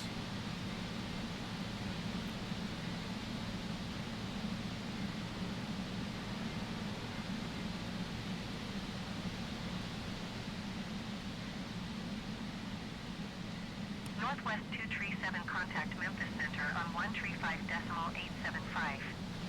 Good day. Going to 135.875 Northwest 237. Memphis Center Northwest 237 flight level 290. Northwest 237 Memphis Center radar contact continue.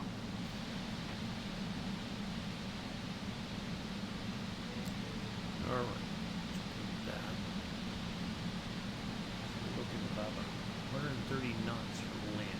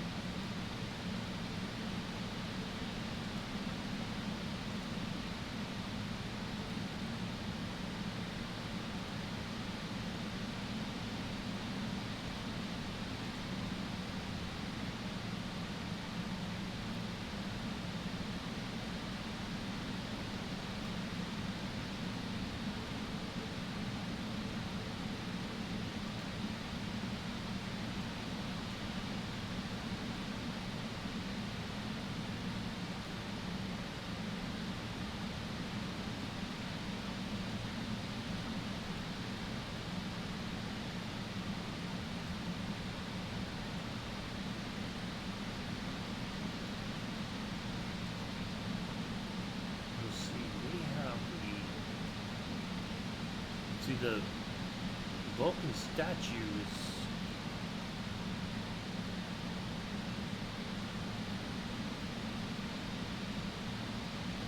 up here.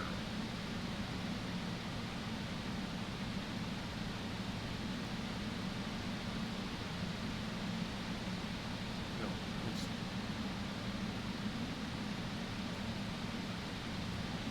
over here somewhere. So the VORs is named after the Vulcan statue.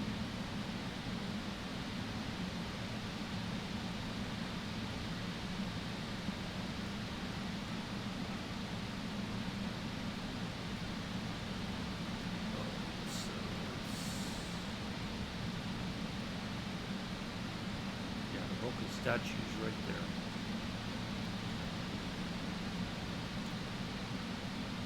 The VOR is just named, I think, after. Yeah, the park is here because there's where I go. This area right there.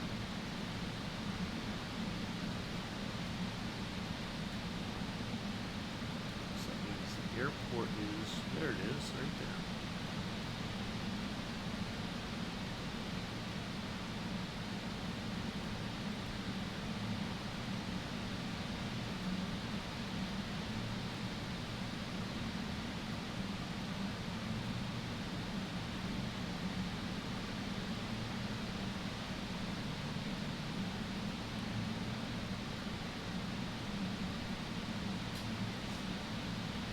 Alright, let's see how we're doing now. Alright. We are 59 nautical miles to SQS. Zoom back out to 320.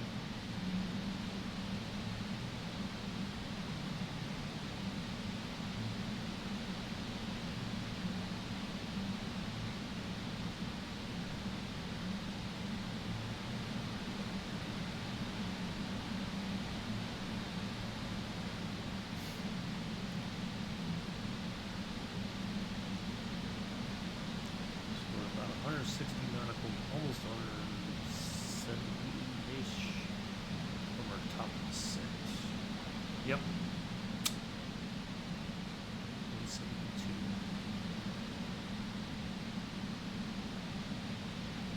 I like it.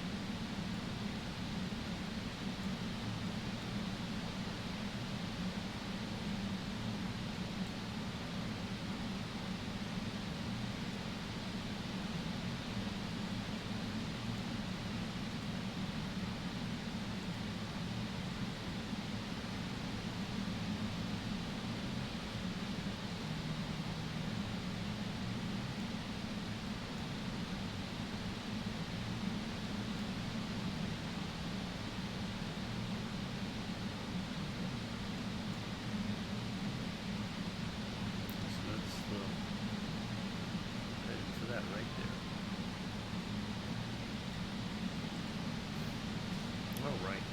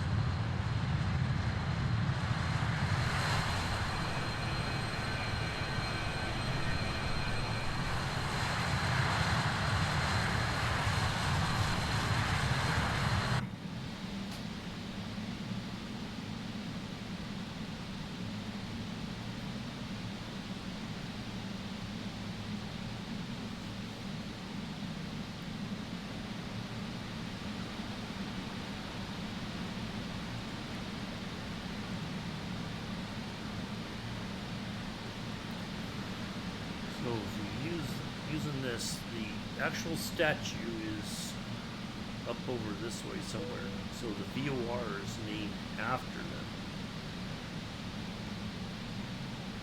After it. It's not the actual Vulcan statue here. That's just happens to be the name of the VOR.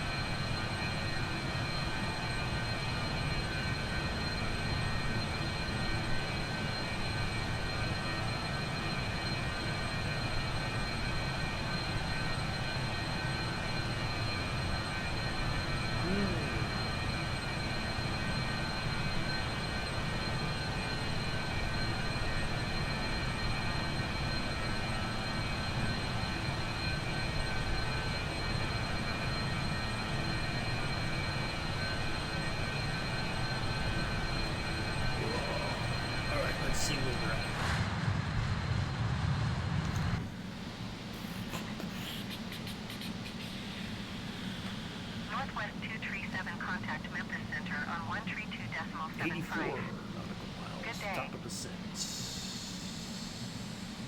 132.75 Northwest 237. Goodbye. Memphis Center Northwest 237 flight level 290. Northwest 237 Memphis Center, radar contact, continue. I think what we're going to do,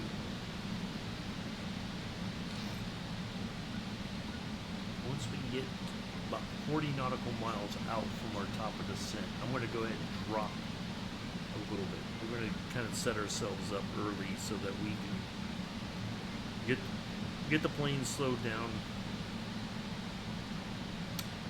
and all that. We got time to get ourselves set up.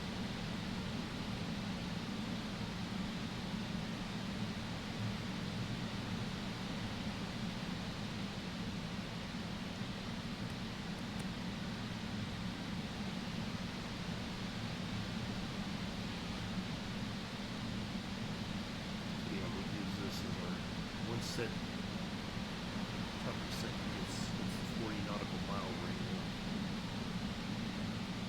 It may tell us to start descending earlier. That is possible. Northwest 237, contact Memphis Center on 127.1. Good day. 127.1 Northwest 237. Goodbye. Memphis Center Northwest 237 flight level 290. Northwest 237 Memphis Center, radar contact, continue.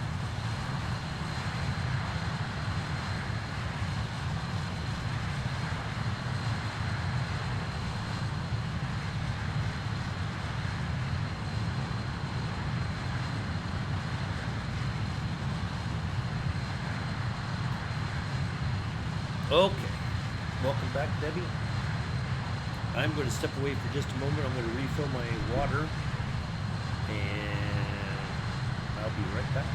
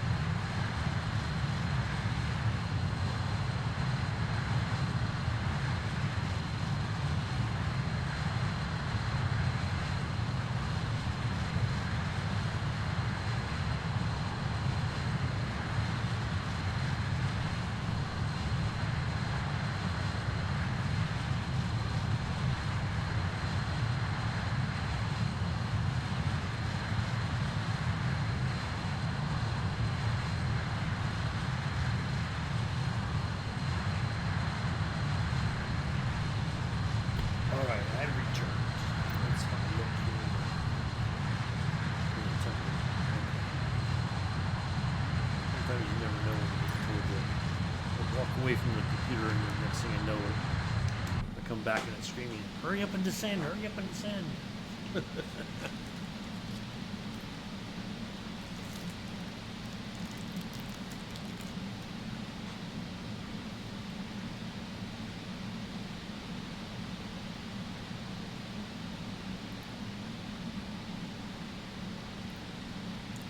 This happened before.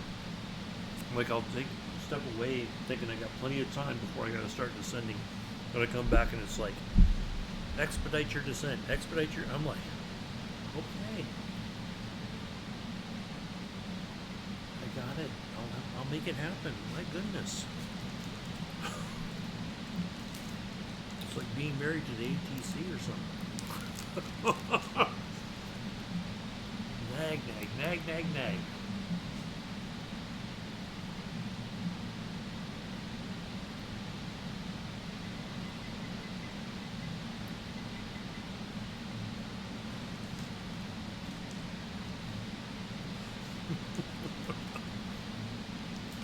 terrible sometimes. They really are.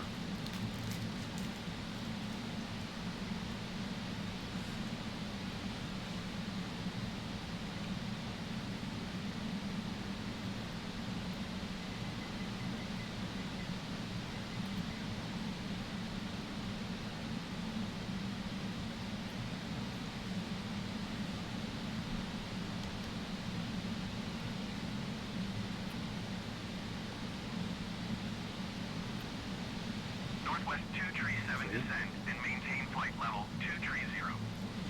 Ta-da. Descend and maintain flight level 230 Northwest 237.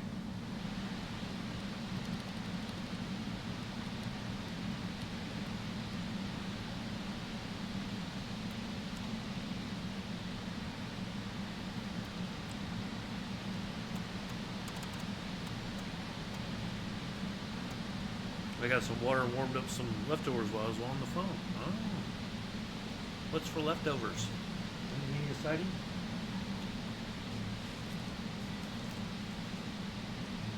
Or just kind of like, blah, I gotta eat it up, otherwise I gotta throw it out.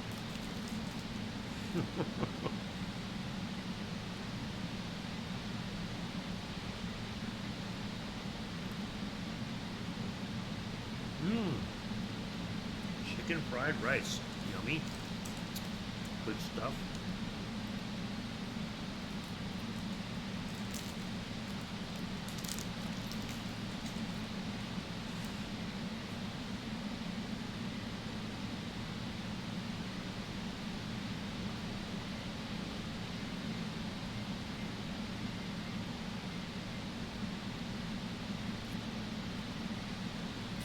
I've not had Chinese food. I do too. When I lived in New York, there was a place right across the street that made fantastic food, and it wasn't very expensive. I used to get curry chicken every once in a while over there. Sometimes sweet and sour chicken, sweet and sour pork. Yeah, it was good stuff. I quite liked it.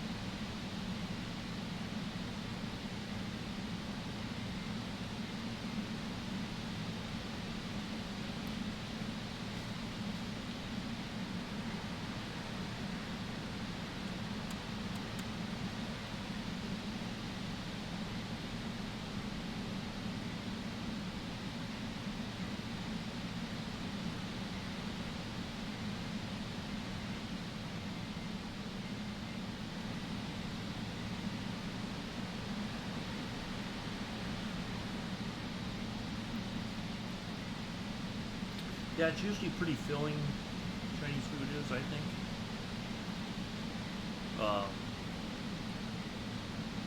Not usually very expensive either. That's the great thing about it. You're living on a budget. It's good stuff.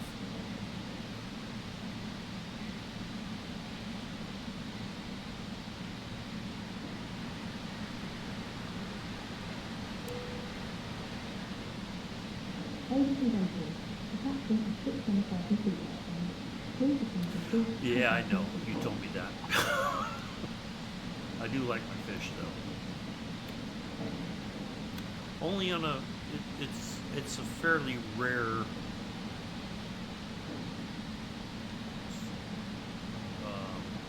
I don't eat it all the time. Just once in a while.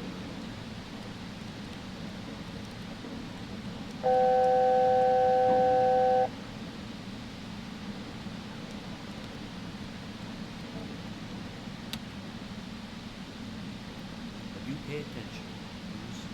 People say they don't like something, I do try to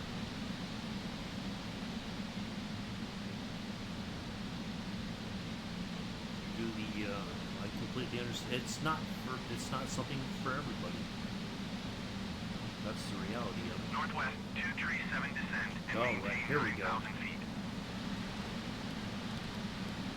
Descend and maintain 9,000 feet Northwest 237. Northwest 237, you are 68 miles west.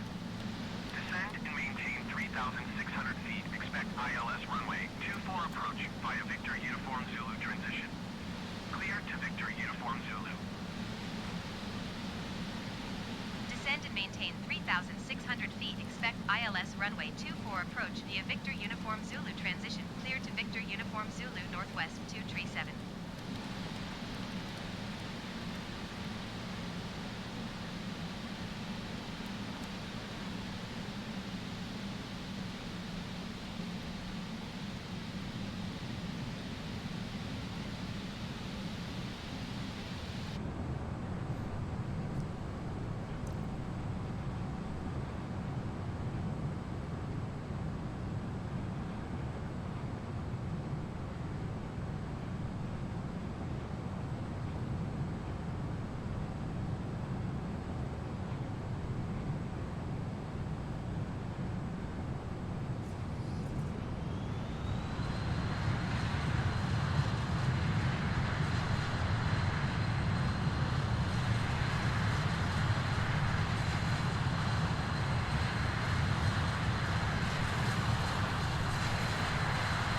This has a very unique speed brake system in that it's in the tail right there, as you can see. Ooh, I just saw a lightning strike. That was weird. I just saw lightning. Did you see that? I swear there was just a lightning right through here.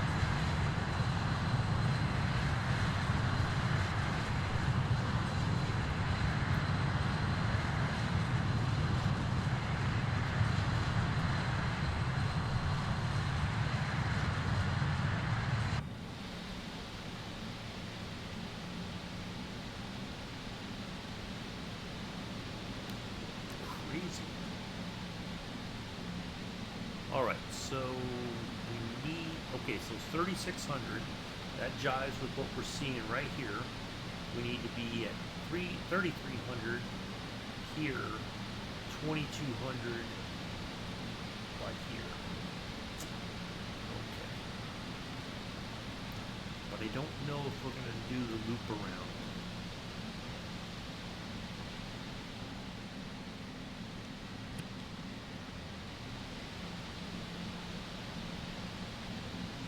I don't think we are. This we'll find out shortly.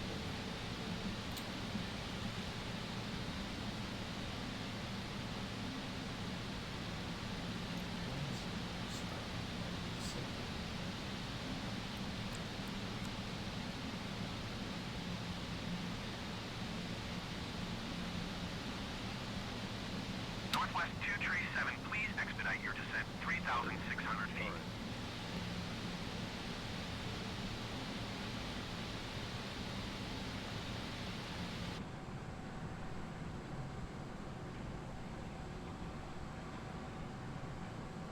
So we're gonna have to go faster. Otherwise, we're not gonna make it.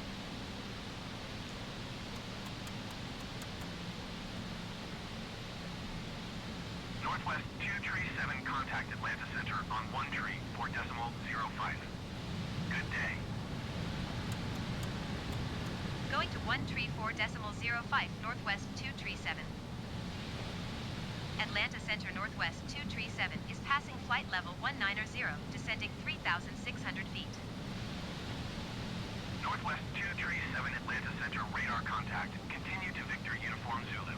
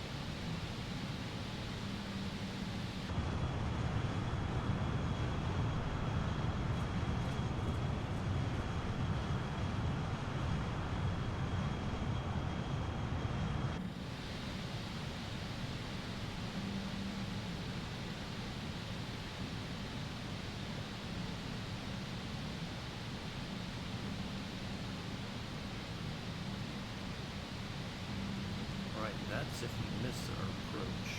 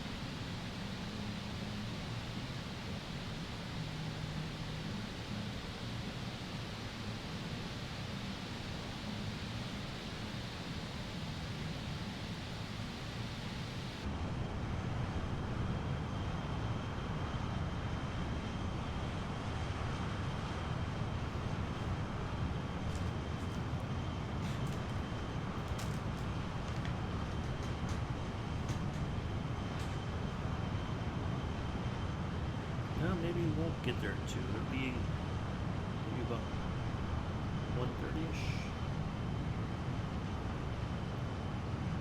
Ooh, lightning strikes! Lightning strikes!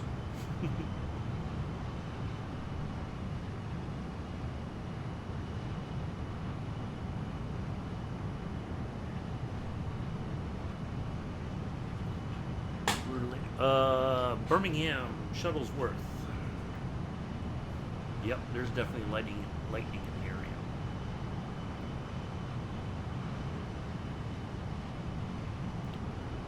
Is the airport near where I live currently? Northwest 237, contact Birmingham approach on 123.8. Good day. Going to That's okay, I felt brain dead earlier when I was 237. having all the problems when we departed Birmingham Denver. approach northwest 237 is passing 8,300 feet, descending 3,600 feet. Oh yeah, we got a thunderstorm, Northwest folks. 237 Birmingham, approach altimeter 30.06 radar contact. Continue to Victor Uniform Zulu.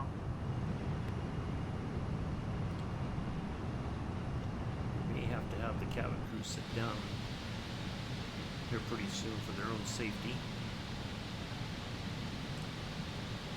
You care about our cabin crew.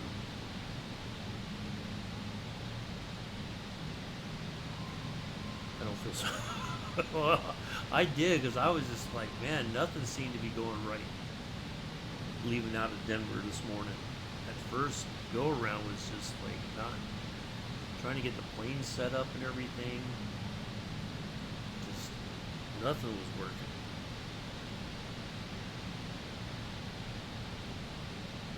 Oh yeah. Some live weather, folks.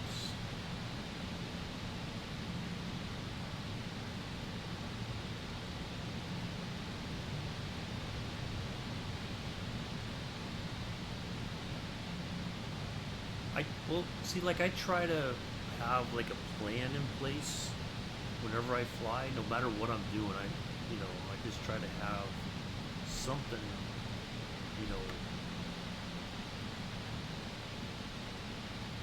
so that no matter what happens, I can get through it. But man, today was just not. Wasn't having it.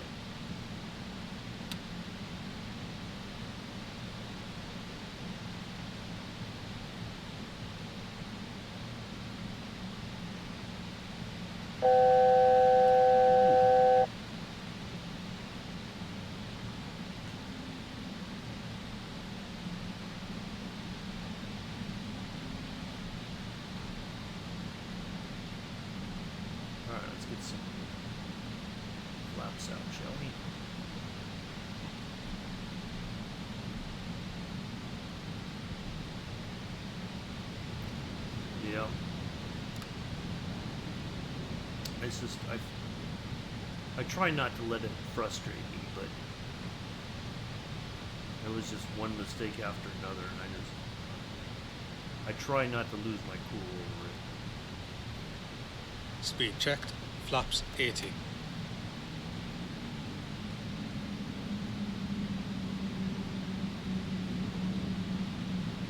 That's the first time you said that.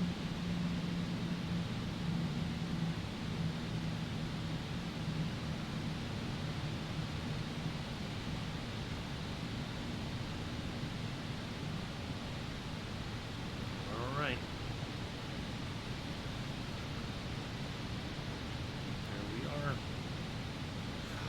Allison, thank you for the raid. Super Typhon, hello. Allison Johnson, you legend. How are you? I was just thinking about raiding you when I got done. Cold and Ebo. Thank you. Appreciate it. How are you, Allison? I'm glad you're here. Thank you first off. Wow.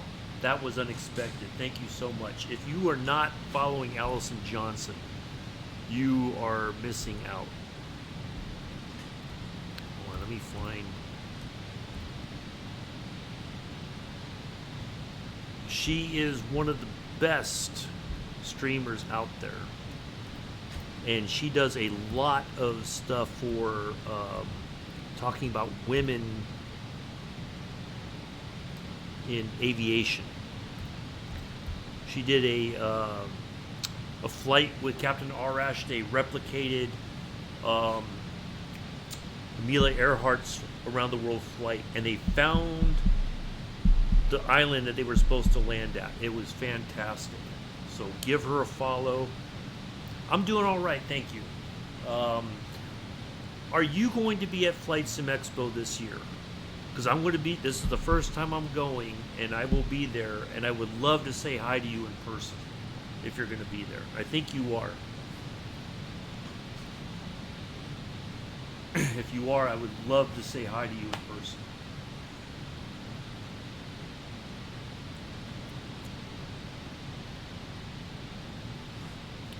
Yeah, go give her a follow. She does a lot of stuff that's centered around women in aviation,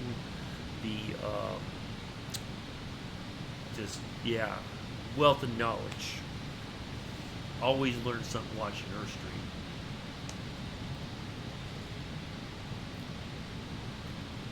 I learned a lot about Amelia Earhart and what she did by watching her streams. Yeah, great stuff.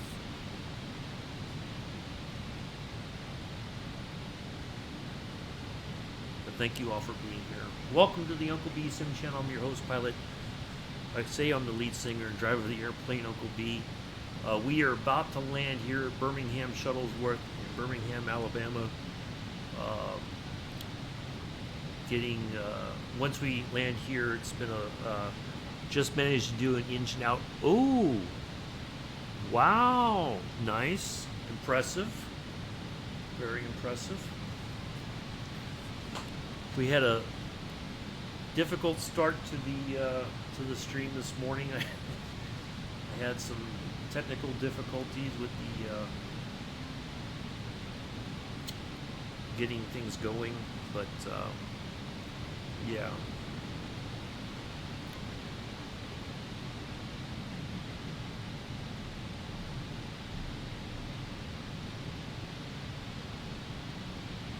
Slow down a little bit more.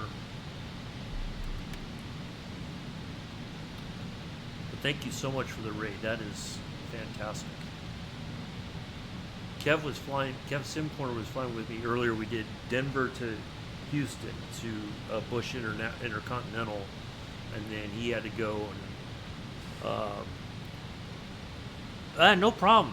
Thank you. I appreciate it. Are you going to be at Flight Sim Expo this year? I think I know I asked you, but I don't know if you heard me or not. If you are, I would love to say hi to you and maybe chit chat with you for. Oh, okay. Never mind. Northwest 237 descend and maintain All good. 2,700 feet. Descend and maintain 2,700 feet northwest 237. But thank you for the raid. Do enjoy your break. Northwest 237, you are 10 miles It's all northeast good. of Birmingham. Contact Birmingham Tower on 119.9er when inbound on the approach. Tower on 119.9er northwest 237. Birmingham Tower northwest 237 11 miles northeast inbound ILS runway 24 approach. Northwest 237 Birmingham Tower. Altimeter tree 0.08 wind 244 at 10. Cleared ILS runway Speed 24 checked. approach. Geared up.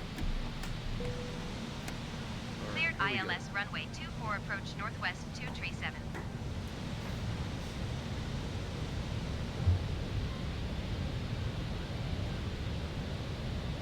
Might as well get to our final altitude, 22. Ooh, lightning.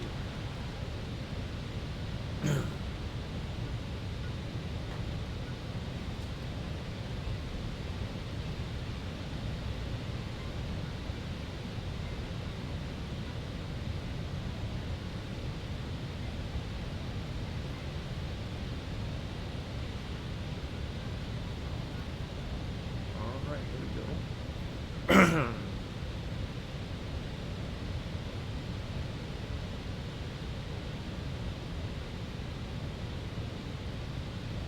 It's not. I can tell you this must not. It's not live weather because there's no lightning out here right now that I can hear. And we're flying pretty much over, not far from where I live in Alabama, so.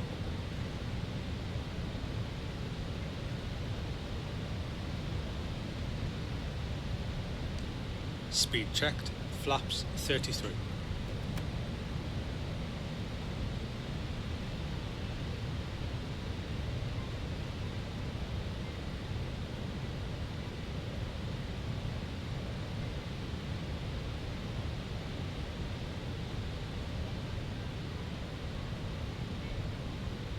All right.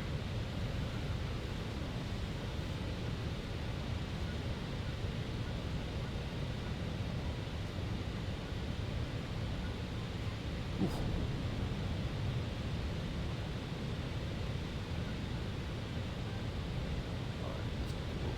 Localizer captured.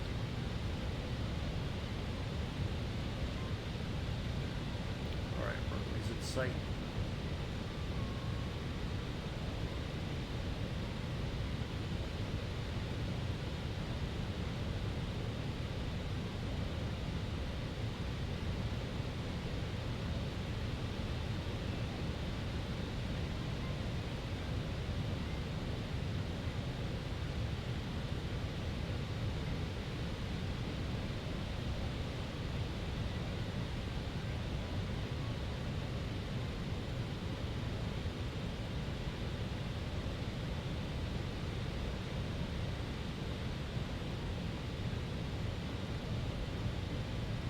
Glide slope alive.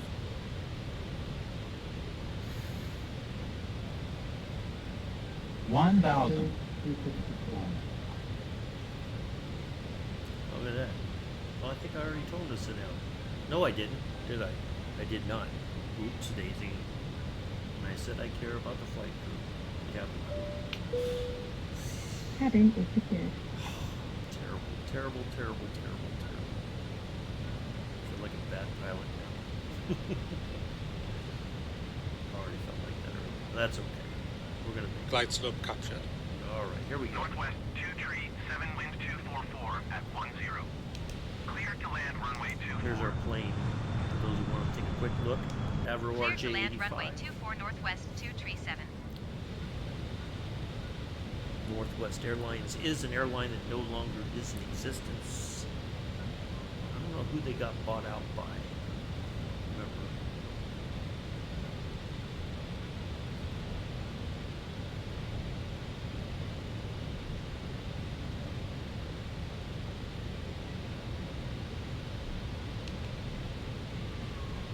One thousand.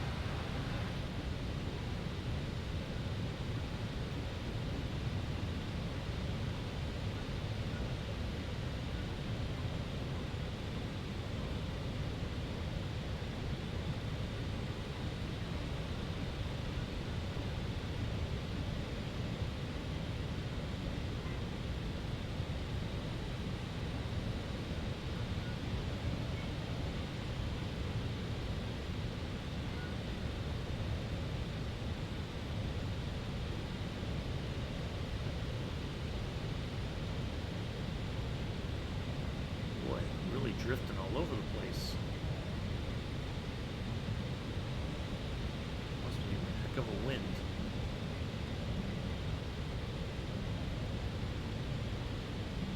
Alright, let's do this manually. 500.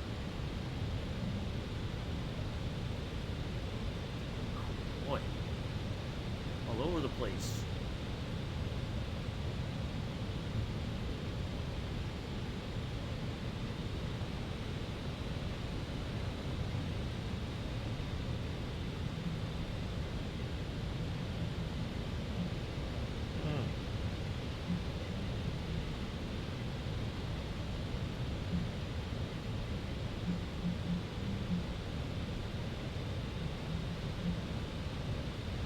Minimums. Boy. 100. 50. 40.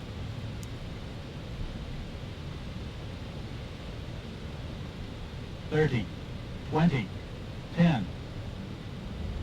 Ground idle. Spoilers, yellow and green. Oh, come on. Brake pressure checked. How could that not have been some clapping? 268. Oh, lordy. Come on now. That felt like butter. Come on. I got robbed on that one. Phew. Oh well. We made 60 it. knots. We made it. That's all that matters.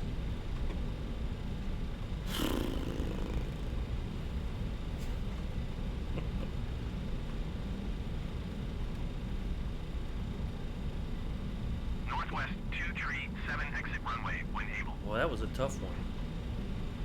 We had lightning strikes all over the place, flashes of lightning, dodgy wind coming in. No, it wasn't your pins. It was. I thought I did it. I thought that was a much smoother landing than what I got. I think I got robbed on that one for sure. Oh well. Northwest 237 contact ground on 121.7. We finally made it. 121.7 Northwest 237. Goodbye.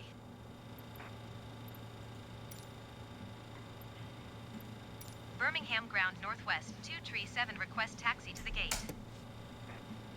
Northwest 237 taxi to gate 10 via taxiway Alpha. Now we can open the door and listen to some music.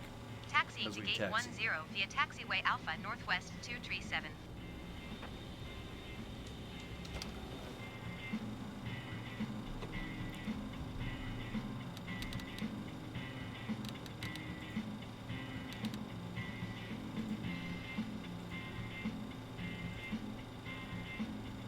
Yeah, I thought it was a better landing, but that's okay. We got here.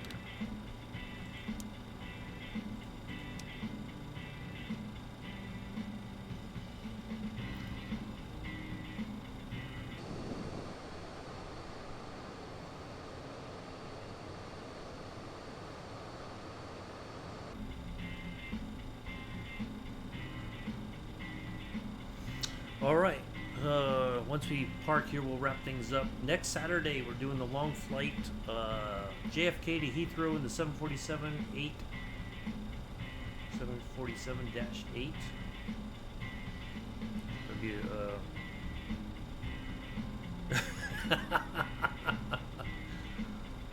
That's okay. I think he likes the music from Kev's stream much better. And then that will be the last stream until I get back from Flight Sim Expo. Looking forward to going up there. So yeah, it's going to be a bit of a long one next Saturday. Bring your snacks, bring your drinks, bring your Chinese food, Debbie.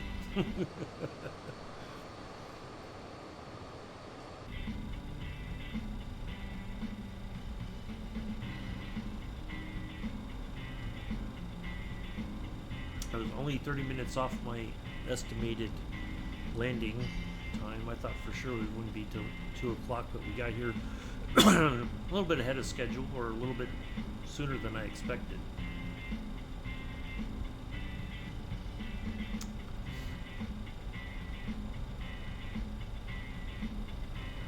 So yep, there's the Air National Guard unit there. They got those funky looking planes parked over there.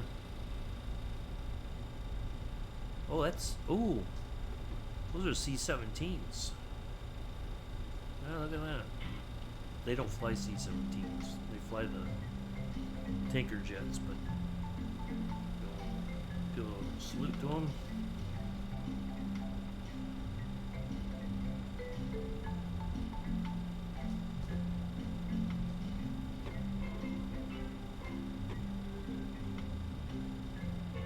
There is an aviation museum over here as well. One of these days I intend to get over there, walk around and take some pictures and all that. Whenever we can stop having some storms. If they quit sending them from Texas, we'd be okay.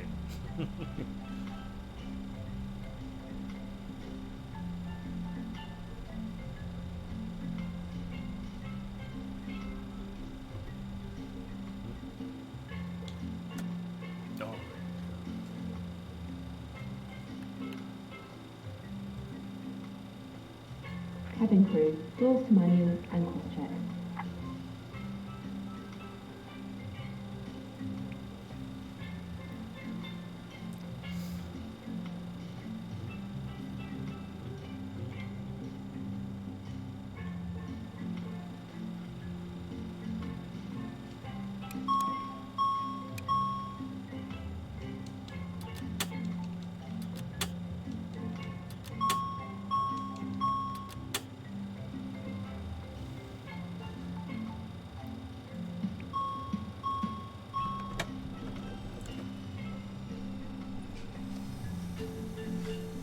Check that out. Stairs come down and everything. Little doors open for the baggage.